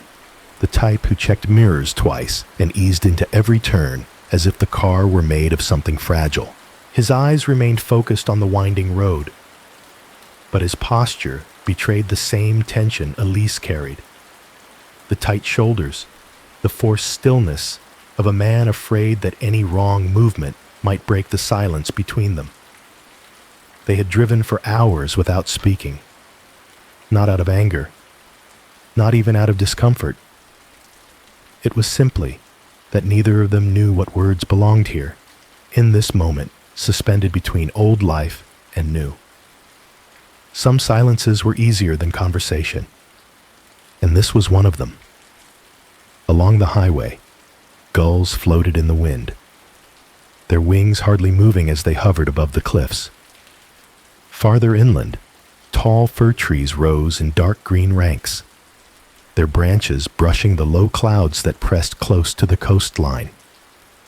Everything looked washed out, muted, as if the world had decided to speak in soft tones for their arrival. The first sign of the town appeared, a weathered wooden board with peeling paint that read, "Welcome to Cliff Haven." The letters were faded, the corners chipped, but something about its imperfection made the town feel approachable, almost kind. Elise straightened slightly in her seat. Mark noticed the small movement, glanced at her, and gave a quiet, hopeful smile. She returned it, though hers came from somewhere deeper, somewhere tender and bruised. Cliff Haven was not large. As they drove through the center, Elise counted the structures almost unconsciously, like someone taking inventory of a life she had not yet stepped into. A diner with fogged windows sat at the corner, its neon sign flickering gently. A hardware store came next, then a used bookstore with sun-bleached paperbacks displayed in the front window. A tiny clinic, its white paint slightly yellowed by the salty air, stood across from an old stone church, whose bell looked as though it hadn't been rung in decades. Life here moved more slowly than the city they had left behind. Cars were scarce. People lingered on porches with mugs in hand. A couple walked a dog along the sidewalk, and the dog turned its head almost curiously at the unfamiliar vehicle passing through. Elise wasn't sure whether the serenity made her feel comfort or fear. Sometimes the quietest places forced you to hear the loudest thoughts. Their bungalow sat near the far edge of town, perched on a bluff overlooking the sea. When they pulled into the gravel driveway, the first thing Elise noticed was the blue paint peeling from the siding, revealing lighter shades beneath, like layers of old memory. Wild grass swayed around the small wooden steps, brushing against the porch with every breath of wind. A string of wind chimes hung near the front door, thin pieces of metal and seashells tied together, and as Mark cut the engine, they chimed softly, as if greeting them with a delicate, uncertain song. "This is it," Mark said, exhaling slowly. His voice sounded tired, but there was a hint of relief in it too. Home, or something close to it. Elise stepped out of the car. The air smelled of salt and wet earth. She walked toward the porch, her shoes crunching on the gravel, and paused at the top of the steps. The house felt old, but not in a threatening way. More like a kindly elder who had been waiting for company. Inside, the bungalow was small, but open, filled with the faint scent of dust and ocean air. Mark set their keys on the counter, while Elise wandered through the space, her hand brushing across surfaces that had not been touched in some time. She moved slowly, absorbing every detail. The scuffed wooden floor, the narrow hallway stretching toward the back, the empty hooks on the walls where someone else might once have hung photographs. She reached the hallway first. It was narrow enough that her elbows almost grazed the walls when she walked down it. Shadows pooled gently along the edges, softened by the morning light, filtering through a nearby window. Halfway down, she stopped and looked at the small hooks mounted in a neat row. They were bare, perfectly bare, and she wondered what they had held. Coats, hats, memories. Homes retained echoes of the people who had lived inside them. She had always believed that. It was both a comforting thought and an unsettling one. At the end of the hallway, she opened a door to the smallest bedroom. A single window faced the sea, letting in a muted gray light that made the room feel serene and distant at the same time. The space was empty, except for a faint outline on the floor where a rug must have once laid. "He would have liked this," Elise murmured. The words slipped out before she could stop them, carried by a mixture of longing and quiet pain. She felt Mark's presence behind her, but didn't turn. She knew he heard the sentence. She also knew he didn't have an answer gentle enough to give. She stepped farther inside, letting her fingers slide along the window frame as she looked at the ocean below. The waves lifted and fell in slow motion, as if trying not to disturb the quiet air of the house. As she turned to leave, her foot brushed against something, a tiny hard object that rolled lightly beneath her shoe. Startled, she looked down, expecting to see a toy or marble, but the floor was bare, completely bare. No object, no movement, nothing to explain the momentary sensation. A breeze moved through the hallway, brushing past her like a whisper. The wind chimes outside sang again, their notes drifting faintly into the room. "Elise?" Mark called from the kitchen. "Everything okay?" She swallowed gently. "Yes," she said, just getting a feel for the room. But as she closed the door, she couldn't help glancing once more at the empty floorboards, wondering how something could roll across a surface where nothing existed at all. They unpacked the way people move through a room after a long wake, careful and slow, trying not to disturb the silence that had followed them all this way. The afternoon light had thinned into something softer by the time they carried the last boxes inside. Mark set them down near the kitchen, pausing to catch his breath, his hands resting briefly on his knees. He was not old, not yet, but grief aged a person in places no one could see. When he straightened, he rolled his shoulders once, as if shedding dust, and gave Elise a small nod. "I will start in here," he said, gesturing to the kitchen. "At least we can make coffee tomorrow morning." "All right," she answered. Her voice was gentle, careful. "I will take the bedroom, and the rest." They did not need more instructions. They had done this once already when they left the house where they had lived before. The steps were almost ritual now. Sort, place, stack, tuck away. Mark opened cabinets and tried to decide where plates should go, where glasses would be easiest to reach, where he would line up the mugs in an orderly row. Elise opened suitcases on the bed and began to fold clothes into drawers. Her hands moved with the steady confidence of habit, but there was no energy in the motions. Shirts, pants, socks, nightgowns. They made small, quiet stacks, filling the empty furniture with evidence of a life that was still, somehow, continuing. She carried towels to the bathroom, smoothing the edges as she placed them over the rack. She unfolded a worn blue blanket and laid it at the foot of the bed, pressing the corners down with her palms. Little by little, the room shifted from bare to lived in, though it did not yet feel like theirs. It felt like a stage they had just stepped onto, with props from a previous performance still lingering around the edges.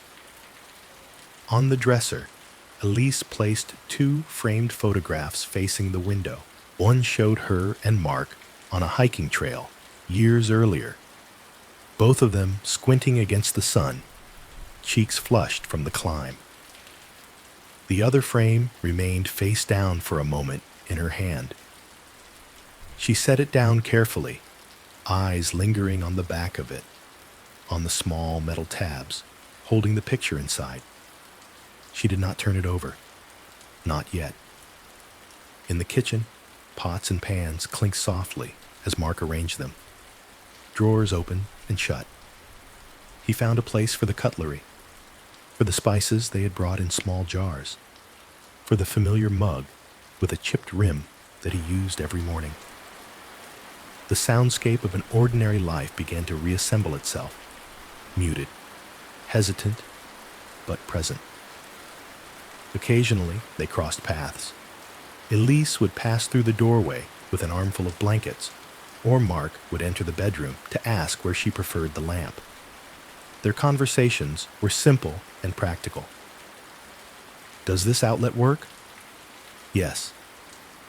"Do you want your books on this side?" "I think so." They skirted around certain words, the way one walks around broken glass. The name that hung between them did not need to be spoken to be heard. It appeared in pauses, in the way Elise's gaze drifted briefly to the back of the photograph, in the way Mark's hand tightened just slightly on the handle of a mug that once held smaller fingers around it. By the time the sun dipped low, the house looked less empty. The kitchen shelves had plates and bowls. The bedroom held their clothes and their books. A blanket lay waiting on the couch in the small living room. Yet even with these traces of comfort, a strange mismatch clung to the air. The peace outside did not quite fit the unrest inside them. For dinner, they kept it simple. Leftover cold chicken and bread, a few slices of tomato, water in plain glasses. They sat opposite each other at the small table in the kitchen, the window at their side darkening gradually as the sky shifted from gray to a deeper shade of blue. The sound of the ocean came faintly through the thin walls, a constant rolling hush that might have been soothing in another life. "How does it feel?" Mark asked eventually, breaking a stretch of silence that had lasted several minutes. She considered the question, eyes on her plate. "Quiet," she said. "Very quiet. Quiet is good, he replied, as if testing the words for truth. We could use some quiet. She nodded, but there was something in her expression that suggested quiet was not always gentle. Sometimes it was just another way of being alone. They finished eating slowly. Neither of them had much appetite, but eating felt like an obligation, a way of reminding their bodies that they still existed. Afterward, Mark washed the dishes while Elise dried them and placed them in the cabinet they had already agreed upon. There was a strange comfort in the small decisions. This drawer for utensils, this shelf for cups. It was a way of saying, we will be here tomorrow. We plan to reach for these things again. When the dishes were done, the exhaustion of the day caught up with them. The drive, the unloading, the heavy emotions that never fully left their shoulders. It all seemed to settle into their muscles at once. You should rest, Mark said quietly, touching Elise's arm with tentative fingers. It has been a long day. So should you, she answered. You have to find your way to the school tomorrow. They moved to the bedroom. The lamp on the nightstand cast a soft circle of light, leaving the corners of the room in gentle shadow. Mark changed into a worn t-shirt and lay down with a book in his hands, more out of habit than true interest. Elise changed more slowly, folding her clothes neatly over a chair. She slid into bed beside him and pulled the blue blanket up to her chest. Try to sleep, he murmured. I will. She lay on her back, staring at the ceiling. Mark's book pages turned slowly for a while, then stopped. After a few minutes, the book sagged against his chest, and his breathing deepened into the steady rhythm of someone who had passed beyond the edge of wakefulness. Elise, however, remained wide awake. The unfamiliar room seemed to sharpen every sense. She turned off the lamp and let the darkness settle around them. The house, no longer masked by the motions of unpacking, began to speak in its own small language. She heard the refrigerator humming in the next room, a low, constant tone that vibrated faintly through the floorboards. Somewhere in the walls, pipes ticked softly as they cooled from the day's use. The wind moved around the corners of the bungalow, occasionally finding a crack in a window frame and making a thin, breathy sound, like someone exhaling in another room. The floor creaked once, then again, as if adjusting to the weight of new inhabitants. Elise listened to it all, her body perfectly still, her mind tracing every noise. It reminded her of nights in the hospital, when machines beeped and air vents hummed, and she had sat in a chair beside a bed watching numbers on a monitor. Back then, every sound had felt like a message she needed to decode. Here, too, she felt that urge to assign meaning, to make sense of the way the house expanded and settled in the dark. After a while, the bed felt too confining. Carefully, so as not to disturb Mark, she slid out from under the blanket and stood. The floor was cool beneath her bare feet. She moved to the door and stepped into the hallway, letting her eyes adjust slowly to the dimness.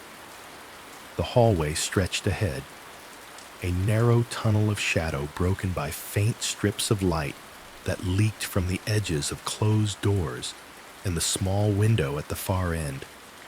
She reached out and let the tips of her fingers glide along the wall as she walked, feeling the subtle texture of the paint, the tiny bumps where nails might once have held pictures. When she reached the door of the small bedroom, she hesitated. The memory of the earlier sensation, the phantom roll beneath her foot, brushed across her thoughts. She could ignore it and return to bed. Instead, she turned the handle and pushed the door gently open. The room was darker now, the sea outside a vast, invisible presence. A faint outline of the window loomed ahead, a paler rectangle against the night. She stepped inside, the air cooler here, edged with the salt of the ocean.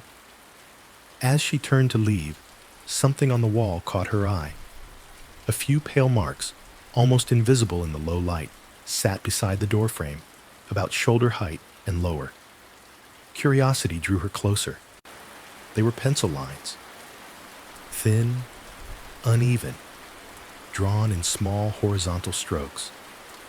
Beside some of them, she could just make out the ghost of numbers and letters, blurred with time. Heights, dates, a name, perhaps, though she could not read it clearly. A child had stood here once, back pressed to the wall, someone's hand resting on their head, while another hand drew a line to mark how much they had grown. Her chest tightened.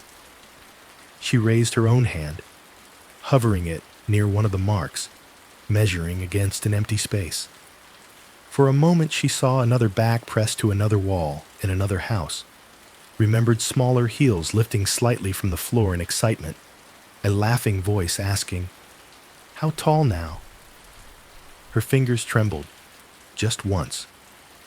The house was quiet, no sound of rolling toys, no footsteps, only the steady, distant hush of the sea. She lowered her hand and stepped back, swallowing the lump in her throat. The pencil lines remained on the wall, faint but undeniable, testifying to a childhood that had unspooled here long before hers ever reached this place. "Elise?" Mark's voice drifted softly from the bedroom, blurred with sleep. "You all right?" "Yes," she answered, her voice barely above a whisper. "I am coming." She closed the door gently and walked back down the hallway, fingertips once more grazing the wall. Behind her, in the dark, the old pencil marks waited in silence, holding their small, quiet story just out of reach. Morning arrived quietly, as if it were trying not to disturb anyone. A soft, colorless light crept in through the small windows of the bungalow and pooled in the hallway, turning the narrow space into a pale, muted tunnel. The air had a slight chill, but it felt cleaner than the day before, washed by the night and the distant breath of the ocean. Elise woke before Mark. She lay for a moment listening to his breathing, slow and even beside her, and to the faint murmur of the sea beyond the walls. The house seemed calmer in daylight. The strange intimacy of the previous night's sounds had faded, replaced by the mild, practical quiet of a place still getting used to its new occupants. She slipped out of bed, wrapped a sweater around herself, and padded barefoot into the hallway. The boards were smoother in the morning, less ominous, simply wood that had supported many steps over many years. The hallway looked different in the daylight. The shadows that had made it feel long and uncertain were now thinned out by the sun, which reached in from the small window at the far end and laid a clear path along the floor. Dust motes drifted lazily in the beam of light, turning slowly like little worlds. Her gaze went almost immediately to the doorframe of the small bedroom. The pencil marks were easier to see now. In the dimness of the previous night, they had been barely there, faint ghosts on the paint. Now the daylight revealed them in more honest shape, uneven, horizontal strokes, some darker than others, stacked one above another along the edge of the frame. Beside several of them, smudged but visible, were small loops and lines that must once have been letters and numbers. She stepped closer until her nose was almost level with the wall, squinting slightly. The name was the first thing she tried to make out. At one level, the letters were a little clearer, though still worn down by time and touch. There was an L, that much she was sure of. Then a second letter that might have been an E or an I. The third bent like an A or perhaps an M. It could have been Leah. It could have been Liam. It could have been some other name entirely, softened by years into something only half remembered. The dates were no easier. Years faded, months rubbed away by fingers and by the oils of passing hands. Still, there was a pattern. Whoever had drawn them had done so with care, marking the rise of a small body over birthdays and seasons. Elise lifted her hand and rested it lightly against the wall beside the marks. Her palm felt the coolness of the paint, the slight roughness where the pencil had pressed harder. A strange tenderness rose in her, not just for the child who had once stood here, but for the adult who had bent down to record those little increments. With love, with patience, believing in a future that would keep extending. Her mind drifted, uninvited, to the chart that had hung on the old kitchen wall, the one with cartoon rockets printed along the sides. She remembered Noah standing straight against it, arms pressed to his sides, heels shuffling forward and back until she corrected him. She remembered his excitement the last time she measured him, his insistence that he had grown a whole planet taller. She remembered the pencil in her hand, the small line she had drawn, the way he had squinted up at it proudly. Without entirely deciding to, she turned so that her back rested gently against the same section of wall where the old marks were clustered. She closed her eyes for a moment and imagined Noah standing there, shoulders small but determined, chin lifted. She could almost feel the weight of his presence overlapping with her own. Slowly, she raised one hand and held it out a short distance from the wall at a height she knew by heart. It was a measurement that lived in her body as much as in her memory. She had lifted her hand to that exact place many times before, in another house, on another wall, marking the slow, miraculous climb of childhood. Her fingers hovered in the air, then lowered just slightly until they brushed the surface of the paint. The tips of her fingers settled almost exactly over one of the last pencil lines on the frame. She opened her eyes. For a moment, the hallway seemed to tilt. The light shifted just enough to make the dust motes spin faster. The floor, anchored so firmly to the earth, felt as if it swayed under her feet, not with the subtle rise and fall of a boat on water, but with the sudden drop in her stomach, like the moment a roller coaster begins its descent. The line beneath her hand was not perfectly clean. It was worn, its edges softened, its date nearly illegible. But the height was right. It was the right distance from the floor, the right distance from where a small head would have pressed back, the right distance from where she remembered lifting her pencil and thinking how tall he was getting, how the world seemed to be opening up in front of him.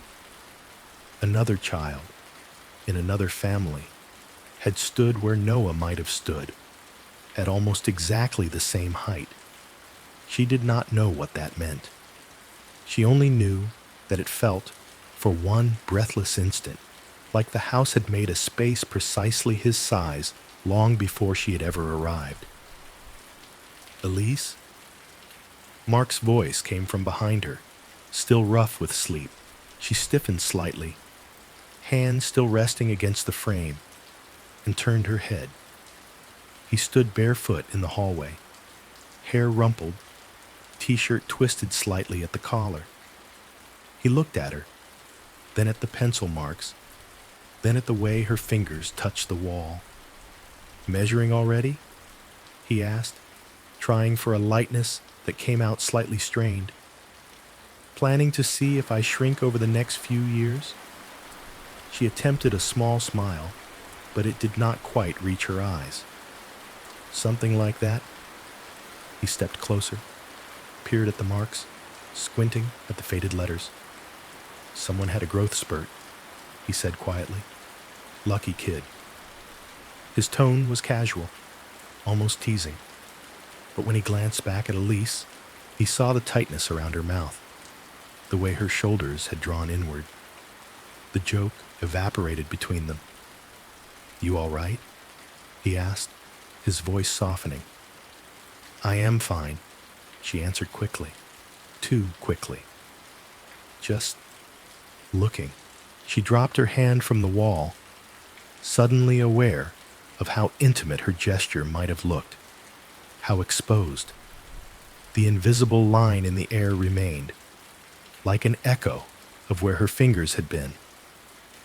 Mark lingered a moment, then reached out and squeezed her shoulder gently. I will make coffee, he said, as if coffee were a spell that could steady the ground under both of them. Then he moved past her toward the kitchen. Elise stayed where she was a moment longer, listening to his footsteps recede. Then she turned slowly and walked back to the bedroom. The house felt different now, not more hostile, but more knowing, as if it were holding a secret that brushed too close to her own. The day unfolded in quiet chores and small tasks. They bought a few groceries in town. Mark studied a map of the area and the route to the school.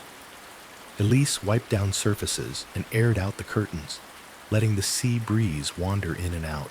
There was nothing dramatic about the hours that followed, but beneath each ordinary motion, that morning's discovery lay like a stone at the bottom of a clear stream, visible, unmoved, affecting the current around it. When night came, it crept in gently. The sky bruised from pale blue to deep indigo. The ocean's voice grew a little louder in the dark, filling the spaces between their words.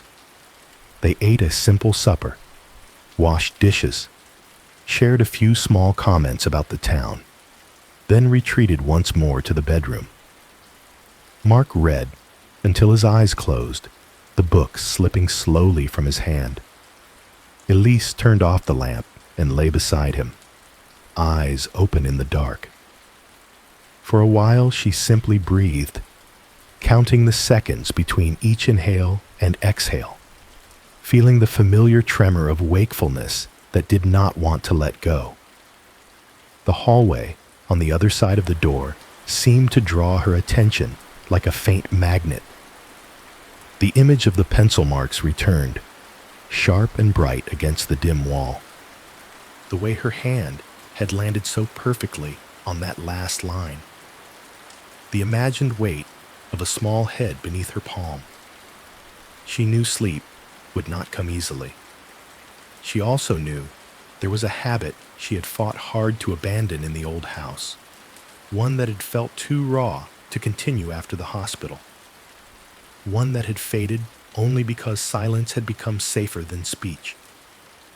Now, in this new place that seemed to remember a child of its own, the habit rose again, quiet and insistent. She turned slightly toward the open doorway, her voice barely more than breath. "Good night, sweetheart," she whispered into the darkness of the hallway. The words left her and disappeared into the space beyond. For a moment, there was only the usual night sounds, the hum of the refrigerator, the distant rumble of the sea, the faint ticking of the cooling pipes. Then, from somewhere near the small bedroom down the hall, there came a soft sound. It was very gentle, almost nothing at all, a tiny bump, like something light nudging the baseboard, as if a marble had rolled slowly until it met the wall and stopped. Elise held her breath, listening. The house went quiet again. No footsteps followed, no creaking door, no whisper. Just that one small sound, settling into the memory of the night. She lay back on her pillow, heart beating a little faster, eyes wide open in the dark, and felt the first thin shiver of a thought she could not yet name. that the house might have been waiting, in its own silent way, for someone who understood what it meant to measure a child against a wall and lose them too soon. Days, once indistinguishable in their heaviness, began to fold into a shape that resembled routine. On the second morning, Mark left early for the school, his shirt smoothed, his tie slightly crooked, carrying a travel mug and a stack of papers he claimed he needed to look at. He kissed Elise on the cheek at the door, the gesture gentle and careful, as if he were touching something fragile. "I should be back by 4, he said. "Maybe 5, if they keep me for meetings." "I will be here," she replied. There was nowhere else she could imagine being. When the door closed behind him, the bungalow exhaled. The silence that followed was not entirely empty. It carried the echo of his footsteps, the faint scent of coffee, the lingering warmth of 2 bodies having moved through its rooms. For the first time, Elise found herself alone with the house in daylight. She started, at first, with tasks that did not require much thought. She opened more boxes and worked through them in an orderly way, unpacking books, stacking them on the shelf in the living room, pausing occasionally when her hand brushed something that belonged to another time. A child's drawing, a mitten, a mug painted with uneven stars. Each object tugged at her, but she set them aside with the same tenderness she used for plates and blankets. When the walls began to feel close, she stepped outside. The path from the bungalow to the bluff was little more than a worn stretch of earth through wild grass. She followed it, the blades brushing softly against her calves, and stopped at the edge where the land dropped into rock and then into water far below. The sea was calmer that day, a milder gray under a high, pale sky. Waves slapped the shoreline in a slow, steady rhythm. She walked along the bluff, keeping the water on her left and the town on her right. The wind lifted strands of her hair and carried with it the faint scents of salt, distant wood smoke, and something floral from someone's garden. She passed older couples walking their dogs, the animals trotting with uncomplicated joy. One man in a wool cap lifted a hand in a small wave. She nodded back, managing a faint smile. A pair of women sat on a bench, leaning toward each other in conversation, their hands occasionally touching in that easy, wordless intimacy that comes with years of companionship. Life here moved at a patient pace, as if everyone had agreed not to rush. Farther along, she found a small cemetery on a low hill overlooking the water. The gate creaked when she pushed it open. The graves were modest, some with flowers, some with weathered stones tilting slightly to one side.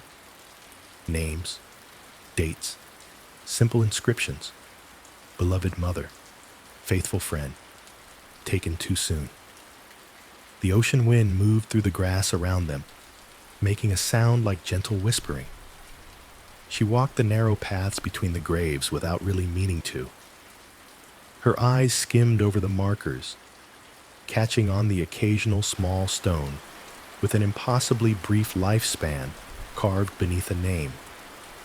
The knowledge that other parents had buried children in this town pressed against her chest in a familiar way. It did not comfort her exactly, but it made her feel marginally less alone in a world that sometimes felt designed to isolate grief. After a while, she left the cemetery and continued walking until the chill in the air reached her fingers and made her tuck her hands into her pockets. She turned back toward the bungalow, which sat where the land rose slightly, its peeling blue paint visible against the muted landscape like a quiet flag. Inside, the house greeted her with the same soft mixture of dust, salt, and wood. Light moved across the floor as the day progressed, sliding from the living room to the hallway, from the hallway to the bedroom. She made a simple lunch. She wiped down counters that did not really need wiping. She opened the small bedroom door once, looked at the empty space, then closed it again. By late afternoon, Mark returned. His presence filled the house in a different way. Shoes by the door, jacket on the hook, a voice describing staff introductions and student names he already feared he would forget by morning. They ate dinner together. They talked in small circles around big subjects. Then evening came, and with it, the familiar heaviness of fatigue that refused to transform into sleep. That was how the days settled. Practical tasks, short walks, brief conversations, long silences. The life they were building in Cliff Haven was quieter than the one they had left, but wherever they went, grief came too, like a shadow that never changed its pace. Nights, though, belonged to something else. On the first of those new nights, Elise lay in bed beside Mark, her eyes fixed on the ceiling, listening to the house settle around them. Mark's breathing evened out quickly, his body giving in to exhaustion with a willingness her own did not share. She envied him that surrender, even as she knew his dreams were not always peaceful. Sometimes he woke with a sharp inhale and pretended he had only turned over. Elise tried all the familiar tricks, counting her breaths, repeating calming phrases in her mind, focusing on the weight of the blanket over her legs. Each effort worked for a few minutes, and then her mind, like water seeking its own level, flowed back to the same place, a hospital room buzzing with fluorescent lights. In that remembered room, the air had smelled faintly of plastic and antiseptic. Machines had hummed around the bed, screens glowing with numbers and lines that she had learned to interpret almost instinctively. Her training as a nurse had given her a cruel intimacy with those readings. She had known, almost before anyone said the words, what each gradual change meant. She saw again the curve of Noah's cheek against the pillow, the way his lashes fell on his skin when he slept, the small flutter of his fingers when he dreamed. She heard the beep of the monitors, the steady rhythm that had been her lifeline and her torment. Then she heard something worse, the moment when that rhythm faltered, stuttered, and finally stopped. The silence afterward had not been quiet. It had been a ringing, roaring absence that swallowed everything else. In the darkness of the bedroom in Cliff Haven, she felt her heart begin to race, the same way it had then. Her chest tightened, her breath thinning. No amount of logic could stop the body from reacting as if the crisis were happening again. She turned onto her side, closing her eyes more tightly, as if pressing them shut could block out the images. The house, unaware of the storm in her chest, continued its night sounds. The refrigerator's low vibration, the occasional creak of a board adjusting under shifting weight, the sigh of wind along the eaves. Minutes stretched. Sleep remained unreachable, a shoreline she could see but not touch. Finally, she slipped out of bed, moving slowly so as not to wake Mark.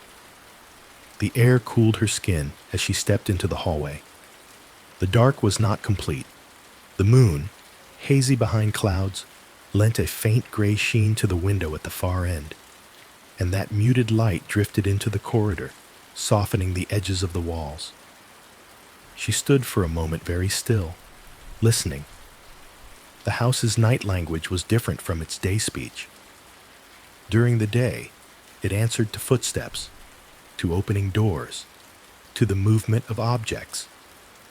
At night, it spoke mostly to itself, wood expanding and contracting, old plumbing ticking, the wind fingering its way along cracks and seams. Elise's feet found the same path they always did. Her hand brushed the same spot on the wall as she walked toward the small bedroom at the end of the hall. She was not entirely sure whether she was drawn there out of hope or simply out of habit, but the pull was there, gentle and persistent. When she reached the door, she paused. She was almost certain she had closed it earlier, had heard the soft click of the latch as she pulled it shut after glancing briefly inside. Yet now, in the muted light, she could see a narrow strip of darker shadow where the door stood slightly ajar. Her heart gave a small, involuntary jump. It could have been nothing. Wood settling, a draft, an imperfect latch. Houses moved in subtle ways all the time. She knew this. She had lived in old places before. Doors shifted, frames warped. It did not have to mean anything. Even so, the sight of that thin gap at the edge of the door seemed to invite meaning, to lean into the part of her that was always ready to interpret. She stepped closer and rested her fingers on the edge of the wood. It was cool, smooth in some places, worn in others. The silence on the other side of the door was complete, a small pocket of dark air. For a moment, she considered closing it fully, drawing the line firmly between the hallway and the room, between her and whatever memory lingered inside. Then, just as quickly, she considered opening it wider, walking in, standing once more at the window to look out at the unseen sea. Instead, she did neither. She left her hand on the door, feeling the faint vibration of the house through the wood, the gentle, almost imperceptible hum of a structure alive with its own subtle movements. She thought of the pencil marks on the frame, of the way her hand had aligned so precisely with that last line. She thought of the sound she had heard the previous night, that small bump near the baseboard, too soft to be anything solid, too distinct to be nothing at all. Her heart, still beating faster than it should have, began to echo in her ears. The rhythm was loud, insistent. It filled the narrow hallway, layered over the quieter noises of the house. In that moment, standing barefoot in the dark with her hand on a door she could not quite decide to open or close, she had the sudden, strange impression that the house was not merely listening to her, but listening through her, its silence matching the uneven pattern of her own pulse. She let her hand fall at last and took a slow step back. The door remained slightly open, a thin line of shadow cutting into the frame. Some part of her believed it had been like that all along. Another part could not shake the feeling that the house was gently, patiently inviting her in. She turned away and walked back down the hallway toward the bedroom, each footstep a soft whisper on the wood. Behind her, the small bedroom waited, its door neither shut nor open, like a question she was not yet ready to answer. In the days that followed, the house began to teach Elise a new kind of listening. At first, the sounds slipped past her like background noise. A creak here, a faint scrape there, the occasional ticking of pipes hidden behind the walls. Every house she had ever lived in had its own little orchestra, and she had always been able to ignore it once the novelty passed. But this house was different. Or perhaps she was different in it. One evening, after another long day of small tasks and longer thoughts, she found herself standing in the hallway with the light off, the house already settling into its night voice. The narrow corridor stretched ahead, dimly lit only by the faint gray wash from the window. She closed her eyes. She did not plan it, not exactly. The motion felt natural, like placing a stethoscope on a chest. She listened. At first, all she heard was the steady hum of the refrigerator drifting from the kitchen, a low presence that anchored the silence. Beneath it, there was the gentle insistence of the ocean beyond the walls, a slow rolling sound like a deep, even breath. Then, as she allowed her attention to settle, other details rose from the background. There was a tiny squeak, high and quick, as if something small and plastic rolled over wood and met the slight resistance of a grain or a gap. It was a sound she knew intimately. Toy wheels used to make that noise across their old living room floor when Noah pushed his little trucks and cars with too much enthusiasm. The sound had always been cheerful then, a signal of life and play. Now, in the dim hallway of the bungalow, the squeak came from somewhere near the far end, close to the slightly open door of the small bedroom. It lasted only a second and was followed by silence. But in that second, her heart clenched. Another time, in the middle of an overcast afternoon, she was sitting in the living room with a book open on her lap, not really reading, eyes drifting occasionally to the window. From somewhere down the hall came a soft thump, as if something light had hopped down from a chair or bed and landed on the floor, small feet absorbing the impact before running off. The kind of sound that would once have made her call out, "Careful," without thinking. She set the book aside and waited, ears straining. No footsteps followed. No voice called her name. The thump stood alone, a single punctuation mark in an otherwise quiet sentence. On another night, when sleep had once again refused to come and she wandered the hallway with tired eyes, she heard a faint, rhythmic tapping. It was subtle, almost polite, as though whoever or whatever made it did not want to cause a disturbance. Tap, pause, tap, pause. The pattern reminded her of the absent-minded way a child might tap the wall with a fingertip while daydreaming, lost in their own thoughts. She stood very still and counted the beats. 1, 2, 1, 2, 3. There was no clear pattern, yet something in the spacing, in the soft irregularity, felt painfully familiar. The human brain does not keep only images in its deepest drawers. It stores sequences, patterns, the shape of sound across time. A laugh is not just noise. It is timing and pitch and the rise and fall of breath around it. A child's footsteps carry a particular rhythm, a certain energy that distinguishes them from an adult's stride. When grief settles in, it does not only replay memories like photographs. It begins to rearrange everyday noise into these known patterns, sculpting meaning out of rustles and echoes. Elise had learned this in theory during her years in nursing, reading about how trauma affects perception, how people under strain often hear what they most fear or most long for.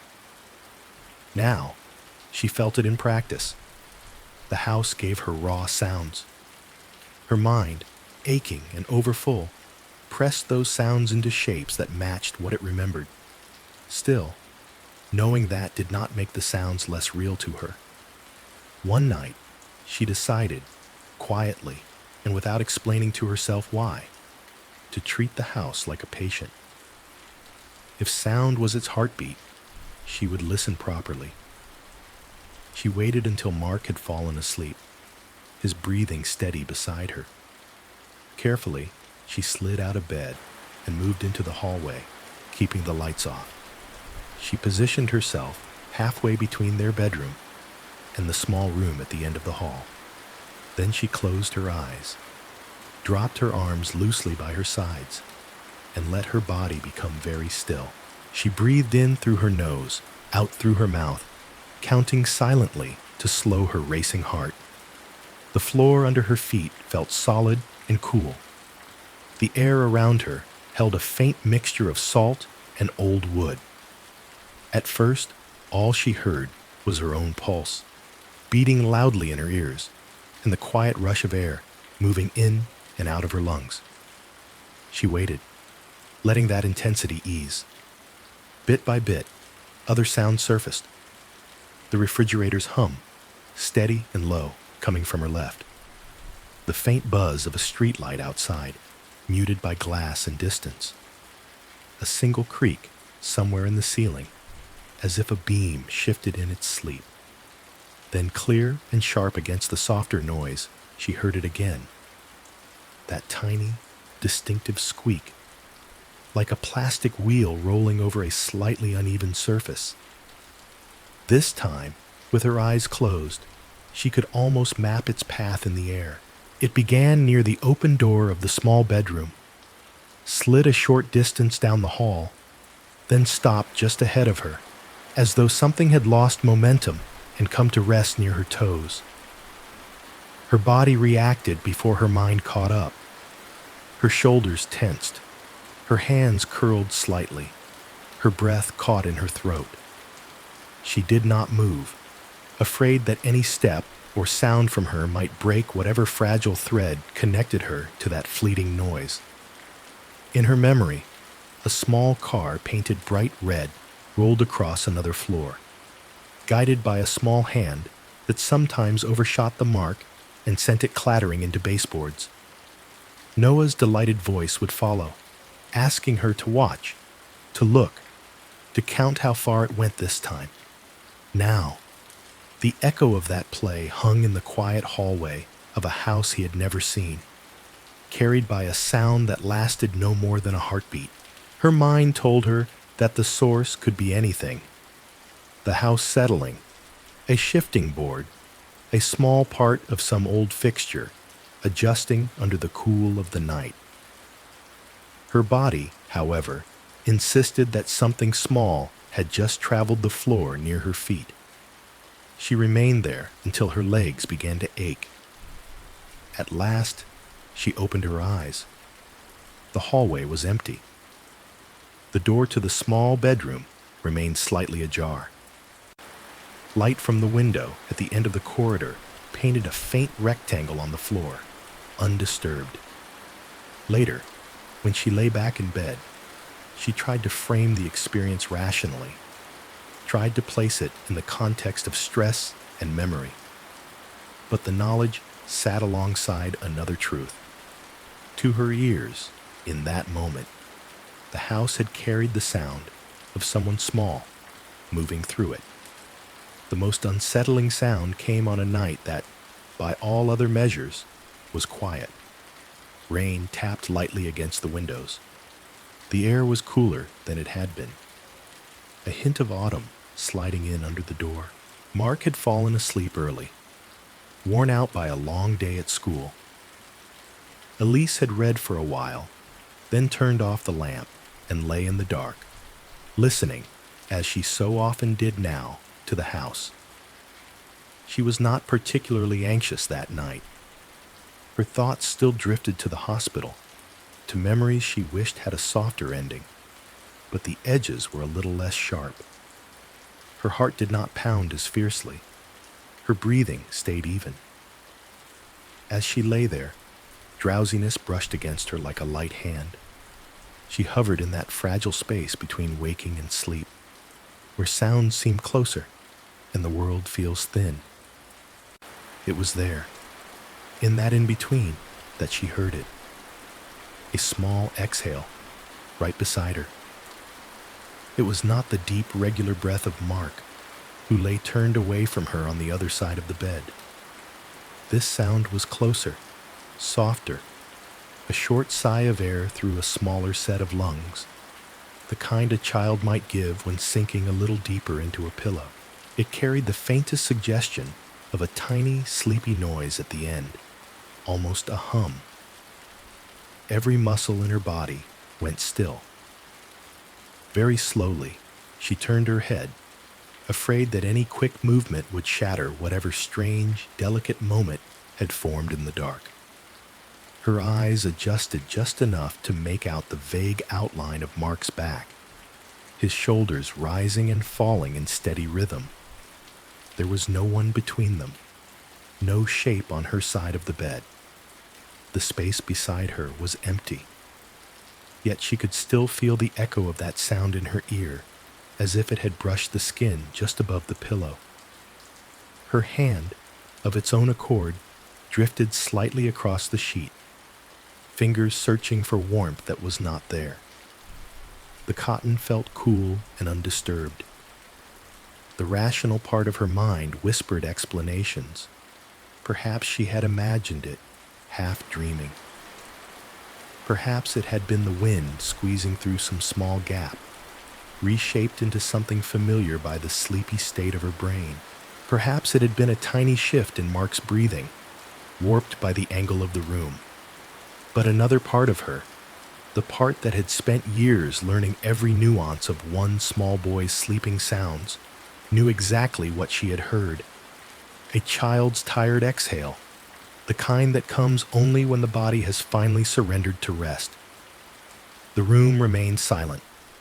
The house offered no follow-up, no repetition, only the steady chorus of rain, ocean, and the refrigerator's hum. Elise lay there, eyes open, heart quietly aching. The line between what the house was giving her and what her own mind was creating blurred further, as if they were collaborating on some gentle, painful performance. And in that soft confusion, with the dark settled around her, and the echo of that little breath still hanging in her memory, the hallway beyond the bedroom door felt a little less empty and a little more like it was holding something they both remembered. It took Elise a little while to see the pattern. At first, the sounds simply felt random, like small stones dropping into the still water of her nights. Sudden, startling, unpredictable. A squeak near the small bedroom one evening. A soft thump in the hall another. The quiet exhale beside her pillow on a night when she had almost drifted off. Each moment stood alone, suspended in its own strangeness. But repetition has a way of tracing faint lines between events. Over time, those lines began to emerge. On one particularly restless night, she lay on her back, staring into the dark, feeling her heart pounding far too hard for someone lying still. Her fingers tingled, her throat felt tight, and she recognized the telltale signs of a panic episode beginning to coil inside her. No matter how much she told herself she was safe, that nothing bad was happening in this quiet house, her body did not believe her. It was on those nights, when her pulse hammered in her neck and her hands shook slightly against the sheet, that the child sounds seemed loudest, closest.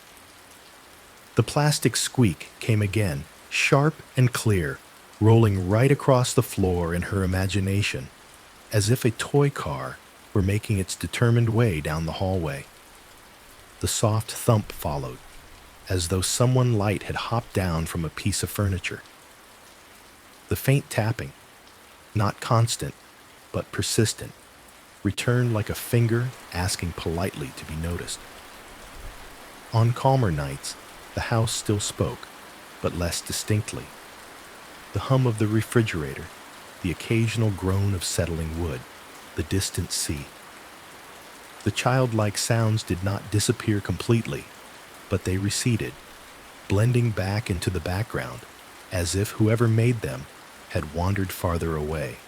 After a few such nights, the nurse in her, the one who used to observe patients with careful, practiced attention, began to stir. One morning, after Mark had left for school, she sat at the small kitchen table with a notebook and a pen. The notebook had been meant for grocery lists and phone numbers. Instead, on the first page, she drew 3 columns and labeled them with small, neat handwriting: time, body, sound. She felt slightly foolish as she wrote the headings. At the same time, there was something steadying about the act. Data collection, observation. These were things she understood. The first entry was from the previous night. 11:42 p.m. Heart racing, hands cold, tingling, thoughts circling hospital room, soft squeak near hallway, faint tapping like fingers on wall. She wrote slowly, pressing harder than she needed to, the ink sinking into the paper. On the next line, she noted an earlier evening, 9:15 p.m. Body calm, breathing steady, reading on couch, house quiet, only fridge and wind. Then another, 2:07 a.m. Jolted awake from dream, chest tight, could not catch breath, sound of small sigh beside bed. She went back through the week as best she could, filling in memories of how her body had felt when she had heard each sound. The more she wrote, the more the columns began to mirror one another. High heart rate, shaking hands, intrusive memories of the hospital. These lined up, almost perfectly, with the nights when the childlike noises had been the clearest. She sat back in her chair, pen still in hand, and looked at the page. It did not feel like an answer. It felt like a doorway. The idea was not entirely new to her. She had read about it, heard colleagues talk about it in the break rooms of the hospital. The body remembers. Trauma can sharpen senses, misfire signals. The brain, overwhelmed by what it has endured, may paint familiar patterns over ordinary stimuli as a way of making sense of them. Now, the theory seemed to be living inside her. That night, she decided to try a small experiment. She waited for the house to go quiet. Mark fell asleep beside her, his breathing settling into its usual soft rhythm. The clock on the nightstand showed a time just past midnight. Elise could feel the edges of anxiety beginning to prick at her, a restless energy in her legs, a familiar tightening behind her ribs. She slid out of bed, as she had so many nights before, and stepped into the hallway. The air was cool, the narrow corridor dimly lit by the diluted glow from the window at the far end. She took her usual position halfway between the bedroom and the small room at the end, the door still standing slightly ajar like a question. She closed her eyes and listened. Within seconds, her own heartbeat thudded in her ears, quick and insistent. Her breathing came faster than she wished. She tried to note the sensations without fighting them this time, the way she used to observe vital signs on a monitor. Elevated pulse, shallow breaths, slight tremor in the hands. And, as if responding to a cue, the sounds began. The faint squeak, unmistakably like plastic on wood, from near the open door. A soft tap against what might have been the baseboard. Another tap. A small scuffling noise, as though something little shifted its weight in place. Her shoulders tightened, fingers curling slightly. Every instinct urged her to turn, to look, to verify whether anything was actually there. Instead, she forced herself to stay still. Very slowly, she inhaled through her nose to a count of 4.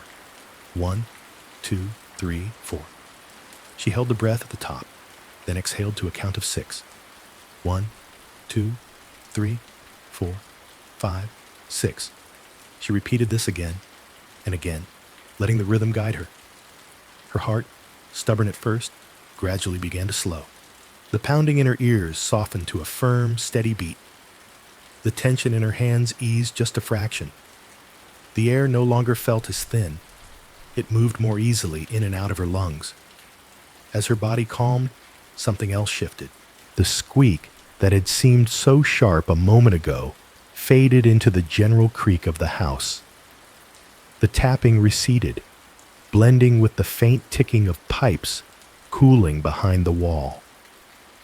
The subtle scuffling sound simply disappeared, leaving behind only the ongoing presence of the sea and the refrigerator's low hum. She opened her eyes. Nothing in the hallway had changed. The door to the small bedroom was still slightly open. The window at the end of the corridor still framed a smear of pale night sky.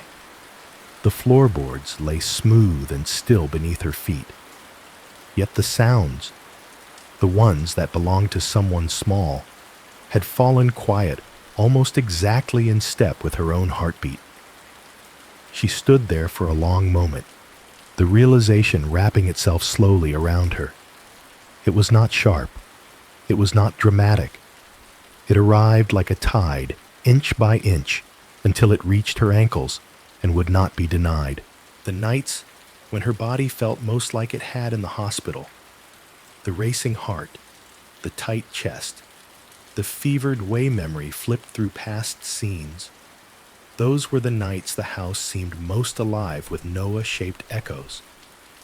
And when she managed, even a little, to soothe the surge inside her, the echoes obeyed. It was almost as if the haunting were wired into her nervous system. The thought brought with it two opposite waves of feeling. On one side, there was a strange, cautious comfort. If the sounds were tied to her body's response to trauma, then she was not at the mercy of some external force moving through the house at will. She was not living inside a story where a restless spirit prowled the halls with its own agenda. She had some measure of influence. By calming herself, she could quiet the haunting. But on the other side, the idea sliced cleanly into a tender place. If this was all her body, her heart, her nerves, her overtaxed brain, then what did that say about Noah's presence? If every small exhale, every squeak, every bump in the night was just her mind reshaping harmless noises into his echoes, then he was not here. He was nowhere but in her. She pressed the heel of her hand gently against her sternum, as if she might feel an answer there. Her throat tightened. Tears stung the backs of her eyes, not from fear, but from the sharpness of the ambiguity. It was easier, in some ways, to believe in a house that held his ghost. It was harder to accept a body that held only her memory of him. Her legs suddenly felt tired. She took a step forward until she could lean her forehead against the cool wall of the hallway. The paint smelled faintly of dust and salt. Her breath fogged the surface a little, leaving a small oval of warmth that faded almost as soon as it appeared. Her voice, when it came, was so soft it hardly felt like her own. "If this is my body making you," she whispered, eyes closed, "please do not be angry. I am just trying not to break." The wall did not answer. The house did not shift. The sounds that had once mimicked the presence of someone small remained quiet, folded back into the ordinary creaks and hums of an old structure by the sea. But inside her chest, the words seemed to land in some deep, hidden place, as if they had been meant as much for her own heart as for any unseen listener. The body keeps what it cannot bear to lose, in whatever ways it can, sometimes as scars, sometimes as sudden, uninvited sounds in the night. She stayed there a little longer, resting against the wall as if it could hold her up. Then she straightened, wiped the dampness from her eyes, and walked back to the bedroom. Mark murmured in his sleep as she slipped under the blanket. She lay on her side, facing the hallway, watching the soft rectangle of dim light near the floor. The house did not feel more haunted now. It did not feel less haunted either. It felt like a place where two stories overlapped. The story of an old building with its own noises and shifts, and the story of a woman whose nervous system remembered a child so vividly that the echoes had nowhere else to go.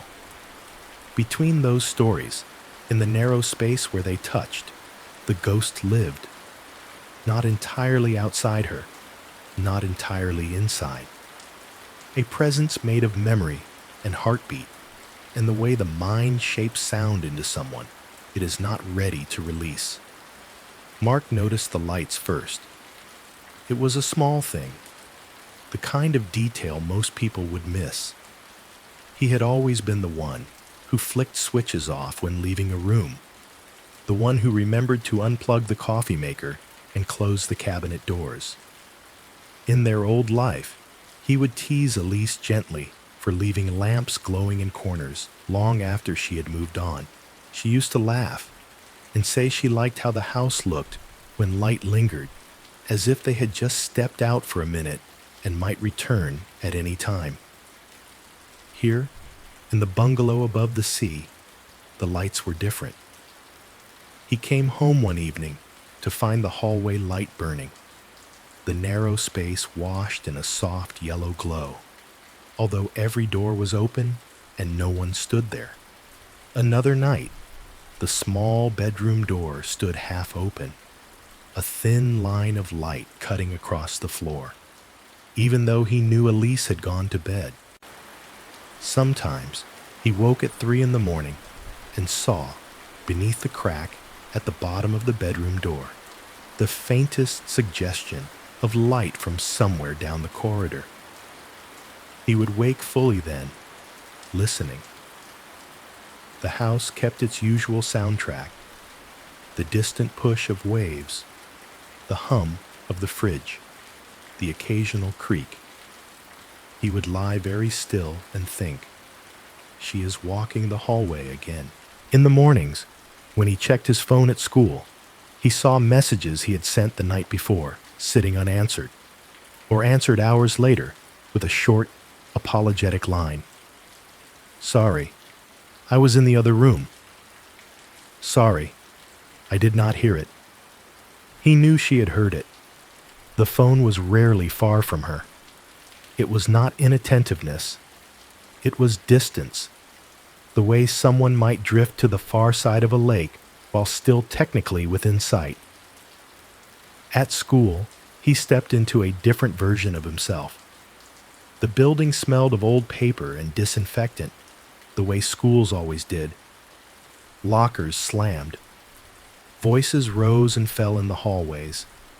He wore his familiar uniform, pressed shirt, slightly scuffed shoes, a tie that never quite sat straight, no matter how many times he adjusted it. In his classroom, desks stood in deliberate rows, neat islands waiting for students.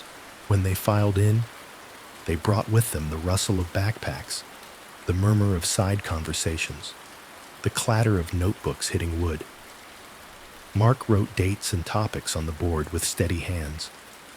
He talked about ancient civilizations, wars, treaties, the slow turning of history. He did what he had done for years. He told stories about people who had lived and died long ago. But now, his eyes caught on empty chairs more often than they used to. There was one in the middle row, near the window, that seemed always to be empty at the start of the day, waiting for a late student who rushed in with apologies. The sight of it pulled his thoughts away from supply routes and revolutions and toward a smaller chair at a smaller table in a house hundreds of miles away from the city they had left. A chair that sat neatly pushed in, unmoved, because the person who had used it no longer could. He would drag his attention back to the lesson, push his voice into a steadier register, ask a question, wait for hands to rise. The students answered with half interest, half weariness, as teenagers always had. Their faces turned toward futures they had not yet learned could be fragile. One afternoon, between classes, he found himself in the faculty lounge, staring into the depths of a coffee cup that had gone warm instead of hot. His colleague, a woman named Andrea, who taught English and who had been the first to welcome him, sat at the table across from him, grading papers with colored pens. "You look tired," she said, without lifting her eyes from the page. Mark smiled, the automatic kind. "New job," he replied. "New town. I suppose it takes a little while to adjust." She clicked her pen closed and glanced up properly then. Her expression was kind but direct. "And your wife?" she asked. She had met Elise briefly once, at some awkward welcome gathering. "Is she settling in?" He hesitated, feeling the familiar pause where truth pressed against habit. He could have said, "She is fine. We are both fine." It was the answer people expected, the one that made conversations move along. Instead, he said, "She is not sleeping well?" Andrea's features softened. "That must be hard. For both of you." He nodded, looking down at the cup again, tracing the rim with his thumb. "She walks the house at night, I think. She does not say much about it. I hear her sometimes." He gave a small shrug. "I do not know if I should ask more, or if that would make it worse." Andrea considered this for a moment. "Sometimes," she said slowly, "people need to feel watched over without being watched, if that makes sense." He let out a breath that might have been a laugh if it had contained more air. "It does," he said. "I just keep boiling water and making tea, hoping that is something. Tea and dinners and small repairs. At home, his love had turned into practical shapes. He cooked simple meals, trying to choose things she used to like. He learned the oddities of the electric stove, the way one of the burners heated faster than the others. He tightened the screws on a loose step on the porch so she would not trip. He went to the hardware store in town and bought a new latch for the screen door that banged in the wind. He brought her tea in the evenings, without making an event of it. Just a mug, set down beside her on the couch with a quiet, "This might help." Sometimes she took it and smiled faintly.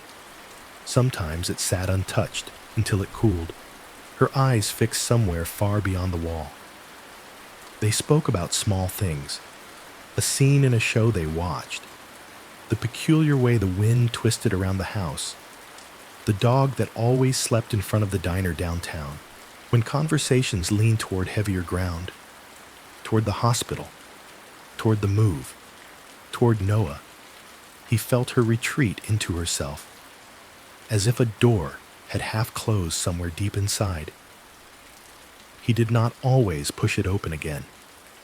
He was afraid of saying the wrong thing, of breaking something so tenuous. At times, it felt as though they lived in parallel universes that shared the same physical space. In his universe, there were bills to pay, forms to fill out for the school, meetings to attend, groceries to buy. There were practical tasks he could complete, boxes he could tick. A sink could be cleared, a light bulb could be replaced, a broken step could be fixed. In hers, there were pencil marks on a door frame that aligned too closely with a memory. There were sounds in the hallway that did not belong to either of them. There were nights when sleep refused to come, and the weight of a small missing body seemed to press against the walls. He knew her world existed. He could see it in her eyes when she looked down the hallway a moment too long. He could feel it in the way her shoulders tensed at certain times of day, as if anticipating a call that would never come. But he did not know how to step into that world without falling through. So he did what he could with the tools he understood. He checked the locks each night, not because he truly believed danger would come through the door, but because it gave him something concrete to secure. He folded blankets and placed them at the foot of the bed. He ran his hand along the banister and the railings, checking for splinters. He learned the quirks of the house so he could explain away some of its noises if she ever asked. When she mentioned the sounds, Hesitantly, in half sentences, like someone testing the temperature of water, he listened carefully. He did not laugh. He did not dismiss. He said things like, "Old houses do that," or "maybe the wind." But he said them gently, leaving room for the possibility that there was more to it than drafts and wood. And in quiet moments, he watched her. He watched the way she moved through the rooms, sometimes slow and purposeful, sometimes drifting. He noticed when she left a hallway light on, even after the sun had come up, as if she needed one more anchor against the dark. He noticed when she stood near the small bedroom and touched the frame with the faintest brush of her fingers, like someone greeting an old friend. He loved her with a kind of careful devotion that felt both too much and not nearly enough. He wanted to gather up every sound in the house, every sharp edge, every haunting, and carry it for her so she could rest. But grief did not work that way. It was not a box he could pack and move. It was not a leak he could seal at night when he lay beside her and heard her breathing change into the shallow, rapid pattern that meant she was not asleep, but trapped in memories. He stared at the ceiling and tried to think of something, anything, that might reach across the space between their universes. Sometimes he would turn toward her and say her name very softly. Sometimes, when she slipped out of bed and he heard her bare feet on the hallway floor, he stayed where he was, hands clenched under the blanket, telling himself not to follow, not to make her feel chased. Other times, he wanted to stand in the hallway with her, to say, "I hear it too, whatever it is." He did not say that yet. For now, his worry lived in the way he refilled her mug before she asked, in the way he checked his phone during breaks to see if she had written, in the way he watched the small bedroom door when he thought she was not looking. His love had taken on the shape of tasks and quiet observation, a practical armor against a grief he could neither fix nor fully share, no matter how much he wanted to. The evening began quietly, the way so many of them did now. The sky outside the kitchen window was turning the soft, bruised colors of late dusk, lavender and gray, with a thin line of fading gold along the horizon. The ocean's steady murmur drifted faintly through the thin walls, a low, constant hush that filled the spaces between words. The overhead light cast a gentle circle over the small table, where Elise and Mark sat facing each other, plates between them, steam rising slowly from simple food. Mark had made a vegetable soup from what they had in the pantry and the few fresh things he had picked up in town: carrots, potatoes, a little celery, an onion, some herbs. It smelled good, warm and uncomplicated. He had put bread on a plate in the middle of the table and poured them both glasses of water. The scene could almost have been comforting, if not for the invisible weight sitting in the empty chair between them. They ate in a careful silence. The clink of spoons against bowls, the faint squeak of wood as someone shifted in their seat, the occasional sigh. It was not a hostile quiet, but it was not easy either. They had grown used to navigating around the things they were not ready to say. It was Mark who broke the stillness. "They gave me a list today," he said, his voice soft, as if he were afraid of startling something fragile. "At school." Elise glanced up, spoon halfway to her mouth. "A list?" He nodded. "Staff resources, local services, names of people in town who help." He cleared his throat gently. "Counselors, therapists, that kind of thing." The word therapist landed between them with more weight than its syllables warranted. Elise set her spoon down, the sound small, but distinct. "I see," she said, her tone neutral. He studied her face for a moment. She looked tired in the way he had come to recognize, not just from lack of sleep, but from the constant strain of carrying something heavy inside.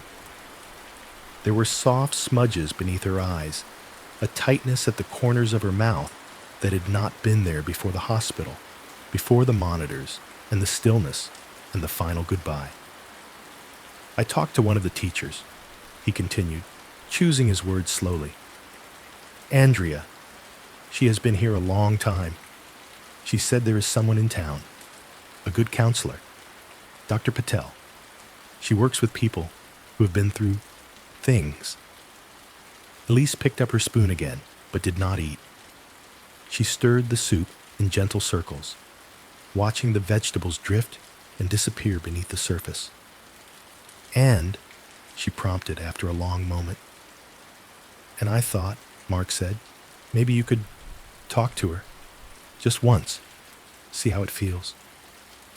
Silence followed, but it was a different kind of silence now, thicker, more charged. Elise's hand stilled. The spoon rested in the center of the bowl, the handle leaning against the rim. "So," she said quietly, not looking at him, "you think I am crazy?" The word crazy was not shouted. It was spoken almost sadly, as if she were naming a bruise she had just discovered. "No," Mark replied quickly, leaning forward.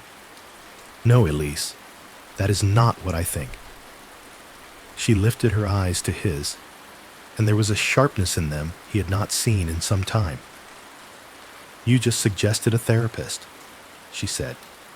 "You told me about someone who helps people who have been through things. What am I supposed to hear in that?" He took a breath, steadying himself. "You are supposed to hear that I am worried," he said. "That I see you walking the hallway at night. That I see how tired you are. That I know you are holding a lot alone. And that there are people whose job it is to hold some of it with you." Her jaw tightened. "You think someone who has never met my son can help me with losing him?" "I think," he answered carefully, "that someone who understands what grief does to a body and a mind might be able to help you carry it without it crushing you." She let out a soft, humorless breath. It was almost a laugh, but not quite. "Or help me forget," she said.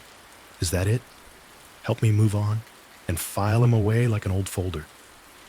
Mark's spoon paused halfway to his mouth. He set it down, the clink slightly louder this time. "That is not what I want," he said, his voice firming. "I do not want to forget him. I never will. I do not want you to forget him either. I just..." He searched for the words, pressing his lips together briefly before continuing. "I want us still here when we talk about him. I want us both alive enough to remember him for a long time." Her eyes shone more brightly now, not from anger, but from something closer to hurt. "You think I am not alive enough?" she asked softly. He shook his head, frustration flickering in his gaze, not at her, but at his own inability to say what he meant with the precision it deserved. "I think you are in pain," he said, "the kind of pain that does not let you rest. I see you listening to the house, to every little sound, as if you might lose him a second time if you stop. You do not answer your phone sometimes. You do not eat. You walk at 3 a.m. I am afraid that if we keep going like this, one day I will call your name, and you will be standing right there, but you will not hear me." The words landed in her chest like small stones.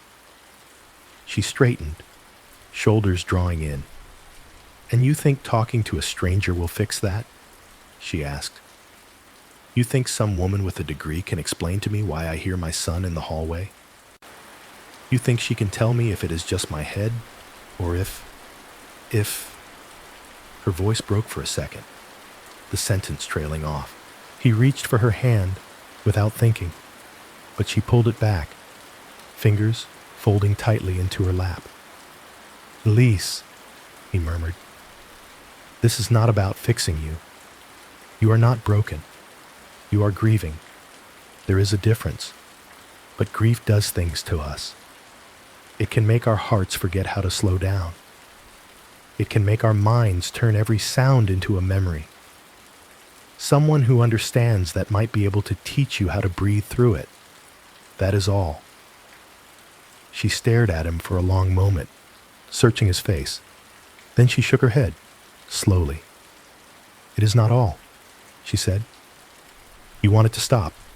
The sounds, the walking, the whatever this is. You want it to quiet down, so we can pretend to be normal again." His own eyes glistened now. He blinked once, hard. "I want you to sleep," he said. "I want you to go one night without waking up, with your heart trying to escape your chest. I want you to have one day where you do not feel like you are walking in two worlds at once." She pressed her lips together, swallowing. When she spoke again, her voice was low and rough. "What if the sounds are all I have left?" she asked.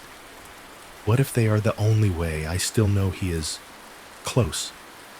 If I learn to quiet them, what if I lose him completely?" The question hung in the air between them like a fragile glass ornament, glinting with something too delicate to touch. Mark's expression softened, the tension in his features loosening into something raw and aching. "You will not lose him," he said. "Not from the place he lives now. Not from you. Therapy will not erase him. It might just help you stay in this world enough to carry him in a way that does not hurt quite so much." Her eyes filled, and for a moment it seemed she might let the tears fall. Instead, she looked down at her bowl again, shoulders curving inward. "You talk like there is a right way to grieve," she murmured.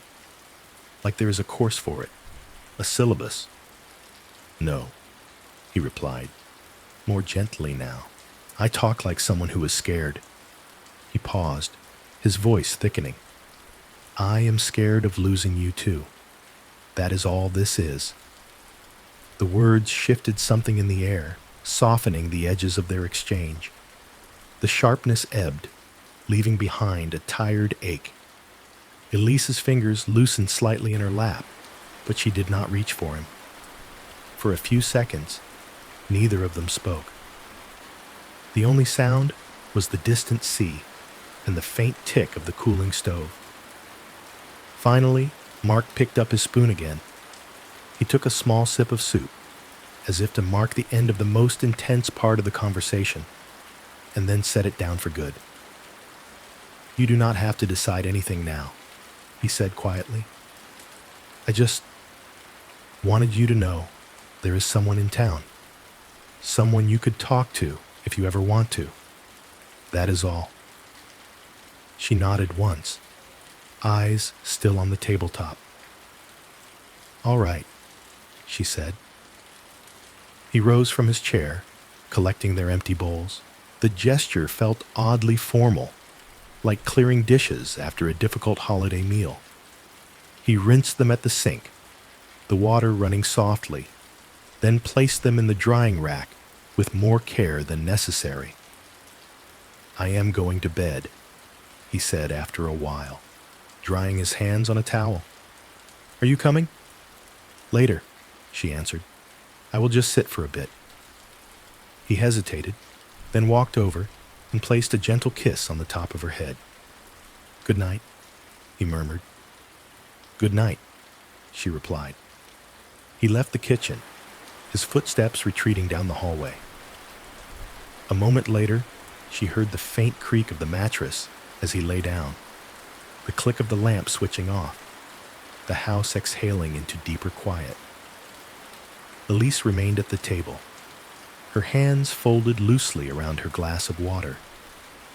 A faint ring had formed on the wood where the bottom of the glass had rested earlier.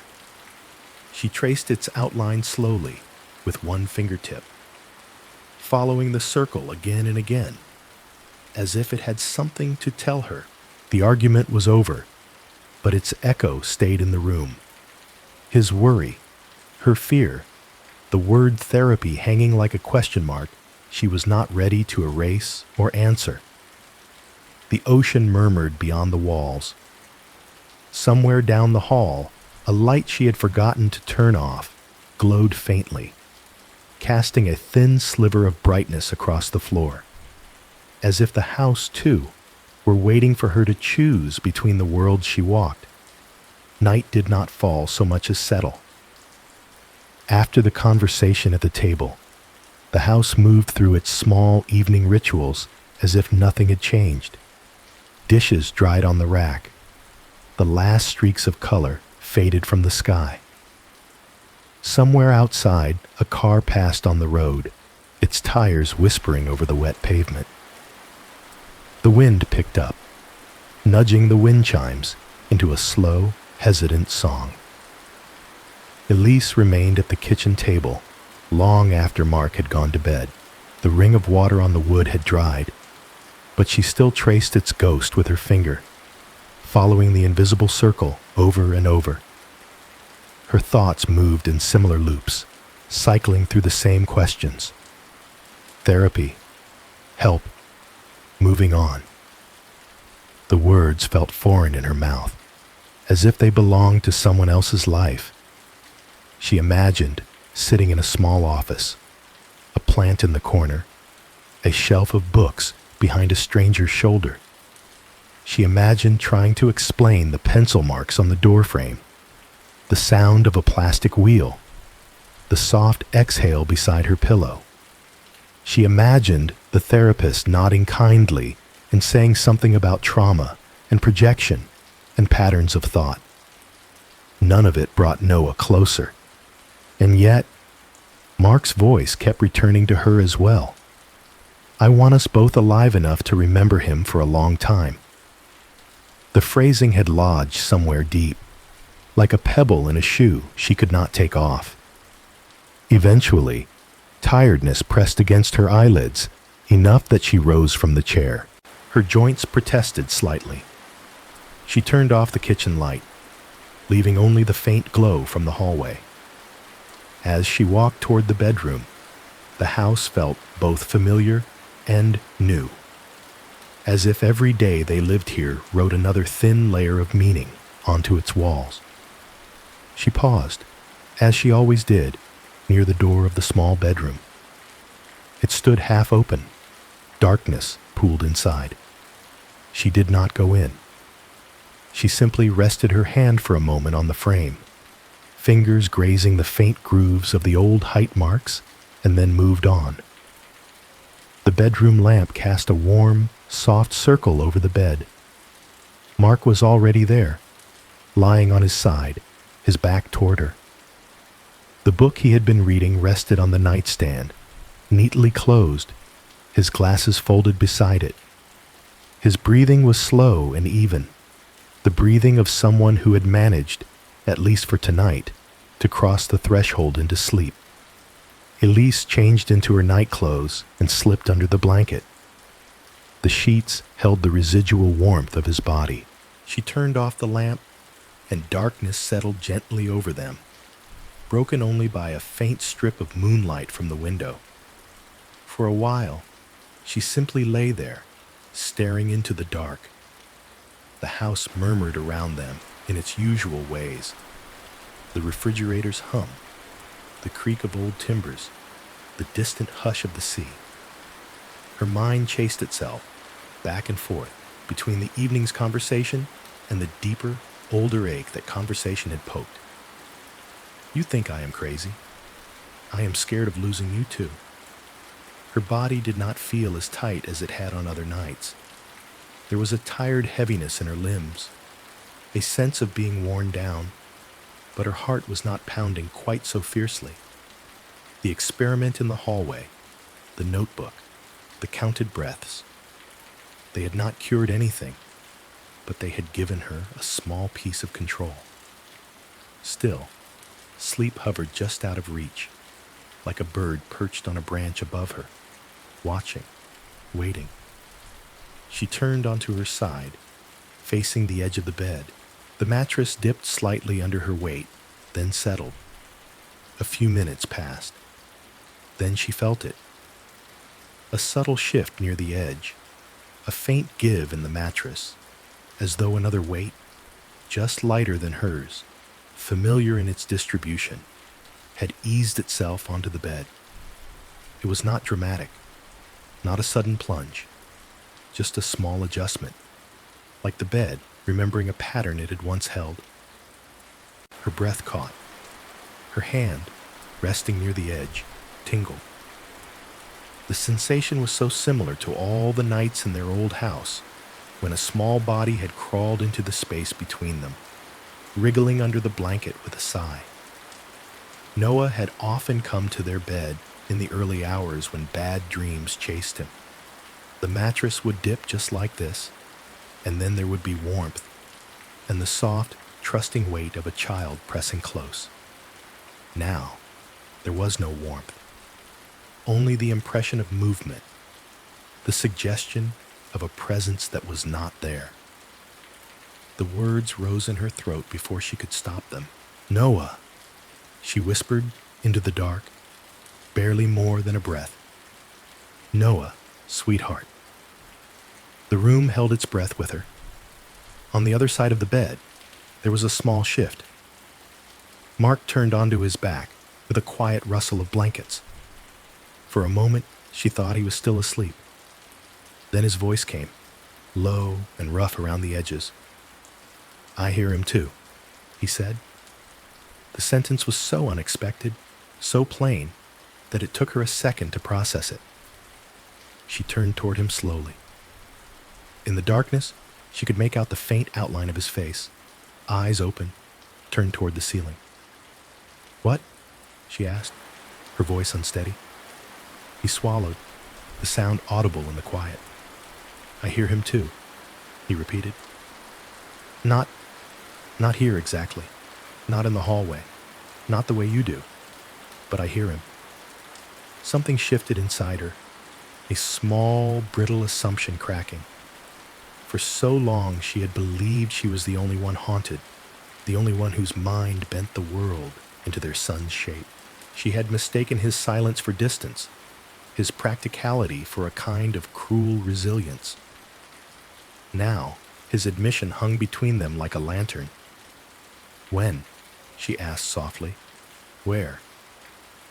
He drew in a slow breath, as if pulling the memories up was like lifting something heavy. "Mostly in the car," he said, "on the way home from school." She blinked, listening. "I drive the same route every day," he continued, eyes fixed on the dark. "Past the hardware store, past the diner, past that little park with the swings. Sometimes there are kids there, sometimes there aren't. But even when it is empty, I still hear him, asking about everything we pass. 'What is that building, Dad? Why is that tree crooked? Do you think I could climb that rock?' He used to do that, remember? Narrate every drive like it was a tour." A smile flickered at the edge of her mouth, brief and aching. "I remember," she whispered. "Sometimes," Mark went on, "I turn the radio on to drown it out. Music, news, anything. It doesn't always work." His voice still slips in between the sentences. He paused, his hand moving up to rub his forehead, fingers pressing into his temple. "And at school," he said, more quietly now. "In the hallway. There is this boy in one of the younger grades. Wears a green jacket. It is not even the same color as the one Noah had. Not exactly. But some days, when I see him from behind, my brain does something cruel. For half a second, I think it is him. Just walking a few steps ahead, like he used to do on the sidewalk." Elise felt the bed beneath her, the familiar mattress, the slight rise and fall of Mark's chest. Her own heart ached in a new way, a combination of empathy and regret. I thought, she hesitated, then forced the words out. I thought you did not see him anymore, that you could talk about him like history, like one of your lessons. He let out a breath that was close to a laugh, but there was no amusement in it. History hurts too, he said, especially the parts about people who died before they should have. I do not talk about him the way I talk about wars, Elise. I just learned how to keep most of it inside so I can stand in front of a room and not fall apart. She absorbed that in silence. The darkness around them felt less like a void now, and more like a soft curtain, holding their words close. Why did you not tell me? She asked, her voice barely above a whisper. Because, he said quietly, I did not want to make it worse. I see you listening to the house, to every sound. I thought if I said I heard him too, you might sink further into it. And his voice faltered for a moment. And because I am afraid. Afraid of what? She asked. Of falling in, he answered. Of letting those moments have too much space. If I lean into them, if I allow myself to really hear him, to really see him in that hallway at school, I am afraid I will not find the way back out. I do not know how to walk half in and half out the way you do. I think if I step fully into that world, it will close over my head. His honesty lay between them, tender and raw. It was not a dismissal of her experience. It was a confession of his own limitations. She thought of her nights in the hallway, standing still to catch the faint squeak of a toy wheel, the tap of a finger. She thought of the notebook on the table, the neat columns, the way her body stormed seemed to summon Noah's echoes. Her way of surviving had been to lean toward the haunting, to talk to it, to try to understand it. His, it seemed, had been to turn away, to grip the steering wheel, to focus on the road. Both paths led back to the same absence. I thought you had moved on, she admitted. The words tasted wrong as she spoke them. I thought you were ahead of me on some road I could not follow. He turned his head then, and though the room was dark, she could feel his gaze find her. There is no road like that, he said. There is just this.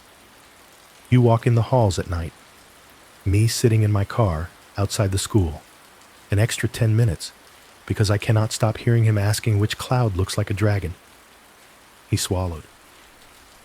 We are in the same place, Elise. We just face different directions. Her throat tightened. The familiar loneliness that had wrapped around her for months loosened a fraction. The marriage she had worried was turning into two separate solitudes revealed, for a moment, its other face. Two people in the same storm, building different shelters out of the same loss. The mattress between them felt less like a divide and more like shared ground. Outside, the wind shifted. The house creaked once, softly. In the hallway, no child's footsteps followed. No plastic wheel rolled across the boards. Yet the room was not empty of Noah. He was there, in the weight of their words, in the catch of Mark's voice, in the way Elise's chest ached with recognition. We both hear him, she said quietly. It was not a question. Yes, Mark replied, just in different ways. They lay in the dark for a while after that, not touching, but closer than they had been in a long time. The confession had not erased the haunting, nor had it explained it, but it had shifted something important. She was no longer the sole keeper of their ghost. The house above the tides held its own echoes, its own mysterious noises. But in that bed, in that quiet room, it became clear that the most powerful haunting did not belong to the bungalow at all. It lived in both of them, two hearts carrying the same child, two minds rearranging the world around the same absence, two ways of believing and surviving under the same weight. The knock came on a Wednesday afternoon, just as the sky was beginning to think about rain. Elise was in the kitchen, standing at the sink with her hands under the tap, watching the water run over a chipped mug. She had already rinsed twice. The house was quiet in that particular way it had after Mark left for school. No footsteps, no pages turning, just the low hum of appliances and the faint, constant roar of the ocean below the bluff. The sound at the door startled her, not because it was loud, but because it did not belong to the predictable rhythm of the house. 3 firm taps, close together, followed by a brief pause, as if the person on the other side were patient but not tentative. She turned off the tap and dried her hands on a towel, listening for a second knock. It came, exactly the same. 3. Pause, 3. Whoever it was had a sense of consistency. When she opened the door, the first thing she noticed was the smell. Warm, savory, something like cheese and tomatoes and herbs, carried on a wave of steam. Then she saw the woman holding the dish. The stranger was in her late 60s, with short, silver hair that curled slightly around her ears, and a weathered face that spoke of years spent in sun and wind, and maybe a few in worry. Her eyes were sharp, but not harsh, a clear gray that reminded Elise of the ocean on overcast days. She wore a faded cardigan over a plain blouse and sensible shoes that looked like they had walked this stretch of road many times. "Hello," the woman said. "You must be Elise." Her voice was steady, with a hint of something warm threaded through it. She shifted the casserole dish in her hands. It was covered with foil, the edges crimped neatly around the rim. "Yes," Elise replied, fingers tightening slightly on the door frame. "That is me." The woman gave a small nod. "I am Ruth Green," she said. "I live just down the road." She jerked her chin in the direction of the neighboring houses. "Thought I would come by while the food is still hot, before the rain decides to make a proper appearance." Elise glanced up at the sky.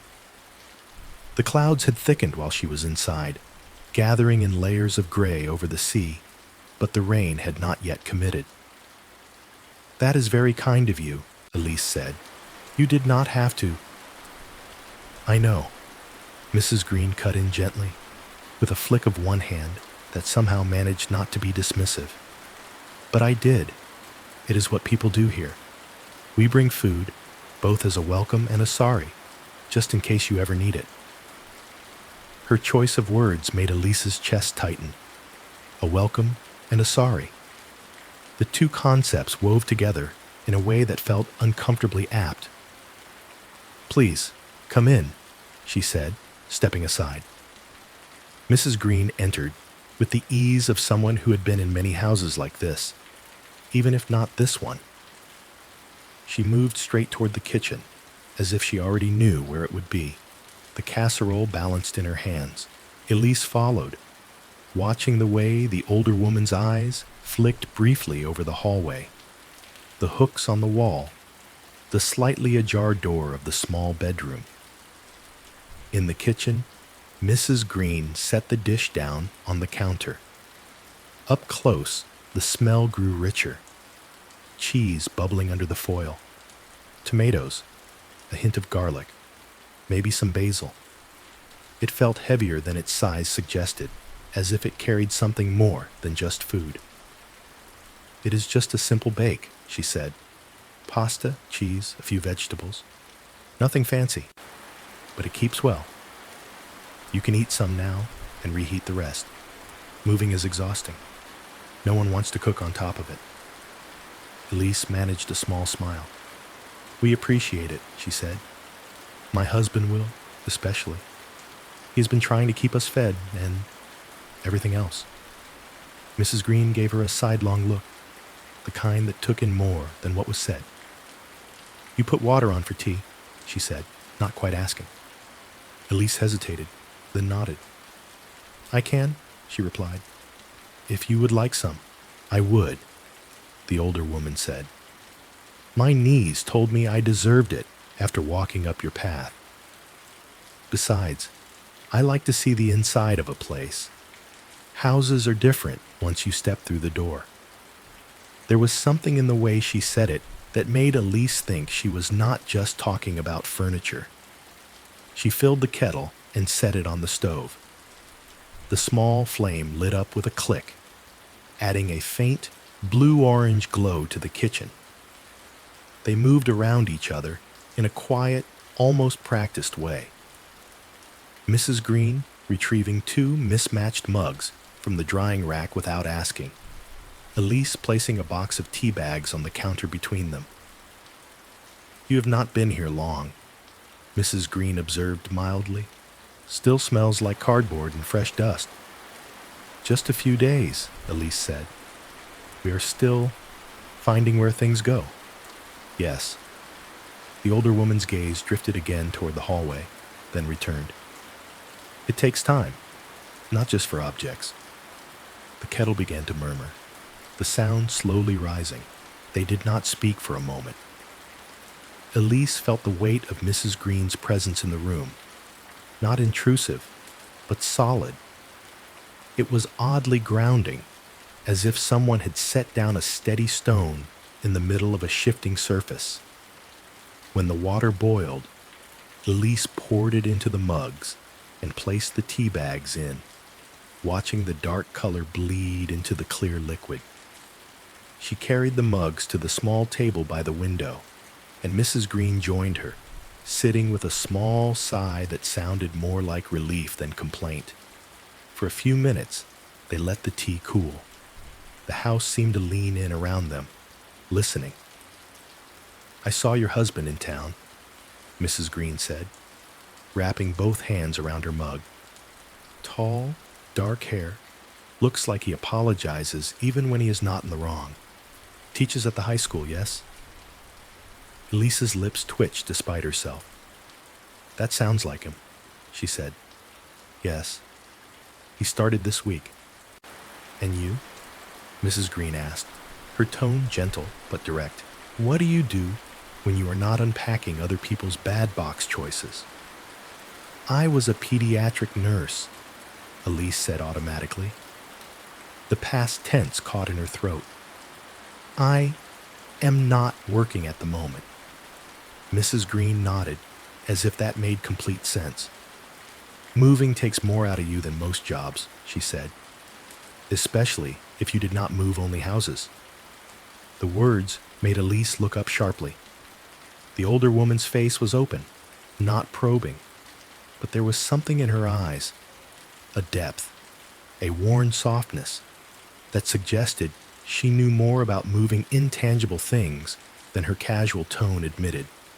For a little while, they spoke of lighter topics: the town, the weather, which grocery store had fresher produce, the way the wind sometimes howled in from the sea and made the houses creak like old ships. Then at some point, the conversation waded into deeper water, almost without either of them noticing. Mrs.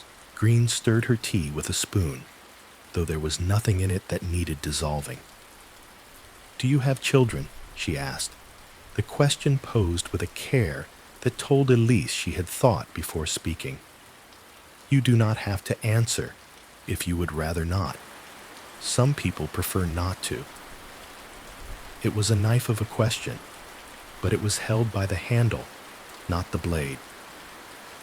Elise stared down into her mug. She watched the surface tremble slightly with the small movements of her hand. Her mind supplied a dozen responses: deflections, partial truths, silence. The words that came were simple. "We had a son," she said. "Had." The word fell between past and present like a bridge that had lost half its planks. Mrs. Green exhaled slowly through her nose. Her expression did not shift into the familiar shapes of pity Elise had grown used to. No widened eyes, no hurried assurances, no at least statements. Instead, something in her face deepened, as if an old buried layer had been briefly exposed to light. "So did I," she said. Elise's head snapped up. "You?" "A daughter," Mrs. Green clarified. "Decades ago now. Long enough that people assume I must be over it, I suppose, whatever that means." A faint, wry smile passed across her lips. Some losses do not understand calendars. The room seemed to grow more solid around them. The kitchen chair beneath Elise felt more anchored, the table more real. A quiet, heavy understanding settled in the space between their mugs, like a thick blanket laid over something fragile. "How old was she?" Elise asked softly. "7," Mrs. Green replied. "Curious as a crow, stubborn as a mule. She would have been." She paused, as if doing the math were both simple and impossible. "Well, older than you now, probably. Funny thought." Elise's throat tightened. "Our son was 8, she said. Mrs. Green's eyes softened further. "That is a hard number," she said. "They are big enough to have so many opinions, and still small enough to curl up in your lap when they are tired." Elise nodded, unable to speak for a moment. She could feel tears pressing at the backs of her eyes, not spilling yet, just making everything blur slightly. "There is a particular kind of quiet that comes after a child is gone," Mrs. Green went on, her voice low. "It is different from any other quiet. People think it is the absence of noise, but it is not. It is the presence of all the sounds that are not happening anymore." Elise's fingers tightened around her mug. That sentence reached straight into the center of her experience, naming something she had not known how to articulate. "I still hear her sometimes," Mrs. Green said, matter of fact. "Less now. But for years, I could swear I heard piano music in the next room. We had already sold the piano, mind you. I would be in the kitchen, and there it was, a few bars of a practice piece, over and over, always the same mistake in the same place." She smiled faintly. It drove me mad and comforted me, both at once. Elise listened, the words threading themselves quietly into her own story. Piano that was not there. Toy wheels that did not roll. Exhales that did not come from living lungs. Suddenly, her house did not feel completely unique in its strangeness. It felt like another stop on a long road many had walked. Mrs. Green took a sip of her tea and set the mug down again, palms resting flat on the table now, as if grounding herself. "I am not telling you this to frighten you," she said, "and I am not telling you to make it go away. I am telling you because when it started for me, no one had the words.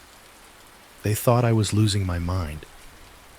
Maybe I was, a little. But sometimes it is just grief, trying not to forget the shape of a child." Elise swallowed, a tear finally slipping free, warm against her cheek. "Thank you," she whispered, "for saying that." Mrs. Green reached into her cardigan pocket and pulled out a folded tissue, sliding it across the table without ceremony. "You are not the first mother to sit in this house with noises that do not belong to the present," she said quietly. "And you will not be the last, I am afraid." The sentence hung there, soft and ominous at once. Elise blinked. "What do you mean?" she asked. Mrs. Green glanced toward the hallway again, her gaze lingering on the direction of the small bedroom. "This house has seen its share of stories," she said. "Some longer than others, some heavier." She looked back at Elise, her eyes steady. "You bought it from a couple who did not stay very long. They had a child too. The air in the kitchen seemed to grow a little denser, as if it had absorbed every word. Mrs. Green did not elaborate, not yet, but in that moment, with the casserole cooling on the counter, the tea going lukewarm in their hands, and the sea murmuring outside, the house felt less like an empty structure they had stepped into, and more like a container that had quietly been collecting grief for years, holding each story in its walls, waiting for someone who could hear the echoes. For a while after Mrs. Green mentioned the daughter and the house's previous family, the two women sat without speaking. The kitchen was quiet in that way afternoons sometimes are, when the day has not yet decided whether to drift lazily toward evening or tighten into weather. Outside, the clouds had drawn closer together over the sea, layering the sky in shades of gray. The light that filtered through the window was soft and diffuse, resting gently on the table, on their hands, on the steam that still curled slowly from their mugs. Mrs. Green shifted slightly in her chair, as if settling into a story she had told very few times. "You asked what I meant," she said, her voice low, "about not being the first, about noises that do not belong to the present." She folded her hands around her mug again, fingers lacing lightly. "I suppose I should start with my own ghosts, before I talk about the houses." Elise watched her, feeling the attentive stillness that comes when someone is about to open a door inside themselves. "When my daughter died," Mrs. Green began, "the first thing I noticed, after the shock passed, was the quiet." She gave a small, humorless smile. "That sounds obvious, I know. A child goes, the noise goes, but it was not that simple." She looked toward the window, eyes unfocused, seeing a time that did not belong to the present day. "She used to practice the piano in the front room," she said. "We had an old upright, keys a bit stiff, pedal a little squeaky. She was not a prodigy or anything like that. She played the same pieces every afternoon after school, because her teacher said repetition built skill. Scales, simple songs. She would stumble in the same place sometimes, over a particular chord. You know how it is when small fingers are learning to stretch. She would sigh, start again, and stumble there all over." Elise could picture it. A younger Mrs. Green in another house, the sound of imperfect music drifting down a hallway, punctuated by small, frustrated exhalations. "When she died," Mrs. Green continued, "we sold the piano. We did it quickly. Too quickly, probably. I thought if it was gone, if the space was empty, it would hurt less. Fewer reminders, fewer things to dust that were no longer being used." Her mouth tightened briefly. "I was wrong, of course. Emptiness is its own kind of reminder." She took a sip of tea, swallowing slowly, then set the mug down with care. "It was maybe a month after the funeral," she said. "I was in the kitchen, washing dishes, late afternoon. The sun was coming in through the window. I remember thinking how strange it was that the light could look the same as it had before, when everything else was different." Her fingers traced an absent-minded line along the edge of the table. "And then I heard it," she said, "clear as anything. The opening notes of that practice piece she always struggled with. Right there, in the front room. As though she had just sat down at the piano in her school clothes and started again." Elise felt a small shiver crawl up her spine, not from fright exactly, but from recognition. Sound where no sound should be, a pattern repeated in a space that had been emptied. "At first I thought I had imagined it," Mrs. Green admitted. "Grief does strange things to a person's senses. You know that already. So I kept scrubbing the plate in my hand. I told myself it was the neighbor's television, or a car radio outside, or something faulty in my brain misfiring. She smiled faintly, but then it came again. The same few bars, the same stutter in the same place. The exact mistake she always made. You must understand, it was not just any music. It was her music. What did you do? Elise asked quietly. I dried my hands, Mrs. Green said, very carefully, as if smearing water across the dishcloth might make the sound stop. Then I walked down the hallway toward the front room. She paused, eyes flicking briefly toward the hallway in Elise's house, as if measuring it against her memory. I knew the piano was gone, she went on. I had watched the men load it onto the truck. I had stood at the window and seen it driven away. The front room was empty except for a rug and a chair and a few cardboard boxes. But the music did not care about that. It kept playing in short bursts.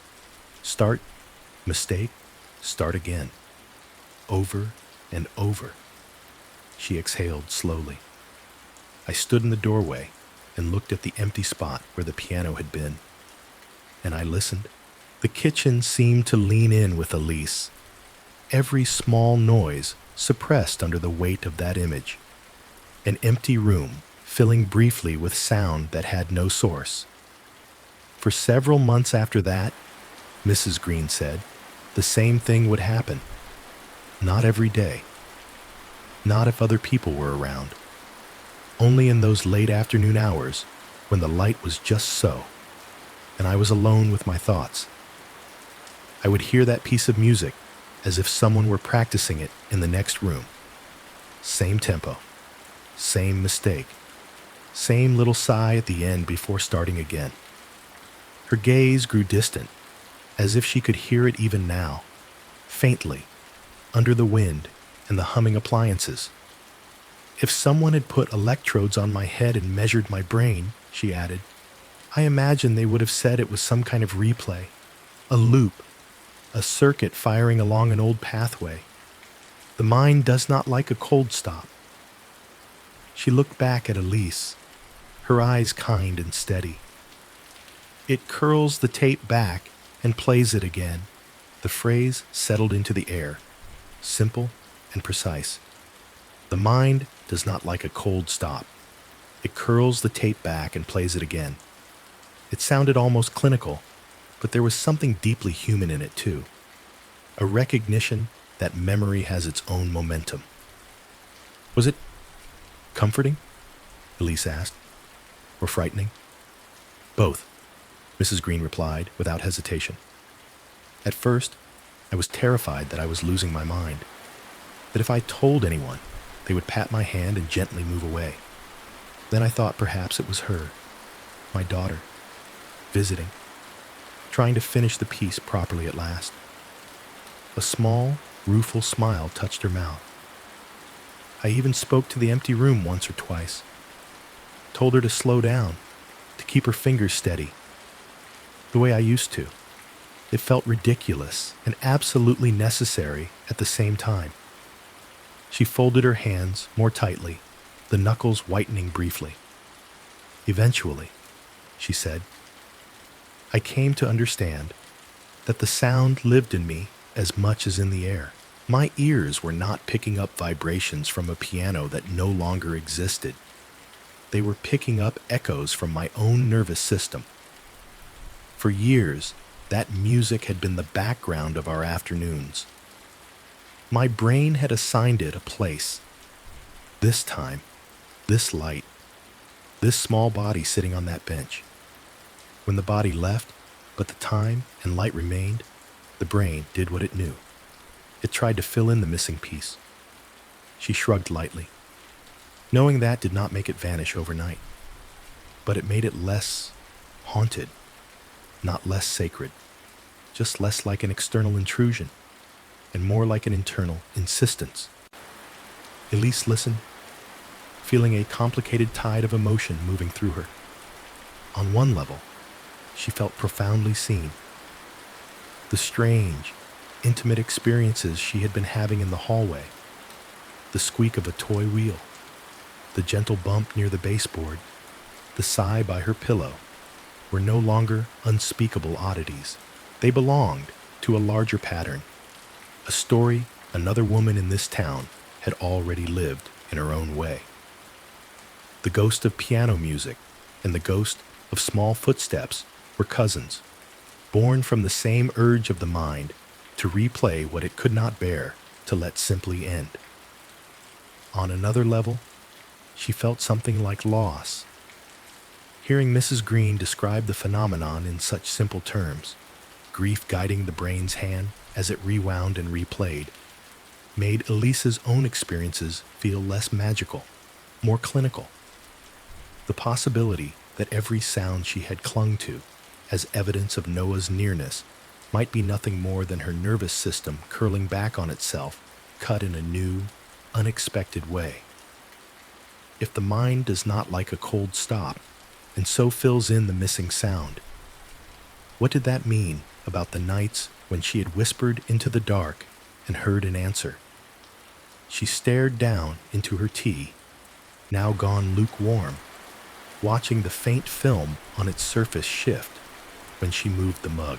Part of her wanted to reject the explanation, to cling fiercely to the belief that something beyond her had reached back.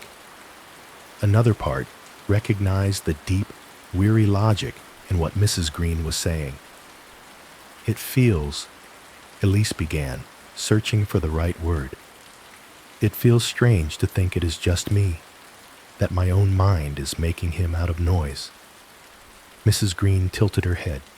"Just you," she repeated gently. "That is a small phrase for something so big." Elise looked up. "Your mind," Mrs. Green said, "is not some faulty machine in a factory. It is a part of you that loved him. A part that cannot accept that a song can stop in the middle without a final note. So it hums the melody when the room is quiet. That is not just you. That is love doing its best with what it has left." The words loosened something inside Elise, a knot she had not noticed tightening. She still felt slightly robbed of the idea that the house itself, its walls, its floors, might be harboring Noah as some independent presence. That thought had given her a fragile comfort, as if she shared custody of his ghost with this place. Yet beneath that was a deeper comfort now. She was not the first person on this strip of coastline to live with a ghost made of sound and memory. She was not uniquely broken or uniquely blessed. She was part of a quiet lineage of people whose minds refused to let their children vanish without residue. Outside, the wind pressed gently against the window. The house settled around them, its own old wood responding to the shift in weather with soft creaks and sighs. "Do you still hear her?" Elise asked. "Not often," Mrs. Green said. "And when I do, it is not the full practice piece anymore. Just a handful of notes, a suggestion. It feels less like she is down the hall and more like she is somewhere behind my rib cage." She gave a small, sad smile. "But that is all right. The older I get, the more comfortable I am with carrying her there." Elise nodded slowly, letting the idea settle. The piano that was not there had faded, but the child had not. The sound had moved from room to body, from house to heart. In that kitchen, with the ocean murmuring, and the tea cooling, and the casserole waiting on the counter, Elise felt her own haunted nights slide slightly into place within a larger pattern. The house was still eerie. The echoes were still unsettling. But she was no longer walking entirely alone in their midst. For a while, the two women sat with the story of the piano resting between them like a shared object on the table. The light outside had shifted again, deepening into something darker at the edges. A fine mist had begun to drift in from the sea, softening the outlines of the trees and the neighboring rooftops. Inside, the kitchen seemed brighter by contrast, the overhead light casting a small circle of warmth in the growing gray. Elise turned Mrs. Green's words over in her mind. The mind curls the tape back and plays it again.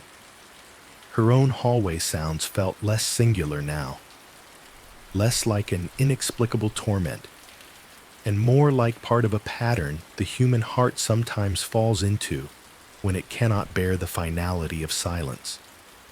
Mrs. Green sipped the last of her tea and set the mug down, then glanced once more toward the hallway, her gaze lingering this time. "I told you," she said quietly, "that you are not the first mother to hear a child where there is no child in this town. That was true for me. It is also true for this house." A faint chill slipped under Elise's skin, even though the kitchen felt warm enough. "You mentioned a couple," she said. "The ones who lived here before." "Yes." Mrs. Green folded her hands loosely together, her fingers moving slowly as if considering how much to say. "They bought the bungalow 5-6 years ago. Young, like you and your husband, but with less gray hair." The corner of her mouth twitched. "They had one little girl. Bright thing, always in motion." Elise's throat tightened. "Did she?" She could not finish the sentence. The air around the words felt too thin. Mrs. Green spared her the effort. "She died," she said simply. "Suddenly. No one saw it coming. And after that, the house was different." She did not say haunted. She did not need to. "How long did they stay?" Elise asked. "Not long," Mrs. Green answered. "A few months, maybe. They tried at first. I would see the mother in the yard, standing like she had forgotten why she had come outside. The father fixed things that did not need fixing, painted a fence that was already painted, scrubbed the porch. Little tasks to keep his hands busy while his mind walked elsewhere. Elise could picture it too easily. Grief wrapped in chores, trying to rearrange the world as if that might rearrange the past.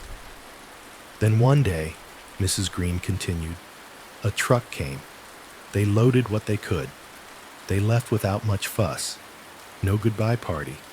No long explanations. Just gone. The house went quiet again, like someone had turned down a volume knob. "And the marks on the wall?" Elise asked softly, thinking of the pencil lines by the small bedroom doorframe. Mrs. Green nodded.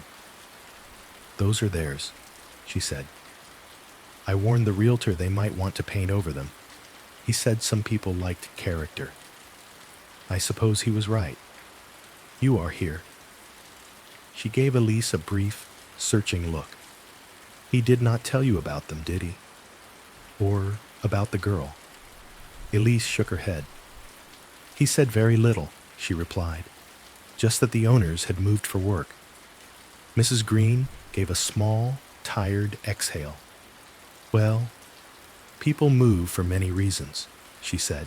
"Sometimes work is the only one you can say out loud." They sat with that for a moment. Elise's mind drifted to the small bedroom again, the faint lines on the wall, the way one of them had matched Noah's last height almost exactly. The idea that another child had stood there, in this same house, at nearly the same size, felt like a coincidence that leaned a little too heavily on her imagination. "They left some things behind," Mrs. Green added. "Nothing big. Just odds and ends you do not notice until weeks later. I remember helping sweep through the rooms once. Found a marble under the radiator and a sticker half stuck to a drawer. Little things that cling." Elise's fingers twitched slightly on the tabletop, as if they could already feel the weight of the marble. She realized, with a peculiar mix of dread and curiosity, that she had not yet opened every cupboard, every drawer in the bungalow. The thought that there might still be remnants of another family, tucked into corners and forgotten hinges, made the house feel suddenly more crowded. I should probably not have said so much, Mrs. Green murmured after a while, a hint of self-reproach in her tone. New house? New start? People like to believe walls are blank when they move in. It is easier that way. Elise shook her head. I would rather know, she said, even if I do not know what to do with it. Mrs. Green studied her for a moment, then nodded. I thought you might, she said. You have the look of someone who would hear the story anyway, whether anyone told it or not. She rose from her chair with a small sound, her joints protesting just enough to be noticeable. I should let you rest, she said, and eat that casserole before it congeals into a weapon. If you ever want to talk, I am just down the road. Third house with the crooked mailbox. Thank you, Elise said. The words felt too small for what had passed between them, but they were all she had. Mrs. Green reached for her coat draped over the back of the chair, slipping it on with practiced motions. At the door, she paused and looked back into the house, her gaze sweeping once more over the hallway. Be kind to yourself, she said, and to the noises. They may be yours, but they do not need to be your enemies. Then she stepped out into the mist, her figure quickly softening as she walked down the path. The door closed behind her with a gentle click, leaving Elise alone with the fading smell of tea and the still warm casserole on the counter. For a while, Elise remained where she was, listening to the house adjust to the absence of an extra heartbeat. Mrs. Green's stories lingered in the air. The ghost of the piano, the young couple, the little girl, the quick departure, the scattered objects left behind. Together with her own experiences, they made the bungalow feel less like an empty stage and more like a layered palimpsest, each family writing over the last, never fully erasing what came before. Eventually, Elise stood, her chair scraping lightly against the floor. The house seemed to stretch around her as she moved from the kitchen into the hallway, as if its walls had subtly expanded to accommodate the new information it contained. She walked more slowly than usual, her hand sliding along the paint, feeling every tiny bump and ridge as if it might correspond to a moment in someone else's life. The narrowness of the hallway no longer felt merely like an architectural quirk. It felt like a funnel, a place where footsteps had bottlenecked over time, converging from different years, different sets of feet. The light from the window at the far end cast a familiar rectangle on the floor. Dust motes floated lazily through it, turning in the air like little planets. She paused at the small bedroom door, which stood half open, just as it had so many times before she knew anything about the people who had last slept in this house. She pushed the door open with the gentlest pressure. The room greeted her with its usual coolness. The sea was a muted presence beyond the glass, its movement barely visible from this angle. The walls were bare, the floorboards scuffed in places where furniture had once stood. She looked at the door frame, at the faint pencil marks marching upward, and imagined other hands holding a pencil, other hands resting on a small head. Leah, or Liam, or another name entirely. A girl, Mrs. Green had said. The letters blurred, by time did not yield enough detail to confirm anything. But the fact remained. Someone had loved a child enough to mark her growth on this wall, in this room, in this house, and then had left. Elise stepped farther inside. Her gaze drifted around the room, landing on a built-in cabinet along one wall that she had barely paid attention to before. It was a low piece of woodwork, painted the same off-white as the trim, with 2 doors and a small, shallow drawer tucked beneath. Until now, she had assumed it was empty storage, something to be dealt with later. Compelled by a mixture of unease and curiosity, she knelt down and pulled the drawer open. It stuck at first, the wood protesting with a small creak, as if it had been years since anyone had bothered it. She tugged a little harder, and it gave way with a soft, reluctant slide. Inside, against the bare wood, lay a small collection of objects, gathered in one corner as if they had rolled there over time. The first thing she noticed was a sticker, its adhesive dried and curling at the edges. It was the kind of sticker a child might press proudly onto any available surface. A cartoon rocket ship, its body a faded red, its window a chipped blue circle. The edges were worn, the image scratched, but the intention was still clear. Something meant to fly away, frozen mid-launch. Beside it sat a marble, no bigger than the nail of her thumb. It was a simple glass sphere, mostly clear, with a thin blue swirl trapped inside like a captured wave. When she picked it up between her fingers, it was cool and unexpectedly heavy for its size. The swirl caught the light, bending it in quiet, intricate ways. Underneath these, half obscured by a bit of dust, lay an old house key. Its metal was darkened and slightly rusted, the teeth worn. It did not match the newer keys they had been given by the realtor. This one had belonged to another lock, another time. Once, it had been important. Now it lay at the bottom of a forgotten drawer with children's things. Elise sat down fully on the floor, her back lightly against the cabinet, the marble cradled between her thumb and forefinger. She turned it slowly, watching the blue thread inside twist and shimmer, the outside catching reflections of the room. The objects were small, but they carried more weight than their combined mass. A rocket sticker, a marble, a key. Together, they formed a kind of silent inventory of a childhood that had once filled the space. Games played on the floor, treasures stashed in drawers, doors locked and unlocked by a hand that would never turn a knob here again. She thought of Noah's toys in their boxes, his drawings, the socks she had tucked away. She thought of Mrs. Green's invisible piano, of her own invisible wheel and exhale and footsteps. The realization pressed gently but firmly against her chest.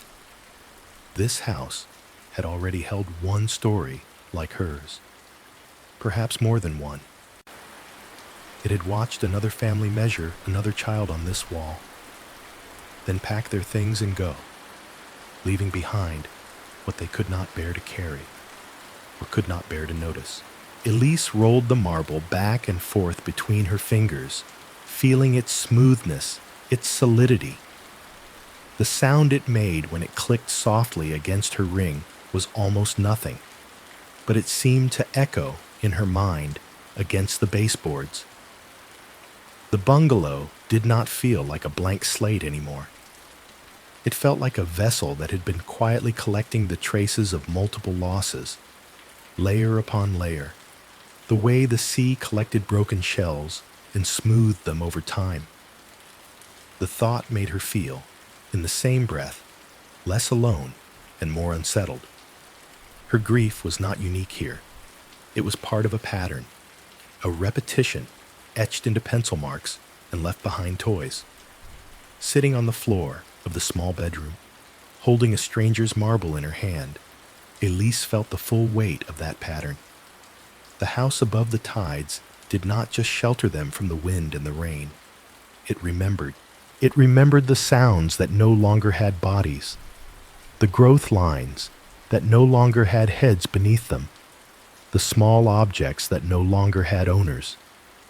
And now, It remembered her too. The day the storm came in, the town began talking about it before the first raindrop fell.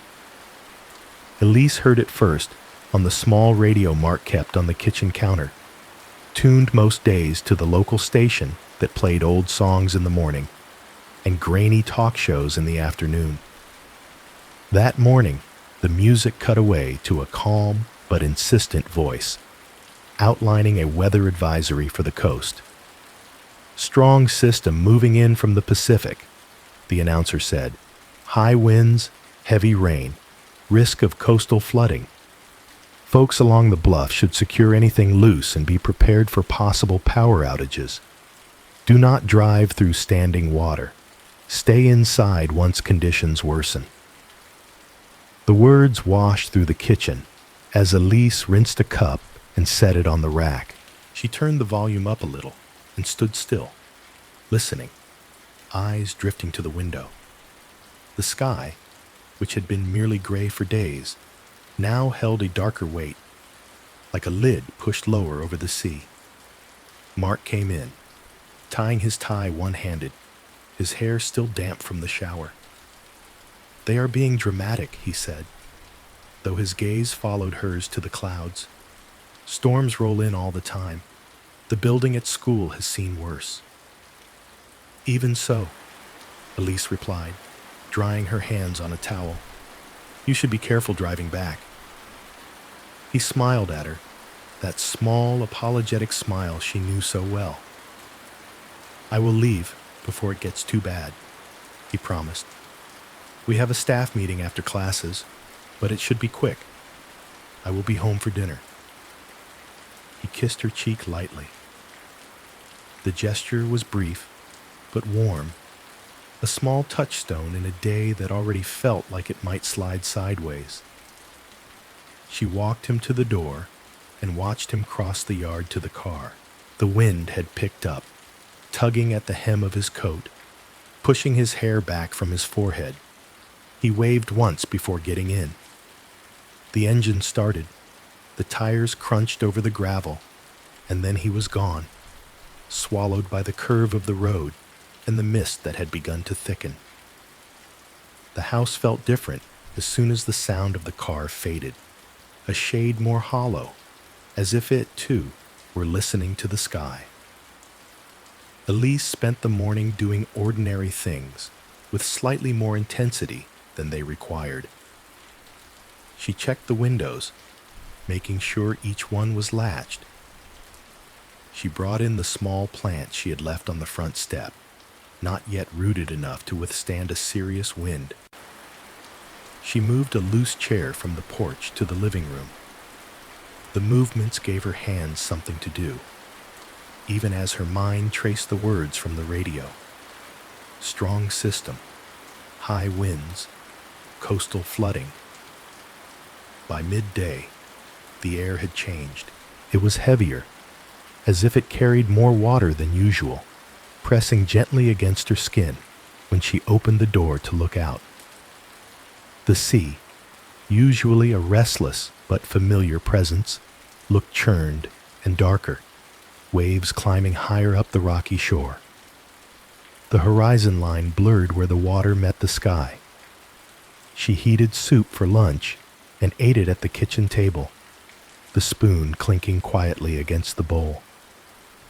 Rain began then, lightly at first, tapping against the windows like fingers testing their strength. The sound was almost pleasant, a soft curtain behind the more distant growl of the ocean. The radio updated the forecast every hour, the voice becoming more serious with each report. Winds increasing, water pooling in low areas of town, advice to avoid unnecessary travel. In the early afternoon, her phone buzzed. It was a message from Mark. "Meeting may run late. Watching the weather. We'll keep you posted." She typed back, "Be safe. Do not wait too long." The reply came a few minutes later. "Promise." Outside, the rain thickened. It no longer tapped so much as flung itself against the glass, running in streams down the panes. The wind found new ways to move around the house, discovering crevices to whistle through, testing the siding with insistent hands. The trees near the property line bent and shivered, their branches scraping together with a sound like low applause. By late afternoon, the sky had darkened enough that the lights inside the bungalow felt necessary. Elise moved through the rooms, turning them on, one after another, little islands of yellow pushing back against the gray. In the hallway, the ceiling fixture cast a warm glow down the narrow space, softening the edges of the doors, turning the scuffed floorboards into a smooth river of light. Her phone buzzed again. This time, it was a call. She answered quickly. "Mark?" "Hey." His voice was steady, but there was a strain under it she recognized. "They are advising people not to drive out toward the bluff. The road is already taking on water in spots. The principal said I should stay in town tonight if it gets any worse." Elise went to the window near the sink and looked out, though she already knew what she would see. Rain, thick and relentless. The world beyond their small yard smudged and shifting, the outline of the road barely visible. "You should stay," she said, surprising herself with how calm she sounded. "If it is not safe, stay. I do not want you on that road." "I hate the idea of you out there alone in that house," he answered. "It is just wind and rain," she said. The sentence felt rehearsed, though she had never said it before. "We have candles. We have blankets. The house has been here longer than we have. It knows how to stand up to a storm." There was a brief pause on the line. She imagined him in the school parking lot, rain pelting the windshield, his hand tight around the phone. "I will stay at the motel in town," he said finally. "The one near the diner. I will call you as soon as I am settled." "All right," she replied. "Call me when you know." They said goodbye. The call ended. The kitchen felt quieter, though the storm outside had only grown louder. As the afternoon slid toward evening, the wind rose. What had been gusts became steady pushes, pressing against the house in long, low shoves. The bungalow answered with soft groans, its frame flexing, the old wood protesting but holding. The sound of the sea shifted too. It was no longer a background murmur, but a full-throated roar, waves hurling themselves at the shore with reckless force. The air itself seemed filled with motion. The first flicker of the lights happened while Elise was reaching up to a high shelf for matches. For a second, the kitchen blinked, the room jumping from brightness to dim and back again. The refrigerator made a strangled sound, then resumed its hum. She froze, hand hovering near the cabinet door, then moved more quickly. She found the matches, the box of short candles, the small battery lantern they had bought when they first moved in, just in case. Her heart picked up its pace, not in the wild, erratic way of a panic episode, but in a faster, more alert rhythm. The house felt as though it had been set afloat, each gust rocking it slightly on its invisible foundation. Another flicker. This one lasted longer. The light struggled back, weaker than before. "All right," she murmured, to herself, or to the house, or to whoever might be listening. "I hear you." When the power finally went out, it did so in stages. A stutter, then a fade, then a soft, collective click as everything surrendered. The hum of the refrigerator fell silent. The overhead lights vanished. The house inhaled, and the only illumination left came from the pale, storm-muted daylight seeping in through the windows. For a moment, Elise stood very still in the dim kitchen, letting her eyes adjust. The lack of electrical sound made the other noises louder, the rain drumming on the roof, the wind rattling some unseen structure, the ocean's deep, rolling growl. Then she struck a match. The tiny flame flared to life, bright and fierce for a second, then steadied into a smaller, more sustainable glow. She lit a candle on the counter, then another on the table, their light softening the room into gold. In the living room, she placed 2 more candles on the low shelf and clicked on the battery lantern, its practical white light bouncing off the walls. When she brought candles into the hallway, the space transformed. The narrow corridor, usually defined by hard lines and shadows, became a tunnel of warm, flickering gold. The flames cast moving shapes on the walls, stretching and shrinking with each shift of air, as if the house itself were breathing in their light. The open doors became mouths of dark, their edges lined with gentle illumination.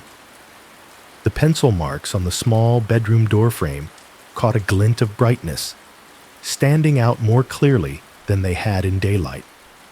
The rain drummed harder. The bungalow shuddered in the wind, a subtle but unmistakable sway, like the roll of a boat at sea. Elise could feel it under her feet, a slow, side-to-side motion that made the hallway feel less anchored to the earth. The sound of the ocean, no longer distant, pressed against the house from below and beyond, a continuous roar layered under the shrieks and whistles of air. She moved from room to room, checking windows once more, making sure the candles were secure, the lantern steady. The house, lit in patches of gold and white amid the surrounding storm dark, felt at once intimate and infinite, a small, fragile vessel floating in a vast, restless space. For a brief moment, standing in the middle of the hallway, with the candlelight flickering against her skin and the wind pushing at the walls, she imagined the bungalow unmoored from its foundation, drifting out over the water, carrying its stories and ghosts and living inhabitants like a ship that had slipped quietly from shore. She took a slow breath, trying to ground herself in the familiar, the feel of the wooden floor under her bare feet, the waxy scent of the candles, the weight of her phone in her pocket, the knowledge that Mark was only a few miles away, in a town with stronger lights and thicker walls. "It is only wind and rain," she murmured again, more to herself this time. But as the house creaked, and the shadows danced, and the sea roared against the unseen cliffs below, it was hard not to feel that something else was moving too. Something older than weather, stirred awake by the storm, shifting gently in the dark at the end of the hall. The storm deepened as evening slipped quietly into night. Without clocks glowing on appliances or lamps humming in the corners, Elise lost track of the exact hour. Time became a feeling instead of a number, measured in the way the wind rose and fell, in the rhythm of the rain, in the way her own body shifted between stillness and tension. She had spoken to Mark earlier, just after the power went out. He was at the motel, he had said, the one near the diner, where the lights were still on, and the television in the lobby was playing the weather report on a loop. He sounded tired, but safe. He told her to call if she needed him. She told him she was fine. When the call ended, the house felt even quieter. She checked the candles again. Their small flames held steady in the living room and kitchen, their light reflecting in the glass of the windows and the dark surfaces of picture frames. In the bedroom, a thick candle on the dresser cast a soft, steady glow over the bed and the nearby wall, turning the room into a pool of warm light inside the storm. The hallway, though, was different.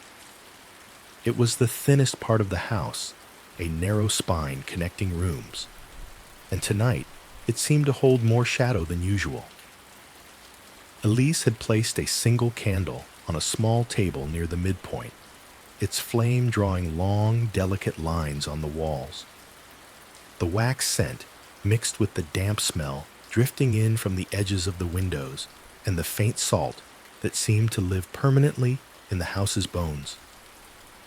She stood at one end of the corridor, barefoot, a candle held in her hand. The wood beneath her feet was cold, the chill seeping gently upward into her skin. Each gust of wind outside sent a barely perceptible tremor through the floorboards, a reminder that the house was, in the end, an object on the surface of a restless planet, not an immovable fact. The candle flame bowed forward as the air shifted, then righted itself. Its small circle of light moved with her as she took a few slow steps forward. It was then she began to hear them. At first, the sounds were swallowed by the storm, the roar of the sea, the rattle of rain, the occasional sharp crack of a loose branch hitting something unseen. But as she walked deeper into the hallway, the outside noise seemed to move backward, softening into a backdrop, like an orchestra lowering its volume for a soloist. The first solo was a squeak, a thin, high sound, so familiar it made her heart lift and sink at the same time. It came from ahead of her, somewhere near the floor, a quick length of squeak as if a plastic wheel had rolled over a rough spot between boards. A toy car pushed by a small hand, catching briefly on a groove, then jumping forward. The candle trembled as her hand jerked, a reflex she barely controlled.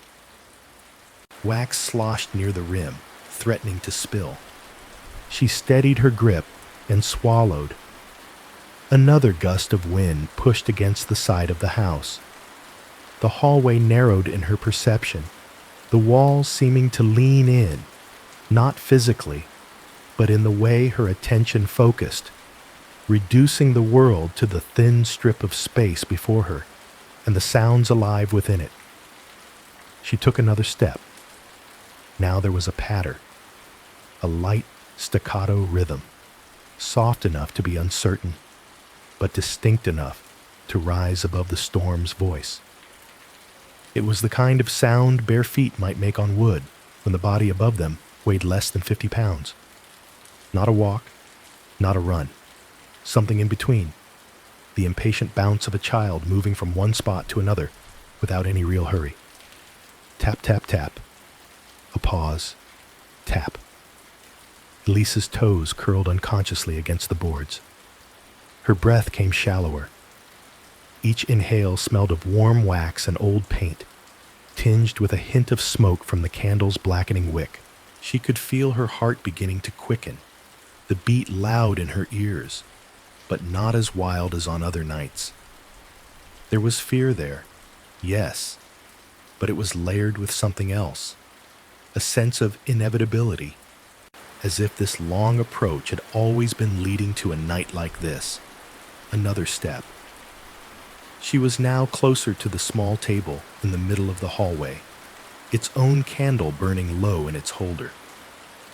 The combined light of the two flames made the white walls glow faintly gold, but still the edges of the corridor seemed to withdraw, the corners holding shadow.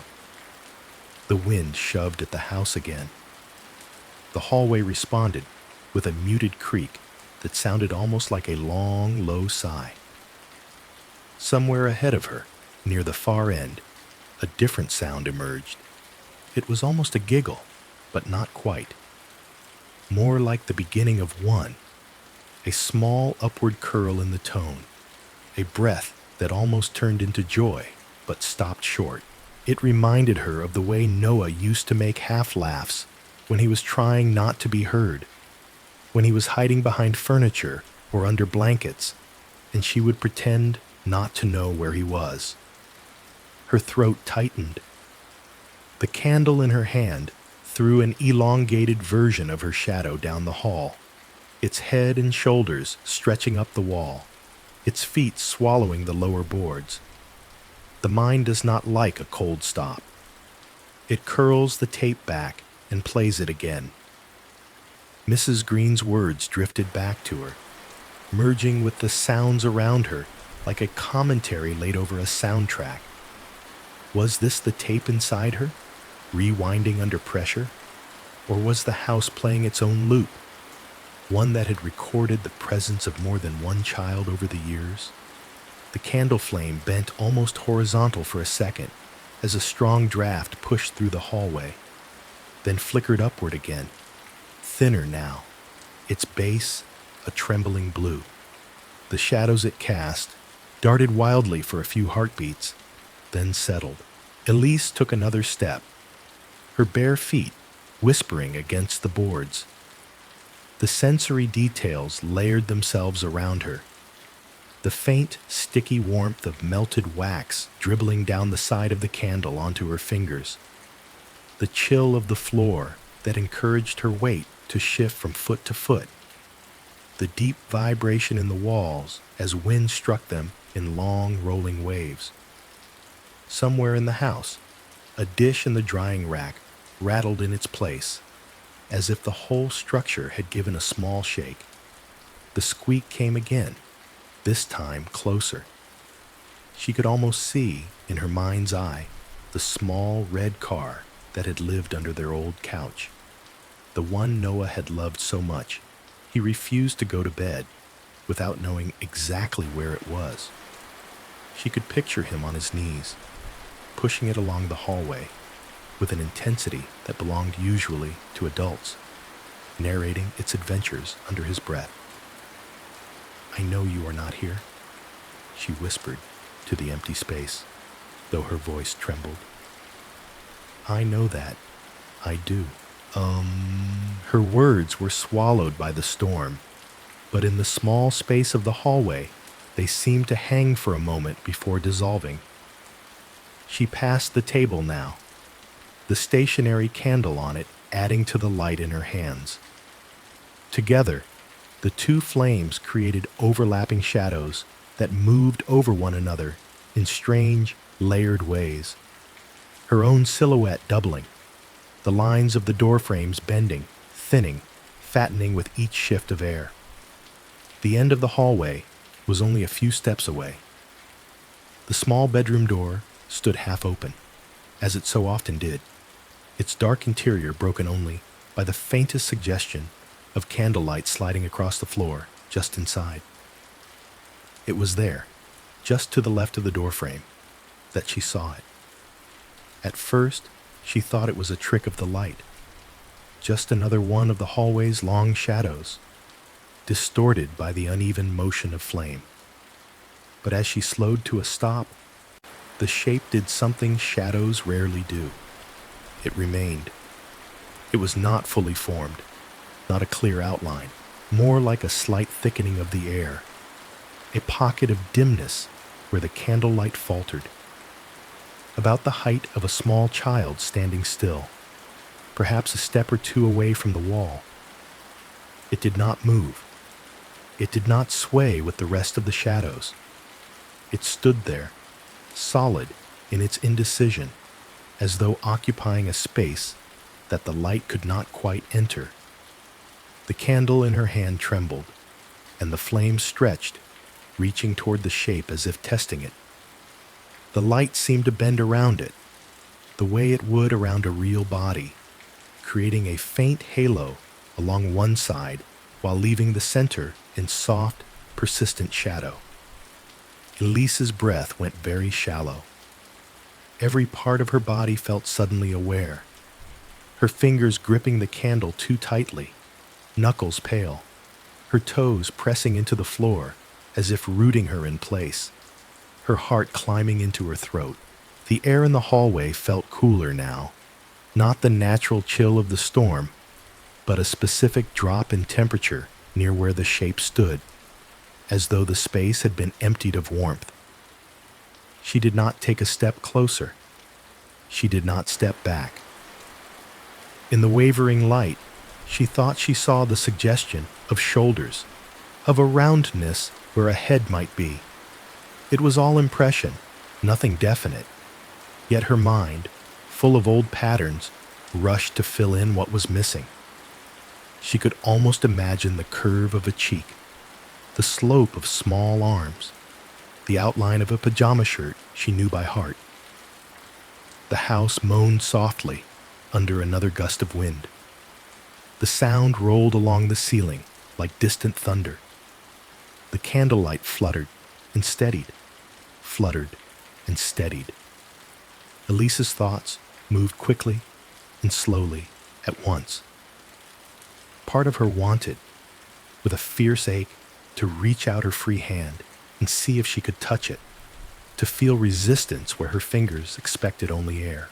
Another part knew that if she moved too abruptly, she might dissolve whatever delicate arrangement of shadow and perception had brought this moment into being. Her body remembered Mrs. Green's explanation. The mind curls the tape back. It plays what it cannot let end. Her nervous system, tuned so keenly to the idea of Noah that even ordinary sounds rearrange themselves into his footsteps, might also be capable of arranging light and shadow into a shape his size.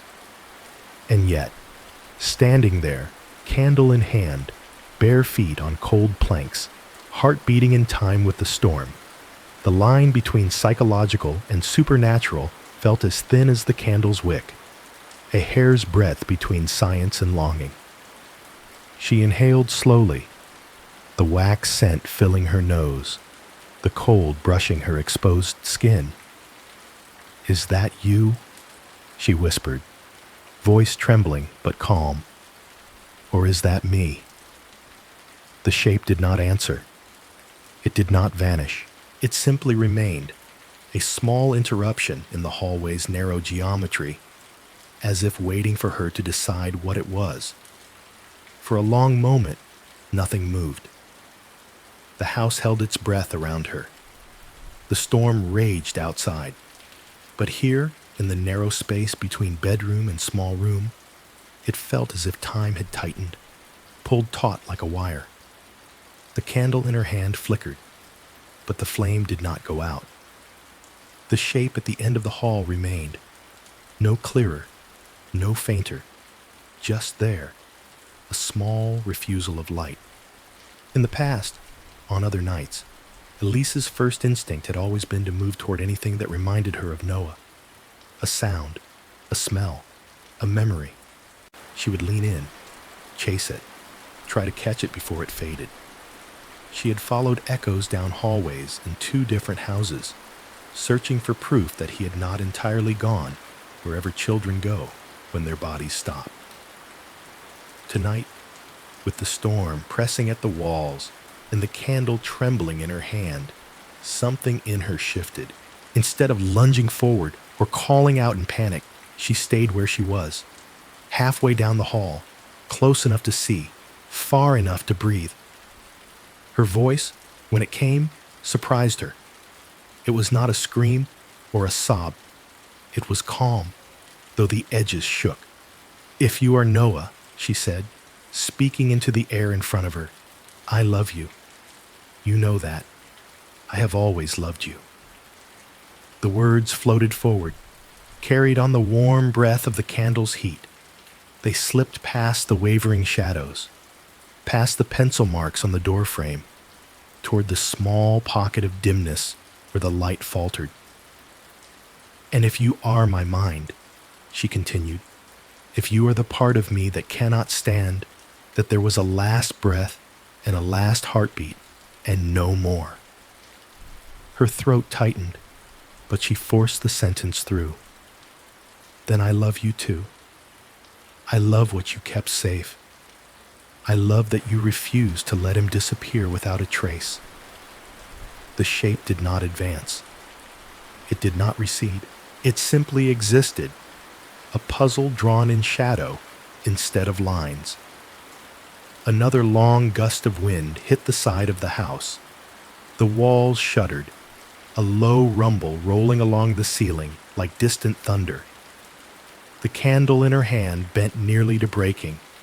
its flame stretching almost sideways before straightening again with stubborn resolve. The wax had begun to drip in earnest now, tiny rivers running over her fingers, cooling quickly into soft ridges against her skin. She could feel her heart beating faster. Not the panicked, out-of-control pounding of a full-blown terror, but a deep, insistent thud that reminded her she was very much alive. "I cannot keep doing this," she whispered. "I cannot keep chasing you down hallways and into dreams and around every corner of this house."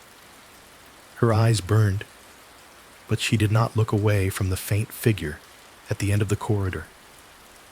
Her voice grew a little stronger, shaped by something like resolve. "When I run after you," she said, "I disappear. I stop being here, with Mark, with the stupid dishes, with the wind and the rain and the lights going out." She drew a careful breath, the wax scent filling her lungs. "I become half alive, and I do not think that is what you would want for me. Not if you are really you." The shape wavered, but that could have been the candlelight. It could have been her own vision, blurred for a moment by tears. "If you are real," she said, "if you are something I cannot understand, something beyond my skin and bones, then you do not need me to run after you. You can be wherever you are, and I can still love you from here." She shifted her grip on the candle, feeling the warm glass of the holder press into her palm. Her bare feet sensed every grain of the floor beneath her, anchoring her to the wood. "And if you are my brain," she went on, more quietly now, "if you are my nervous system trying to curl the tape back and play it again, then you are still part of me. You are not a mistake. You are not a lie. You are the way I remember the sound of your laugh, the weight of you on this floor, the shape of your height on that wall." The hallway trembled gently as another wave of wind passed over the roof. Somewhere in the living room, a picture frame clicked against the wall. The storm did not care about her speech, did not pause to let her finish. It simply kept being itself, wild, relentless, indifferent. "I am your mother," Elise said, the words steady now. "That is the one thing that did not stop, not when the machines went quiet, not when we left the old house, not when we came here. I am your mother, here, now, in this body, in this hallway, in this storm." She felt something loosen inside her, as if a knot that had been pulled tight around a single idea, "He must be here, I must find him," had begun to loosen one thread at a time. "I will not chase you tonight," she whispered. "I will not run down this hallway to prove you are real, or to prove I am not crazy. I do not need proof. I had you. That was real. That is enough." For a heartbeat, everything seemed to align. The roar of the ocean, the hiss of the rain, the creak of the wood, the faint warmth of the candle, the cold under her toes, the quick but steady beat of her heart.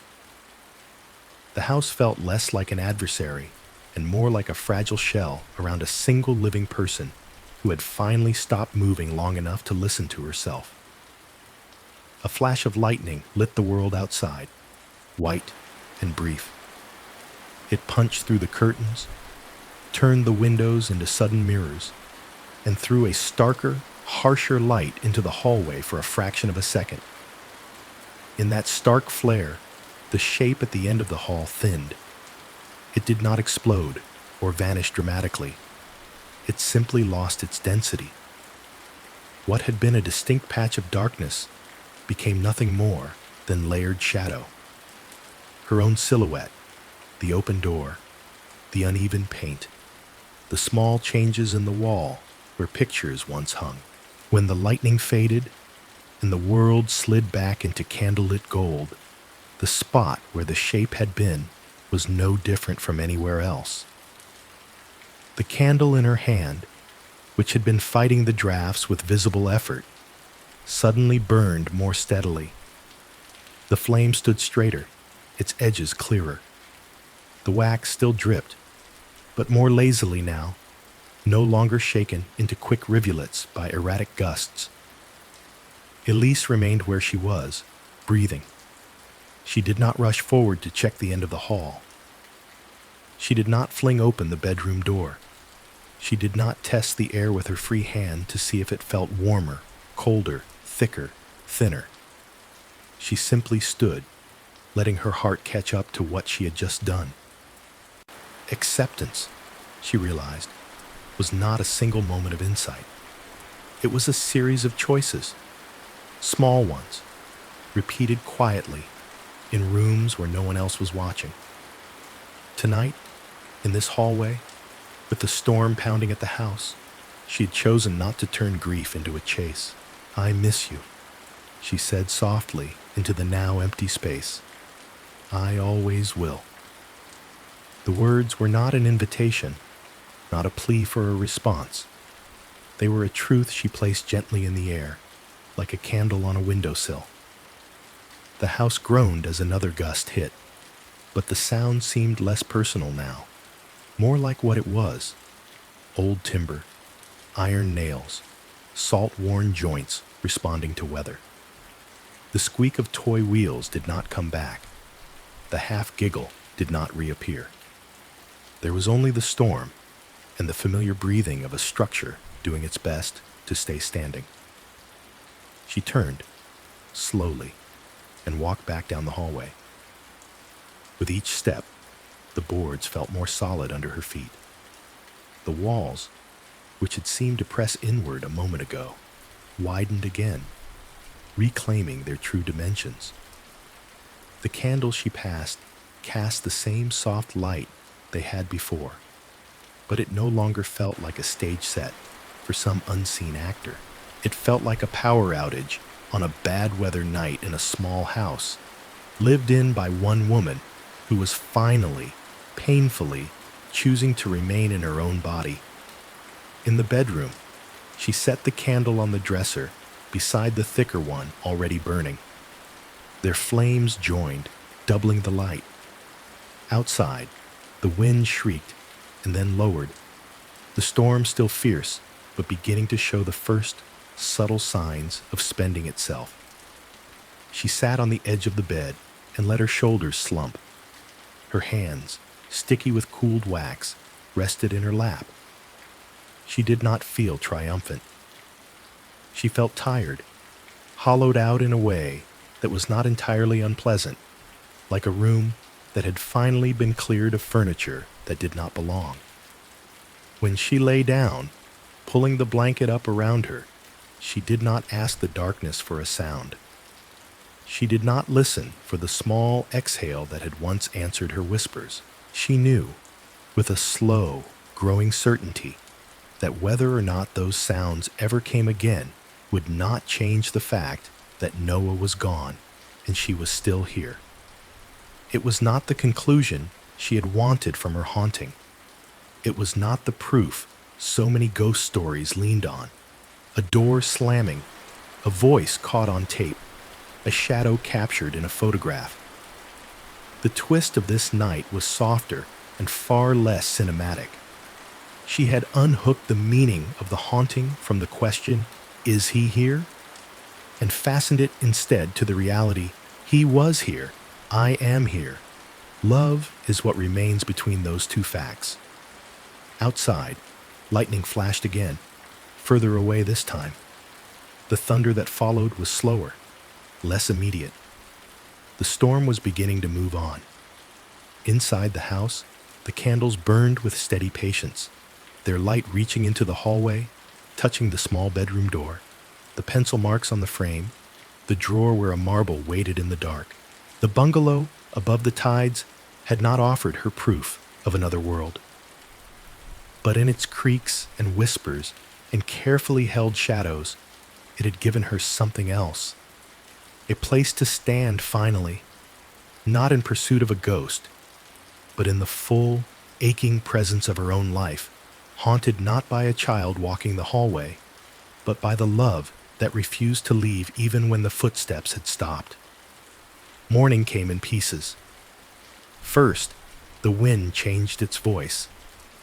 Sometime before dawn, it let go of its wild, ragged crying and dropped into a quieter murmur, still moving, but no longer trying to peel the house from its foundations. The rain, which had spent most of the night battering the roof and windows like handfuls of thrown gravel, softened into a steady patter, then into occasional, reluctant drips. The roar of the sea eased back a notch, its anger spent, leaving behind a heavy, rhythmic sigh as the waves fell into their usual pattern. Then the light arrived. It did not burst in. It seeped gently, almost apologetically, through the cloud cover. A thin, gray-blue wash that slowly lifted the darkness from the corners of the rooms. The candles had burned down to low stubs by then, their pools of wax hardened into soft, pale shapes on saucers and plates. Elise woke to the faint smell of smoke and salt, and something else. Clean air, threaded through everything, like new linen hung out to dry. She opened her eyes in the bedroom and lay still for a moment, listening. The house was quiet in the way houses are after storms, a little stunned, as if its beams and boards were catching their breath. There were no strange squeaks or childlike sounds, no footsteps tapping down the hall.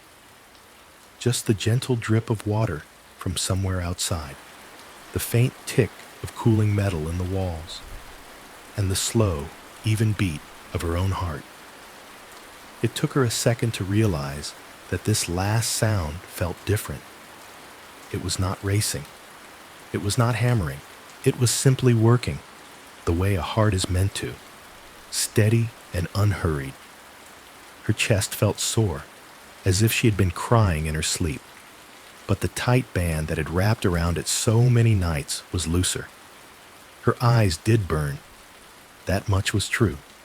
Her throat felt raw, but her body, in some deep, quiet way, felt lighter, not empty, not healed, just less clenched. She pushed back the blanket and swung her feet onto the floor. The wood was cool under her soles, but not icy.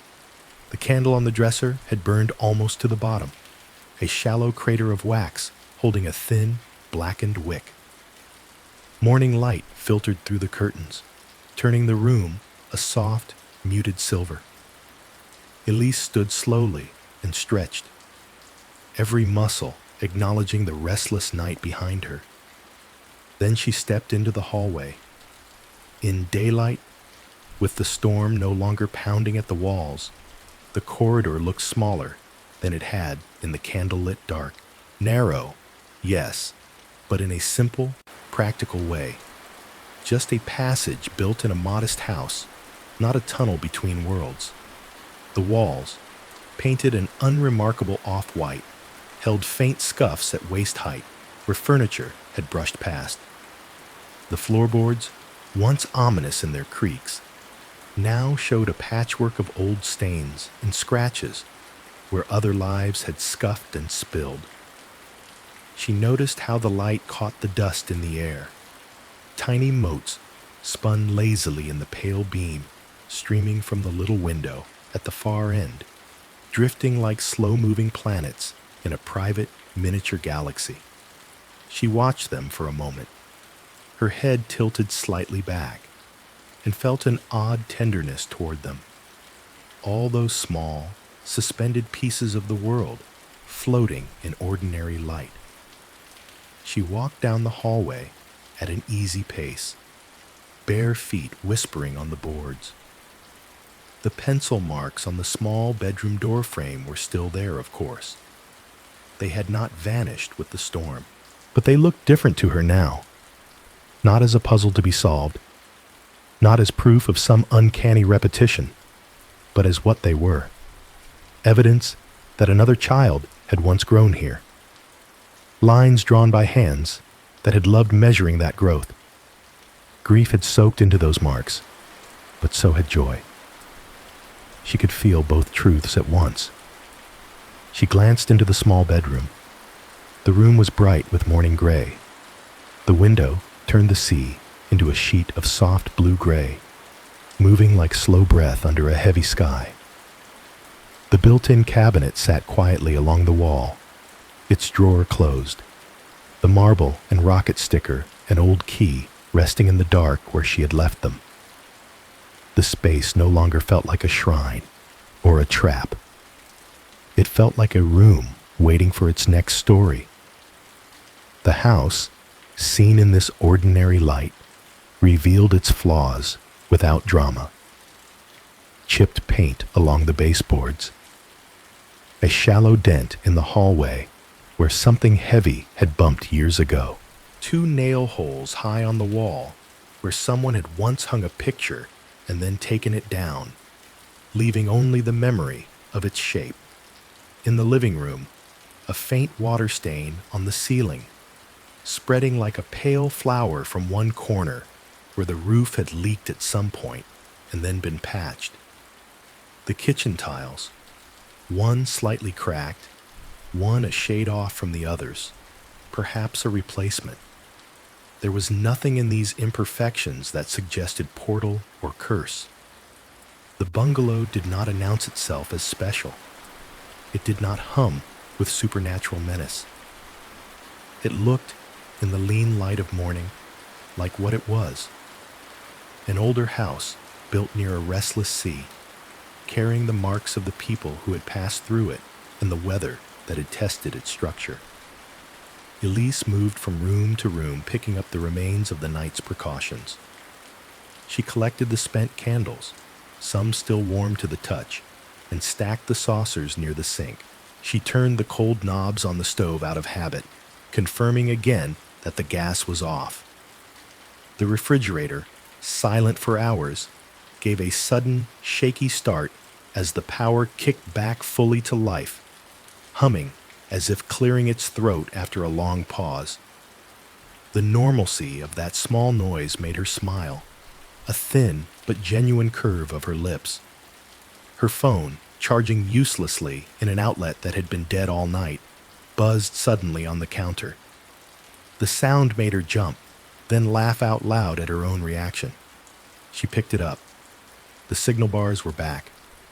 The screen lit with 3 missed calls, all from the same number. Before she could scroll, it vibrated again. Incoming call. Mark.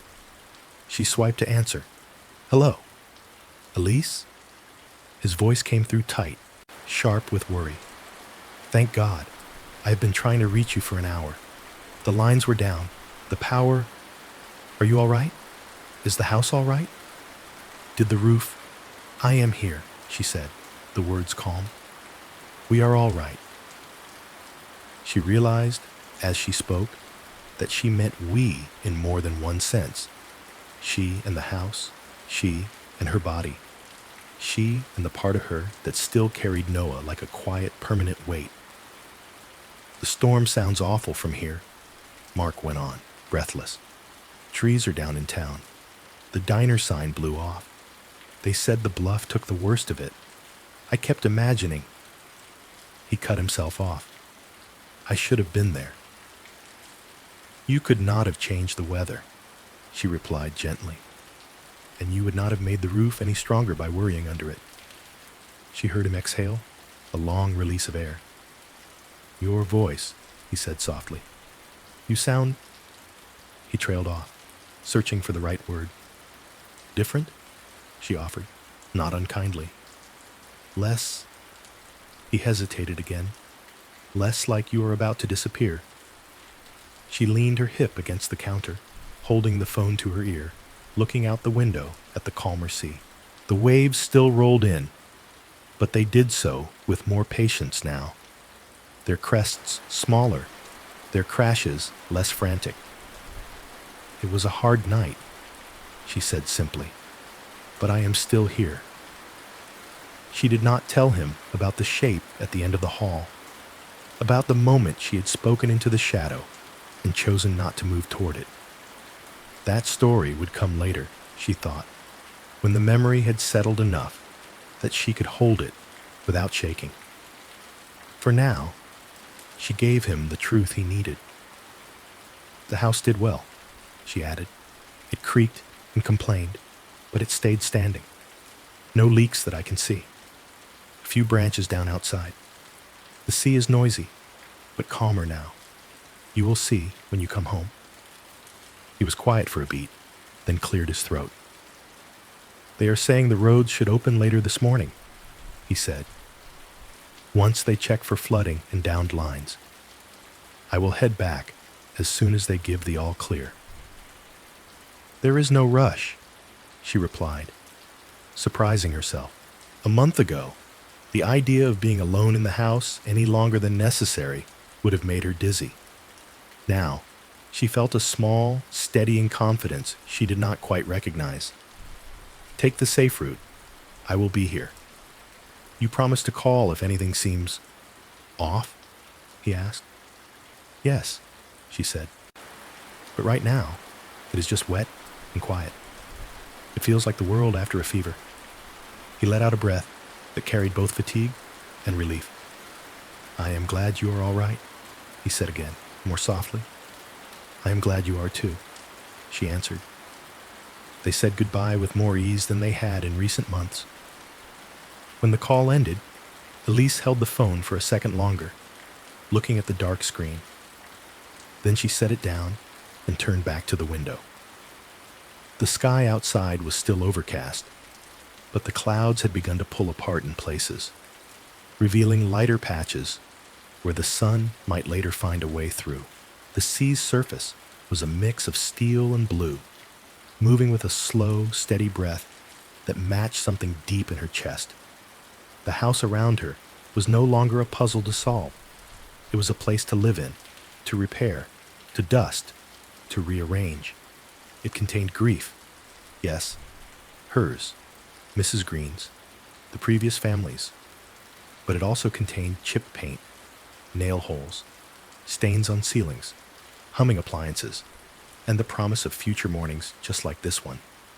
Imperfect, ordinary, held in a light that made dust motes look like tiny planets drifting in a gravity that belonged not to ghosts, but to the simple, persistent fact of staying. The storage room waited at the back of the house like a held breath. It was not large, a square of space with one small window high on the wall, its glass slightly fogged from years of salt air. When they had first moved in, Elise had stacked boxes there quickly, using it as a place to put anything she was not ready to look at. The door had remained mostly closed since, as if the room and its contents needed to stay in shadow for a while longer. This morning, the light seeped under the door in a thin, patient strip. Elise stood outside it for a moment, one hand resting on the knob. Her chest felt heavy, but not in the same panicked way it had during her haunted nights. This weight was quieter, more deliberate, the pressure of a decision finally reaching the point where it wanted to be made. She opened the door. The room smelled faintly of cardboard and old fabric, layered over with the now familiar scent of the house itself. Dust, salt, and something like dried sunlight caught in wood. The window let in a modest amount of gray-blue morning light, pooling on the floor in a soft rectangle. Boxes were stacked along one wall, some labeled in Mark's neat handwriting, others with Elise's smaller script, a few with no label at all, their contents obvious without words. She stepped inside, bare feet brushing the cool boards, and closed the door gently behind her. The room was not sealed off, she realized. It was simply underused. For a long moment, she stood in the center, letting her eyes travel slowly across the boxes. One near the front had her own writing on it. Noah, toys. Another, Noah, clothes. A third, smaller one, drawings, school stuff. The sight of the names made something inside her twist, but it did not knock the breath from her lungs. She had cried so much in the last 12 hours that her tears felt quieter now, as if they had agreed to move in smaller streams. Her intention had shifted. There was a time, not long ago, when opening these boxes would have felt like opening a wound that would not close. She had kept them sealed or barely cracked, afraid that if she disturbed their contents, she would either freeze the room into a museum of loss or pack everything away so aggressively that she would erase him. Today, she did not want a museum. She did not want erasure. She wanted something that could live in the same house with her. She knelt beside the box, labeled toys, and opened the flaps. Inside, the objects lay in quiet disarray, shifted slightly by the move, but still recognizable from the years before. There was the red car with the worn wheel, the one that had inspired so many phantom squeaks in her mind.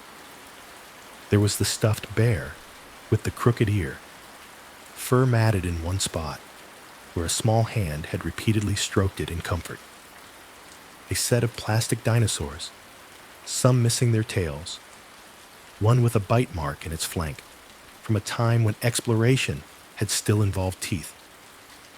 Her hand hovered above them. When she touched the car, a physical ache radiated from her fingertips, up through her arm, and into her chest. It was not a dramatic pain, no sharp stab, just a deep, slow throb, like pressing on a bruise that had never fully healed. Her thumb found the groove where the wheel had worn smooth. She remembered the weight of it in Noah's palm, the way he had clutched it even in sleep sometimes. She did not pull her hand away from the ache. She let it sit there, palm resting on the toy, acknowledging both the hurt and the familiarity. After a moment, she lifted the car gently and set it aside in a small, clear space on the floor. Next came the bear.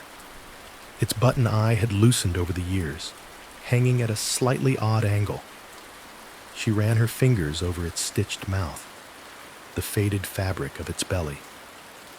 This had been the companion for hospital nights, tucked under one arm while machines beeped and nurses moved quietly in and out.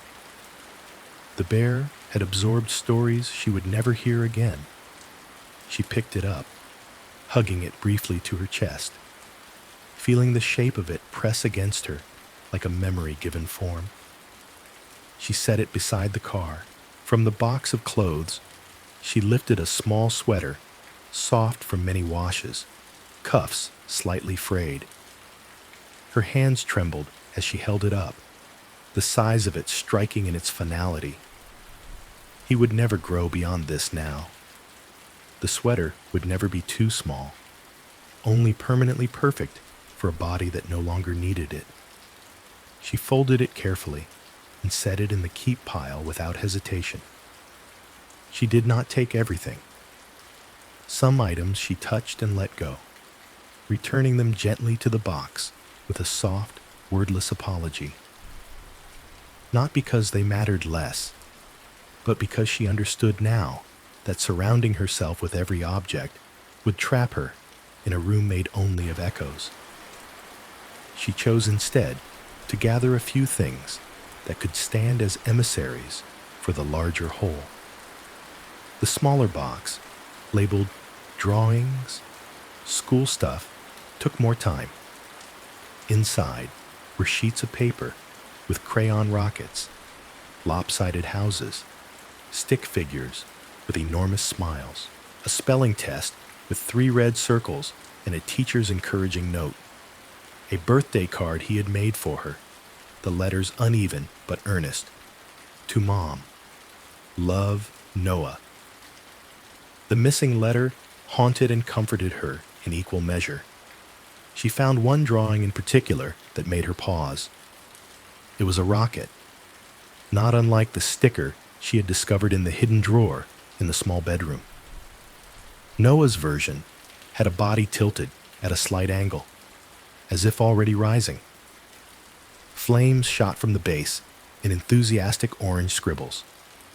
Above it, he had drawn 3 stars, and in the corner, a smaller shape she knew was meant to be him, waving from a window. She traced the outline with her fingertip, the waxy texture of the crayon under her nail. This one, she thought. This one can come out into the light. She selected a few more pieces. A photo of him standing in their old backyard with a garden hose, hair plastered to his forehead, tongue sticking out in concentration. A simple painting of the ocean in uneven stripes of blue. The single sock she had placed in the drawer weeks ago, saved because it had somehow escaped the laundry's indifferent cycle.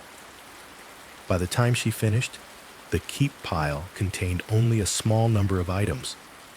The red car, the crooked bear, the sweater, the rocket drawing, the photo, the lone sock. Enough to feel like him.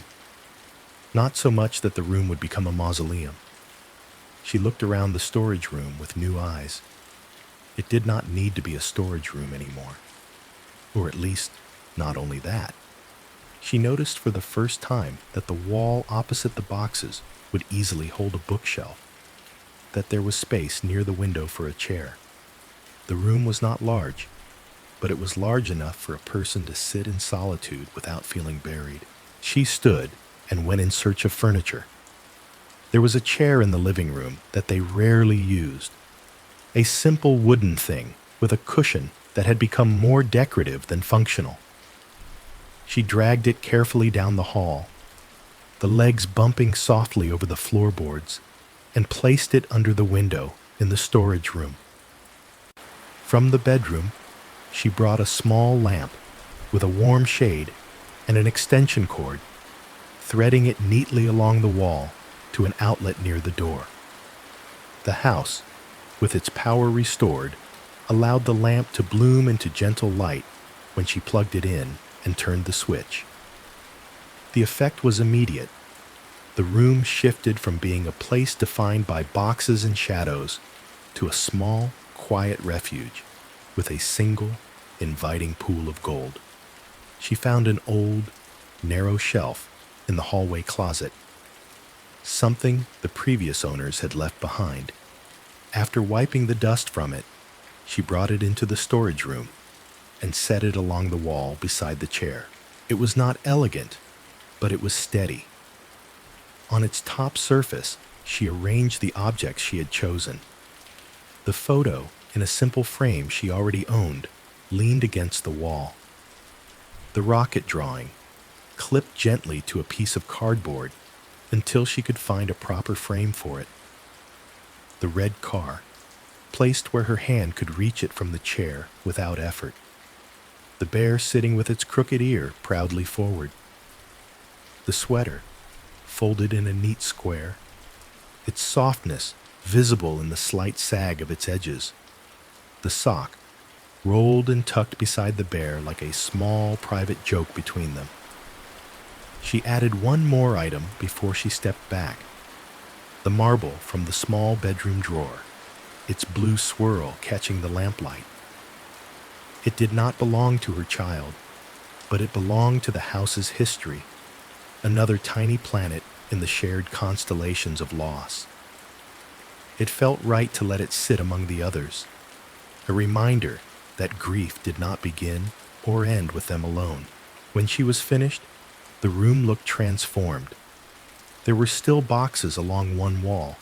Life required storage, but the feeling of the space had changed.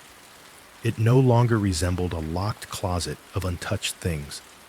It felt instead like a small library of memories, open and breathable. The chair under the window invited someone to sit and read or think, or simply exist in the presence of what remained without being crushed by it. Elise sat down. The cushion sighed softly under her weight. The lamp cast its warm circle over her knees, over the shelf, over the drawing of the rocket, and the small red car. Outside the high window, A strip of sky showed the clouds thinning, light trying to break through. She reached out and picked up the car, turning it slowly in her hand. The ache was still there, but it was different now. It did not demand that she chase it down the hallway or prove anything about where her son might be. It simply acknowledged that he had been here, that he had moved through the world with this toy in his hand, that a part of that movement lived in her still. The room did not feel like a tomb. It felt like a place where the living could visit what they had lost and then stand up again, carrying both pain and peace back into the rest of the house. As she sat there, breathing the quiet air, Elise realized that she was not unhaunting the house by denying what had happened within its walls. She was unhaunting it by giving the memories a place to rest, by letting a few chosen objects stand as gentle guardians of a story that no longer needed to chase her down the hall. In the days after the storm, the house above the tides settled into a new rhythm, and Elise settled with it. Weather returned to something like normal. The sky was still often gray, but the clouds moved in friendlier formations, opening here and there to let light fall onto the water. The sea went back to its steady inhaling and exhaling, a long, patient breath instead of a ragged shout. The wind still wandered the bluff, but it no longer threw itself against the walls with desperate hands. Life inside the bungalow did not become simple, but it became slightly clearer. At night, sounds still came. The house had not stopped being a house just because she had spoken to a shadow in the hallway. Wood continued to expand and contract. Pipes cooled and ticked. Branches rubbed against the roof. The refrigerator compressor grumbled awake in the dark kitchen. The difference was not in the sounds themselves, but in the way Elise met them. Lying in bed, with the lamp off, she listened as she always had, but now she tried to name what she heard, instead of letting her mind rush to fill every blank with a small body. A low, insistent hum started in the next room. "That is the refrigerator," she told herself, feeling the vibration travel through the floor. "That is the motor catching, not a voice." A faint drip, then another, came from near the window. "That is the gutter," she thought. Water finding its way through old leaves. A creak sounded near the foot of the bed, the board shifting under a change in temperature. Her heart leaped, as it always had, but she placed her hand on her chest and said silently, "That is the wood. This is my heart. Both are working hard. Neither is a ghost." Sometimes, in spite of all the labels, a sound slipped past her understanding. She would be standing in the kitchen in the late afternoon, rolling up her sleeves before washing dishes, and she would hear it. A brief burst of laughter from the hallway, high and bright, cut off almost as soon as it began. Or she would be leaning over a book in the small reading room that used to be the storage room, the lamp casting a warm pool of light over her knees, and a faint scent of strawberry shampoo would drift through the air, out of place among dust and salt and tea. In those moments, her chest still ached, her throat still tightened, her eyes filled. The old urge to chase rose within her, to rush to the hallway, to fling open doors, to prove something to herself about who might still be standing unseen at the end of the corridor. She did not pretend that these impulses no longer existed. She simply chose, very slowly and very deliberately, not to follow them. When the phantom laugh came, she allowed herself to stand still and feel the way it moved through her. "That sounded like you," she would think. Sometimes she said it out loud. Her lips curved in a sad, genuine smile that hurt and soothed at once. Then she turned back to the sink, rinsed the plate in her hand, and placed it in the rack. When the faint scent of strawberry shampoo arrived and then vanished, she breathed it in once, eyes closed, remembering bath times and damp hair and the way a small head used to lean back against her shoulder. A few tears might fall, warm and quiet on her cheeks. Then she would open her eyes, look at the page before her, and read the next line. She let these moments wash over her without turning them into destinations. The sounds did not control the night. They became part of it. Like passing thoughts, some lingered, some faded quickly. Her relationship with them shifted from pursuit to acknowledgement. They were not tests she had to solve. They were, in their own way, love notes written by a nervous system that had refused to let go, now being read with a little more gentleness. The reading room helped. Most days, Elise spent a little time in the small space at the back of the house. She sat in the chair under the window, the little shelf beside her holding the carefully chosen objects: the red car, the crooked bear, the sweater, the rocket drawing, the photograph, the single sock, the marble with its blue swirl. Sometimes she read. Sometimes she simply sat and let her eyes move from one object to another, allowing the memories to rise and fall like the tide. The room did not feel haunted. It felt inhabited by something quieter than fear. The items there did not demand her constant attention. They waited patiently, available whenever she wished to visit, content to be symbols rather than chains. After a few days, when the roads were clear and the town had shaken off the worst of the storm's mess, Elise told Mark what had happened. They sat at the kitchen table in the late afternoon, the light outside already starting to dim. The kettle had whistled, and now steam curled from their mugs, turning the air between them into a soft blur. Mark's shoulders were tense, his eyes on her hands as they traced the rim of her cup. She spoke in pieces at first, measuring out the story like ingredients.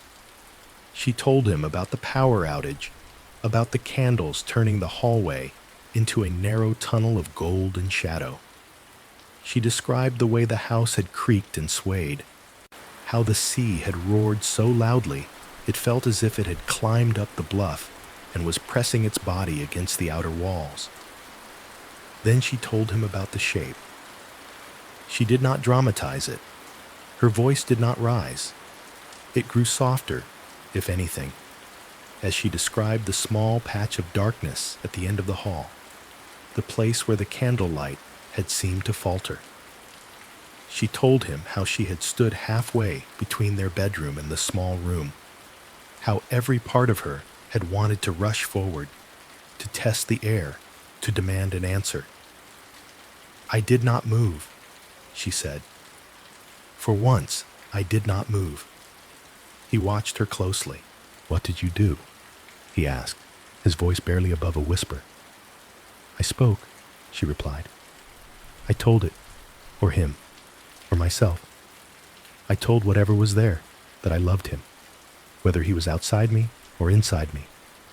I told him I could not keep chasing, that I needed to remain here, in my own life, if I was going to carry him at all." She described the lightning, the way the shape had thinned and loosened, how the candle flame had steadied afterward. She described the strange, quiet emptiness that had followed, not as a loss, but as a soft clearing.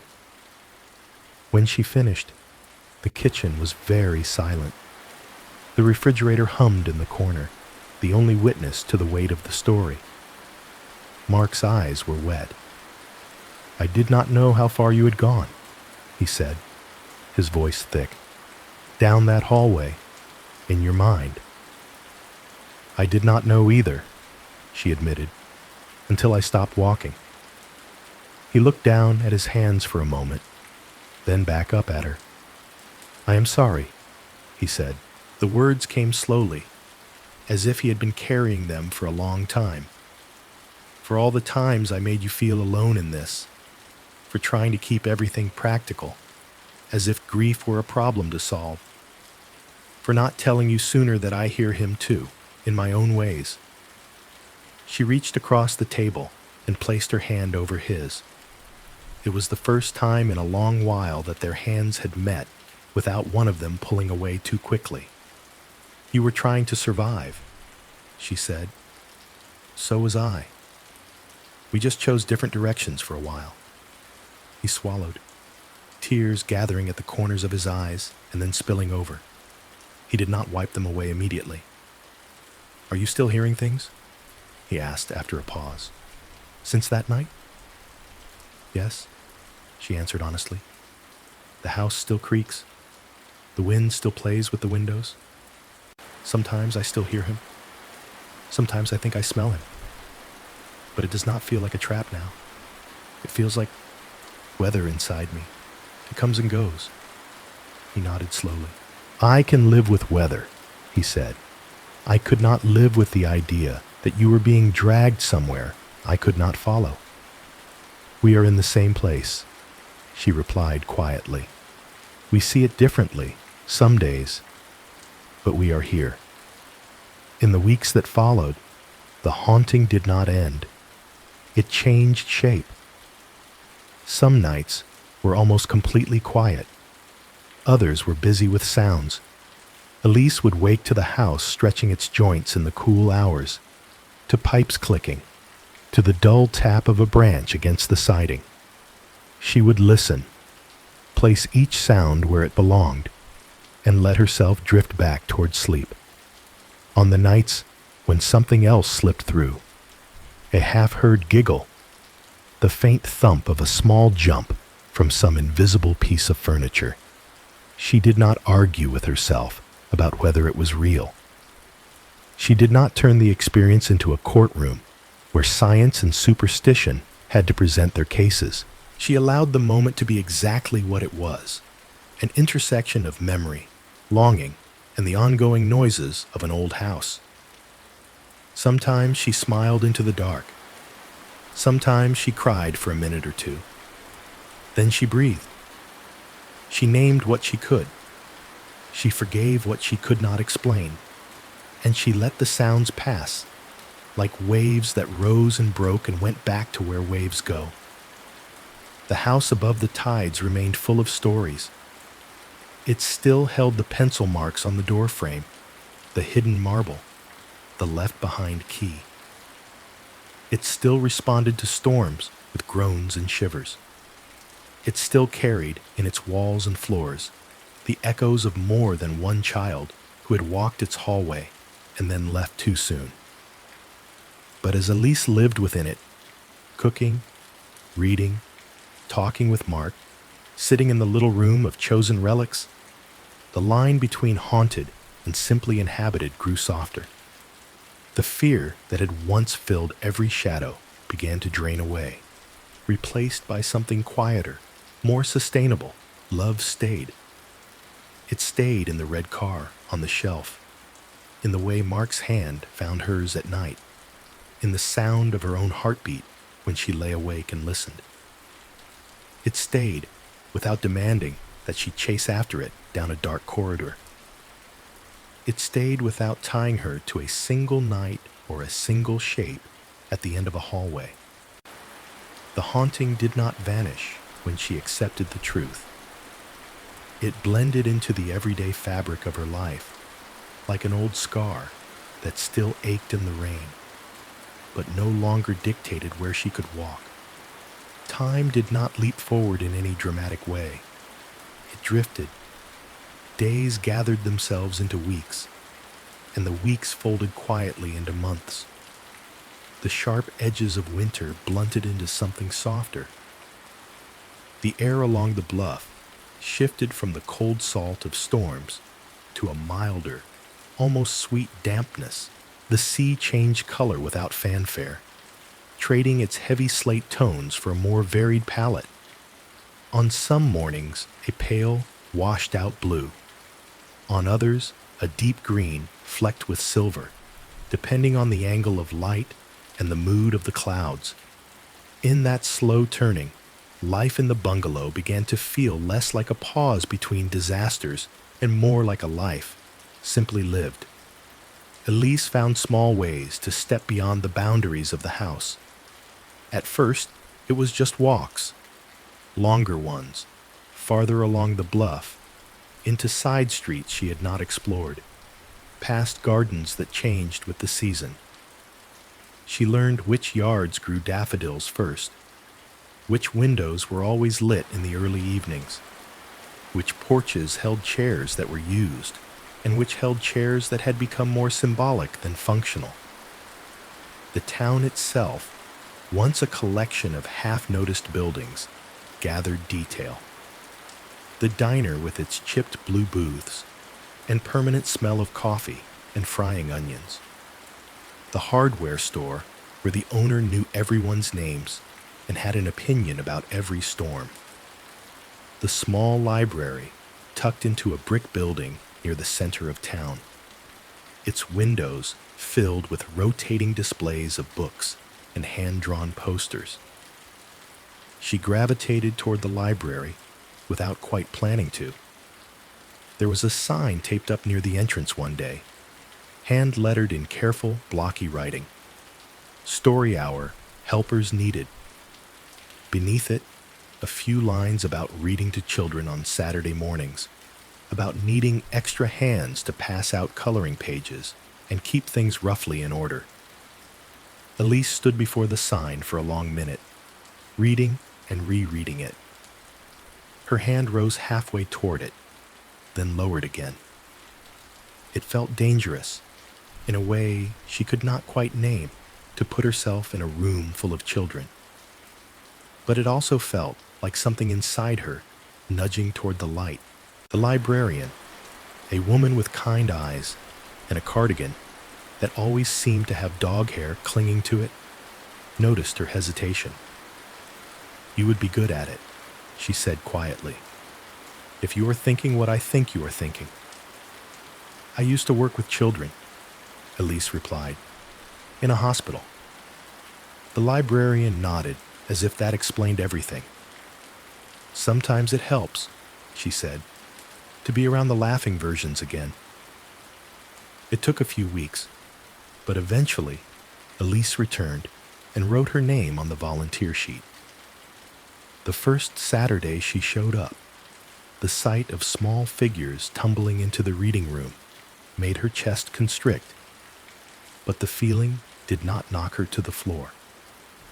She sat in the back, passing out crayons and listening as another volunteer read a story about a lost dog finding its way home. The sound of children giggling at the funny parts made her eyes sting, but she stayed. She breathed. She let the sound wash through her instead of breaking her open. On other days, she visited the tiny clinic in town, where the staff was always a little overstretched and grateful for anyone willing to sit with patients who needed company. Sometimes she took blood pressure.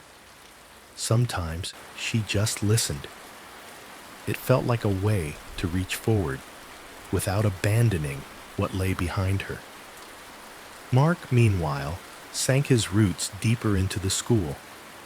He learned which students would always forget their homework on Mondays and which would always have an extra pencil. He discovered the best way to explain complicated events was to turn them into stories. He spoke of history as a series of lives, not just dates and facts, and the students, almost against their will, leaned in. He joined a committee he did not particularly care about, because it gave him an excuse to stay connected to the other teachers. On some afternoons, he stayed after class to help a struggling student, and driving home later, along the road that curved toward the bluff, he would feel a small, careful satisfaction that did not erase his grief, but lived alongside it. Their evenings grew a bit more structured, not rigidly, but with the comfort of patterns. Dinner was rarely fancy, but it was shared. Sometimes soup and bread, sometimes pasta, sometimes scrambled eggs and toast when the day had been too full for anything more. They sat at the kitchen table with its familiar scratches, and the radio played softly in the background. They talked about the small events of the day. Mark's students, a funny comment from a librarian, the way the sea had looked that afternoon. And then, most nights, they lit a candle. It was not a grand ritual at first, just a small votive placed near the photograph of Noah that now sat on a shelf in the corner of the kitchen. A picture of him, with his hair sticking up in all directions, eyes bright, one corner of his mouth lifted higher than the other. One evening, Elise struck a match and lit the candle almost without thinking. The flame caught, then settled into a steady, quiet glow. Mark watched her, the question in his eyes gentle. "I read about this somewhere," she said, touching the side of the glass where it was just beginning to warm. "A way to keep someone present without turning dinner into a funeral. Just one small light." He looked at the photo, then back at her. "What do we do?" he asked. "Maybe," she answered slowly. "Before we eat, we each say one thing we remember. Not a big speech, just one moment, something small." They tried it. Mark went first. He cleared his throat and looked at the candle, the light reflecting in his eyes. "I remember," he said, "the way he used to line up his toy cars on the windowsill and tell us they were having a meeting. And if we moved one, even an inch, he would know." Elise smiled, the curve of her mouth soft and real. "He took attendance," she added. "He had names for all of them."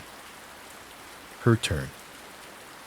"I remember," she said, "the time he asked if the ocean got tired. And when I said maybe, he told me he would blow on it to help. And he went outside and stood at the edge of the yard and blew with his cheeks puffed out. They laughed together, the sound modest but sincere. Then they ate. Some nights, the memories were funny. Other nights, they were quieter. I remember the weight of him when he fell asleep on my shoulder. I remember the way he hated peas unless they were frozen. I remember how seriously he took it when you told him he was in charge of watching the sky for shooting stars. Occasionally, the memory they chose made one or both of them cry. They let that be part of the ritual too. There were no rules about which memories were allowed. The only rule they ended up agreeing on silently was that once they had shared, they would blow the candle out together before starting to eat. A small, deliberate motion they performed in unison. On the count of 3, they leaned forward slightly and exhaled.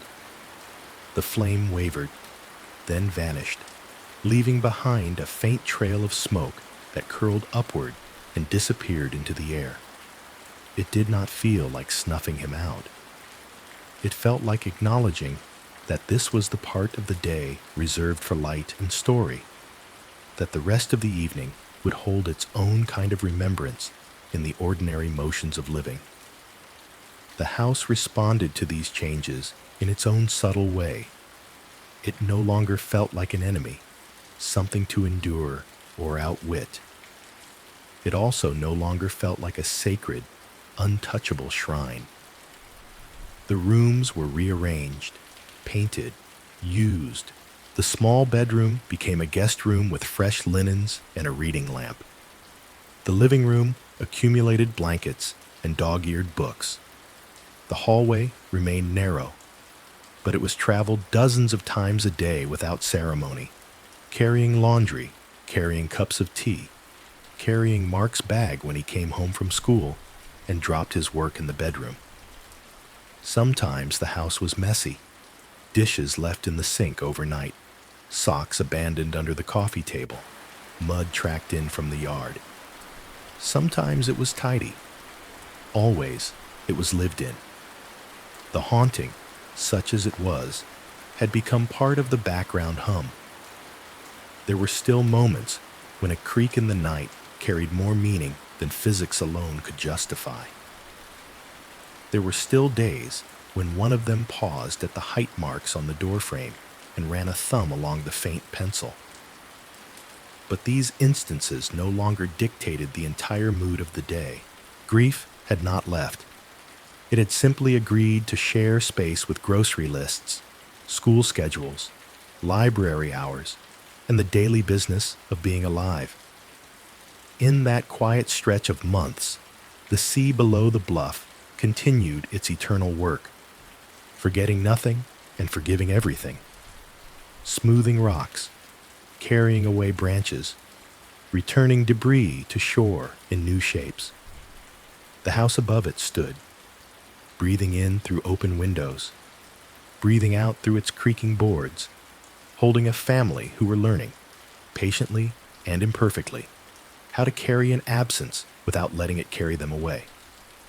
The idea came to Elise on a day that felt almost ordinary. The sky was a high, pale blue, washed clean by a recent rain. Sunlight rested gently on the sea, not with the blinding glare of summer, but with a softer silver that made the water look like moving glass. A breeze wandered up the bluff, carrying the scent of salt and wet earth through the open windows of the bungalow.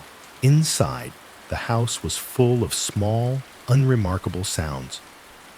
The distant tumble of clothes in the washing machine, the ticking of the kitchen clock, a lone gull crying somewhere above the roof. It was the kind of day that, in another life, might have passed without comment.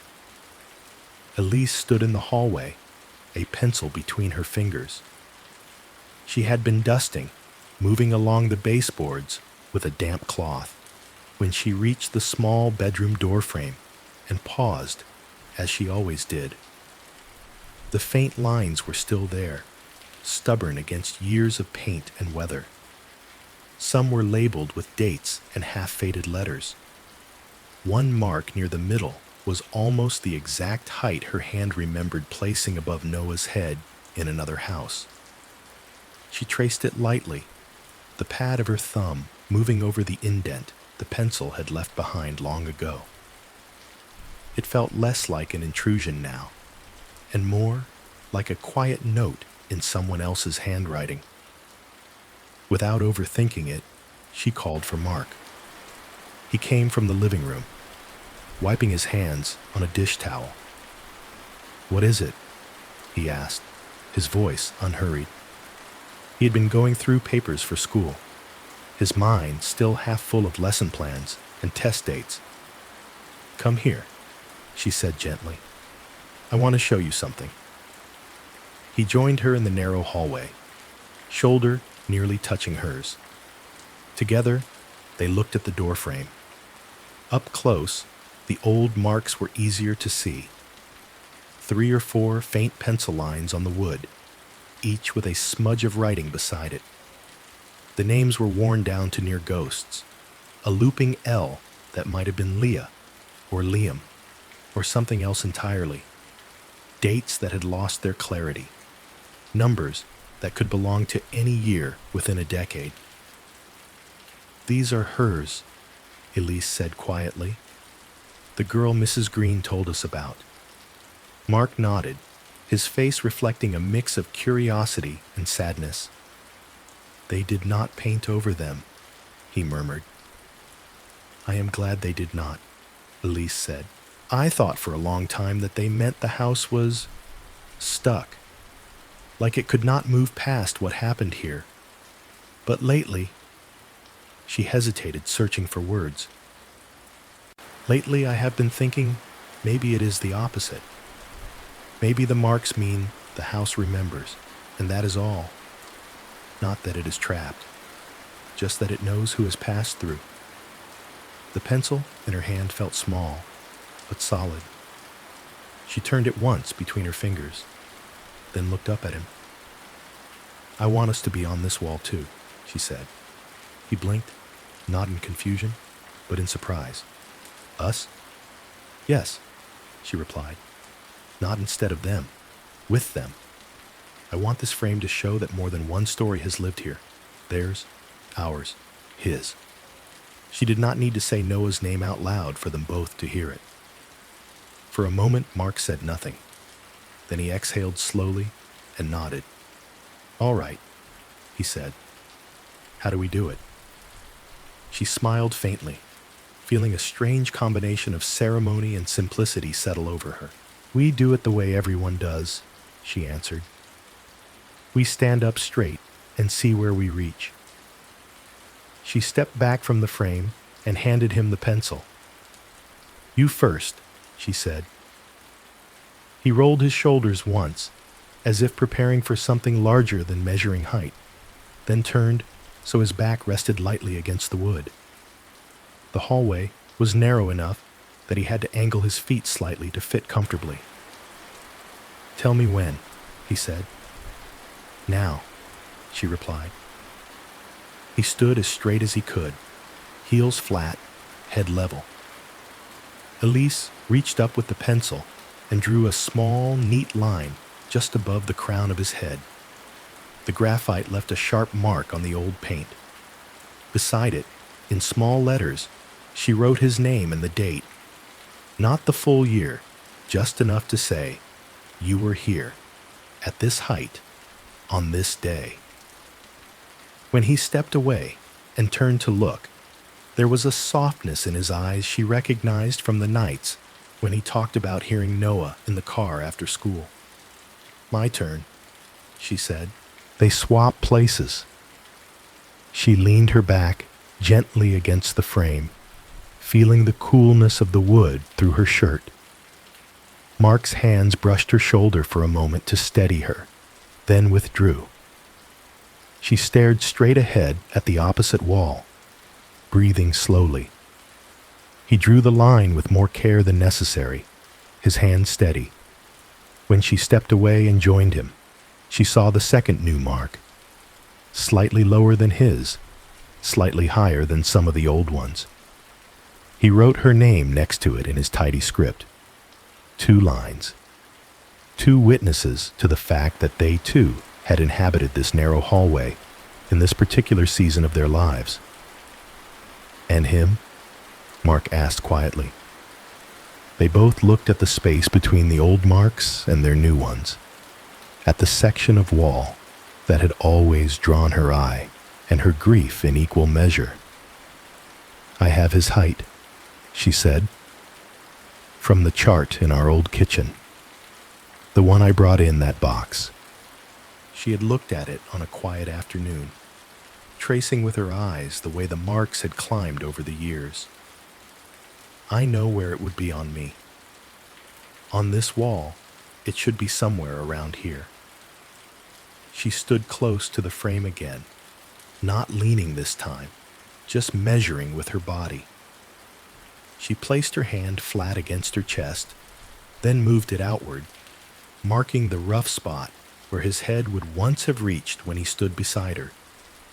Then she stepped back and handed Mark the pencil.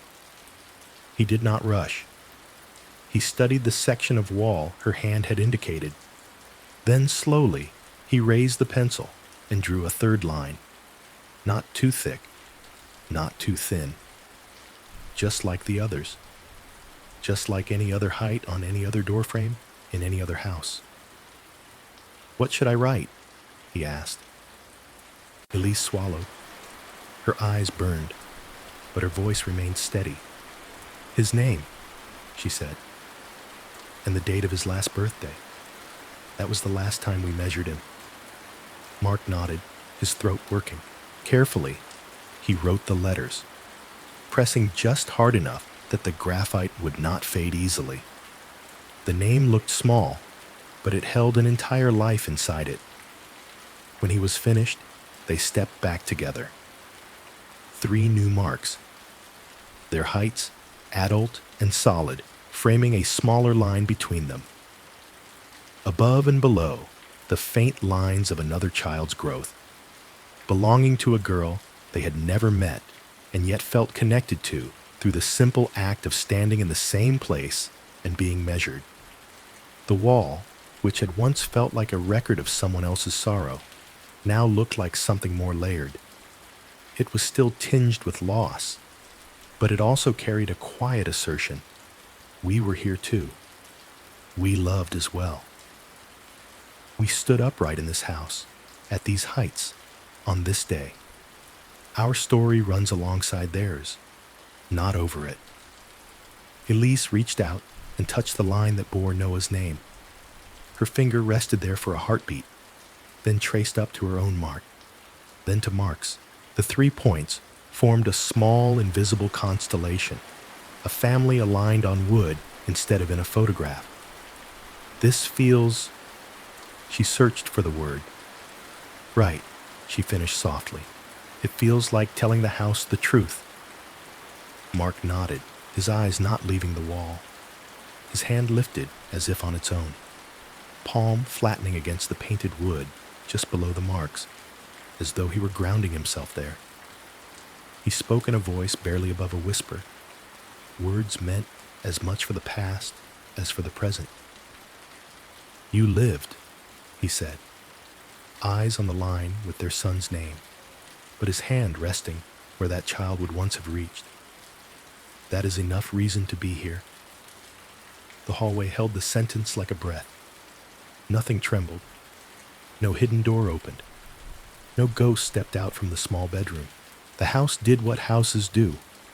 It kept standing, absorbing the touch of their hands, the faint pressure of graphite against paint, the soft echo of a sentence that carried both an ending and a blessing.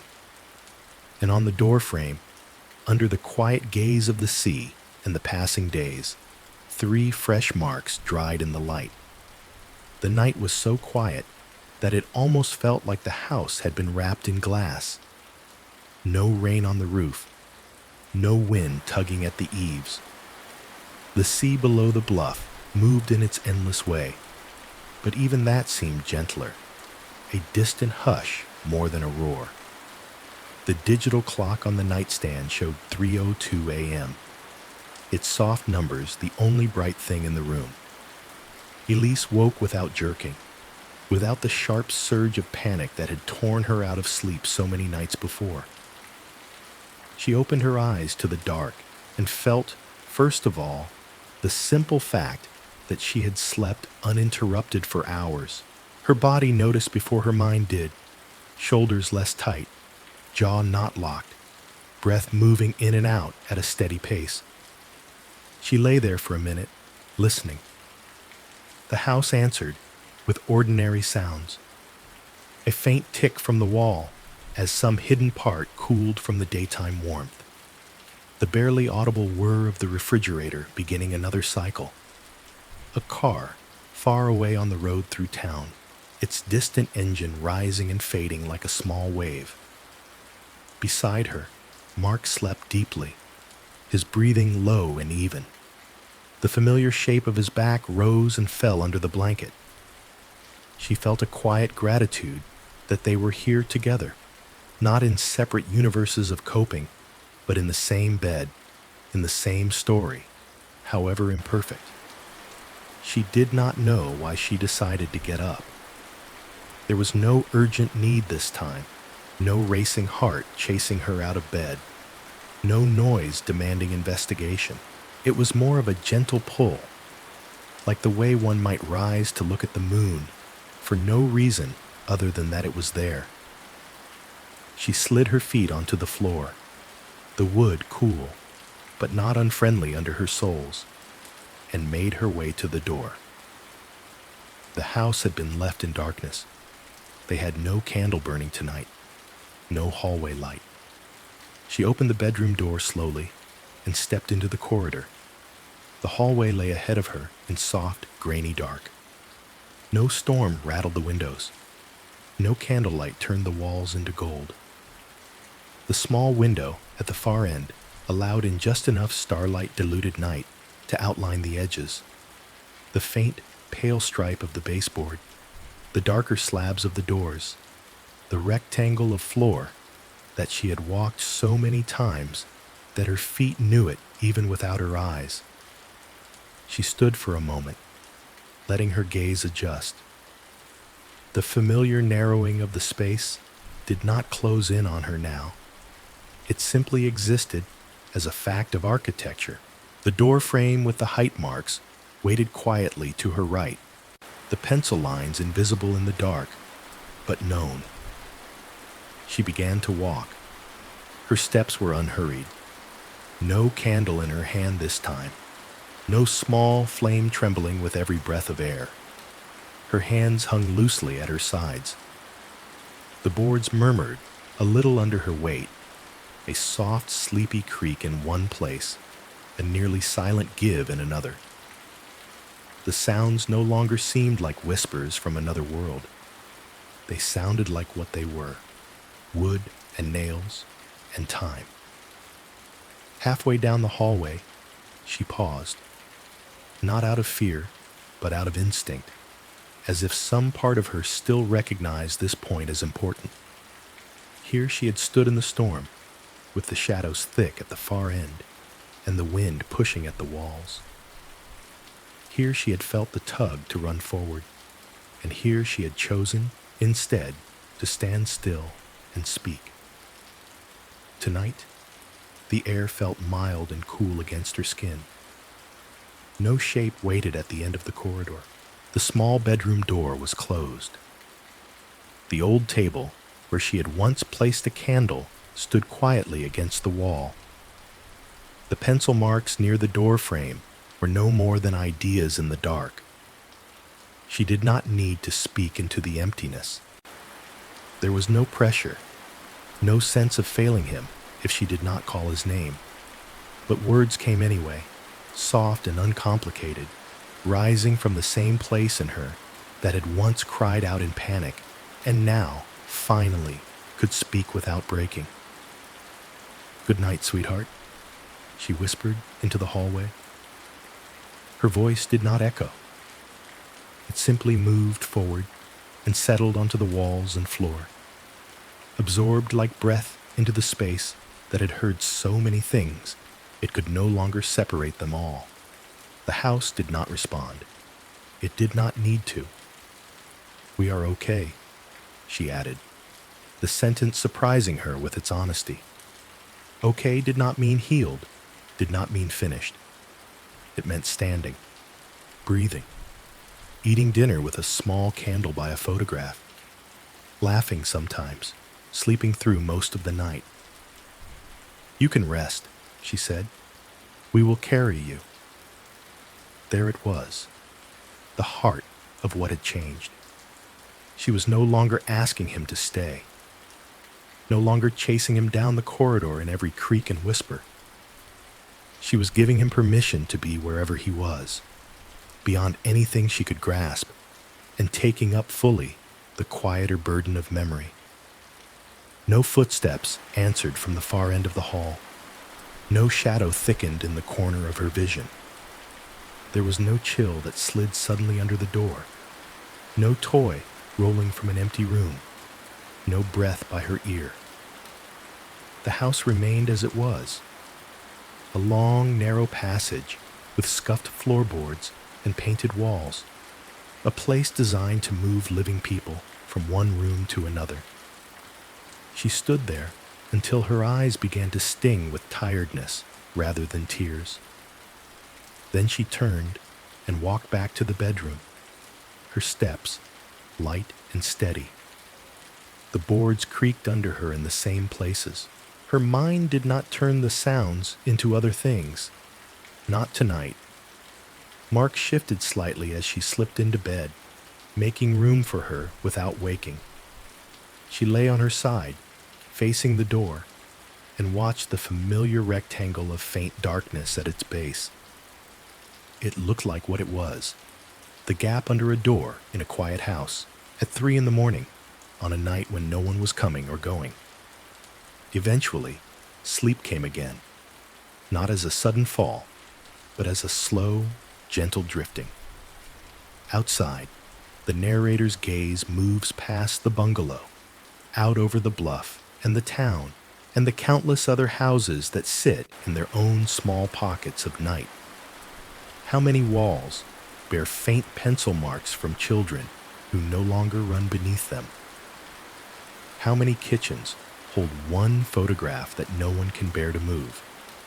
How many bedrooms contain people lying awake, listening for a voice that will not return in daylight, hearing the creak of a stair, and thinking, just for a heartbeat, that it might be someone they have lost? It is easy, in those thin hours, to believe in ghosts. In some ways, perhaps, the belief is not entirely wrong. The human nervous system is a careful archivist. It remembers the pattern of a laugh, the weight of a footfall, the smell of shampoo in damp hair. When the body that made those sensations is gone, the archive does not know what to do with itself. It keeps replaying the recordings, overlaying them on the ordinary noises of pipes and wind and old wood. What feels like a haunting may simply be love, running its fingers along the shelves of memory, not yet finished learning where to place everything. The sea outside the bungalow does not care about any of this. It moves in slow, regular waves, rolling toward the shore and drawing back again, over and over, as it has done for longer than any house has stood on the bluff. In the moonlight, its surface rises and falls like a sleeping chest, breathing without effort, without pause. The house above it is quiet, not purified, not cleansed of its past, not free of all echoes.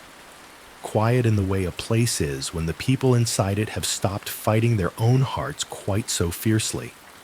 It contains grief and laughter and grocery lists and lesson plans and a little shelf of carefully chosen objects in a small room at the back.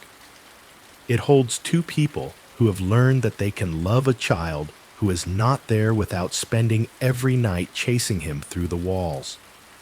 The last ghost does not appear at the end of their hallway.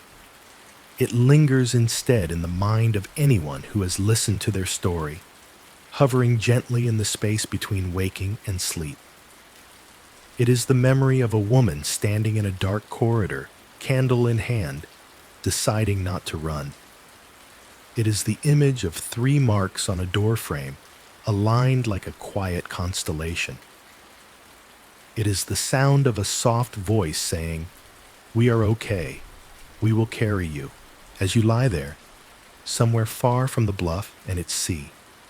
Perhaps you hear your own old house settling, or the distant rumble of a passing car, or the refrigerator humming in the kitchen. Perhaps you think, for a moment, of someone you miss. A name, a laugh, a height on a wall. Let the sound be what it is. Let the memory rise and soften. The ghost, if there is one, is not here to drag you away. It is just a way your heart has of saying, "This mattered. This still matters." Outside, the sea keeps breathing. Inside, the bungalow above the tides rests quietly in the dark, inhabited by 2 people who sleep, wake, remember, and go on. The story settles around them like a blanket, not to trap, but to keep a little warmth where the air once felt unbearably cold. And as your own eyes grow heavier, the echo of their hallway fades. Not gone, not entirely, just stepping back to a place in your mind where stories sleep, waiting to be remembered again when you are ready.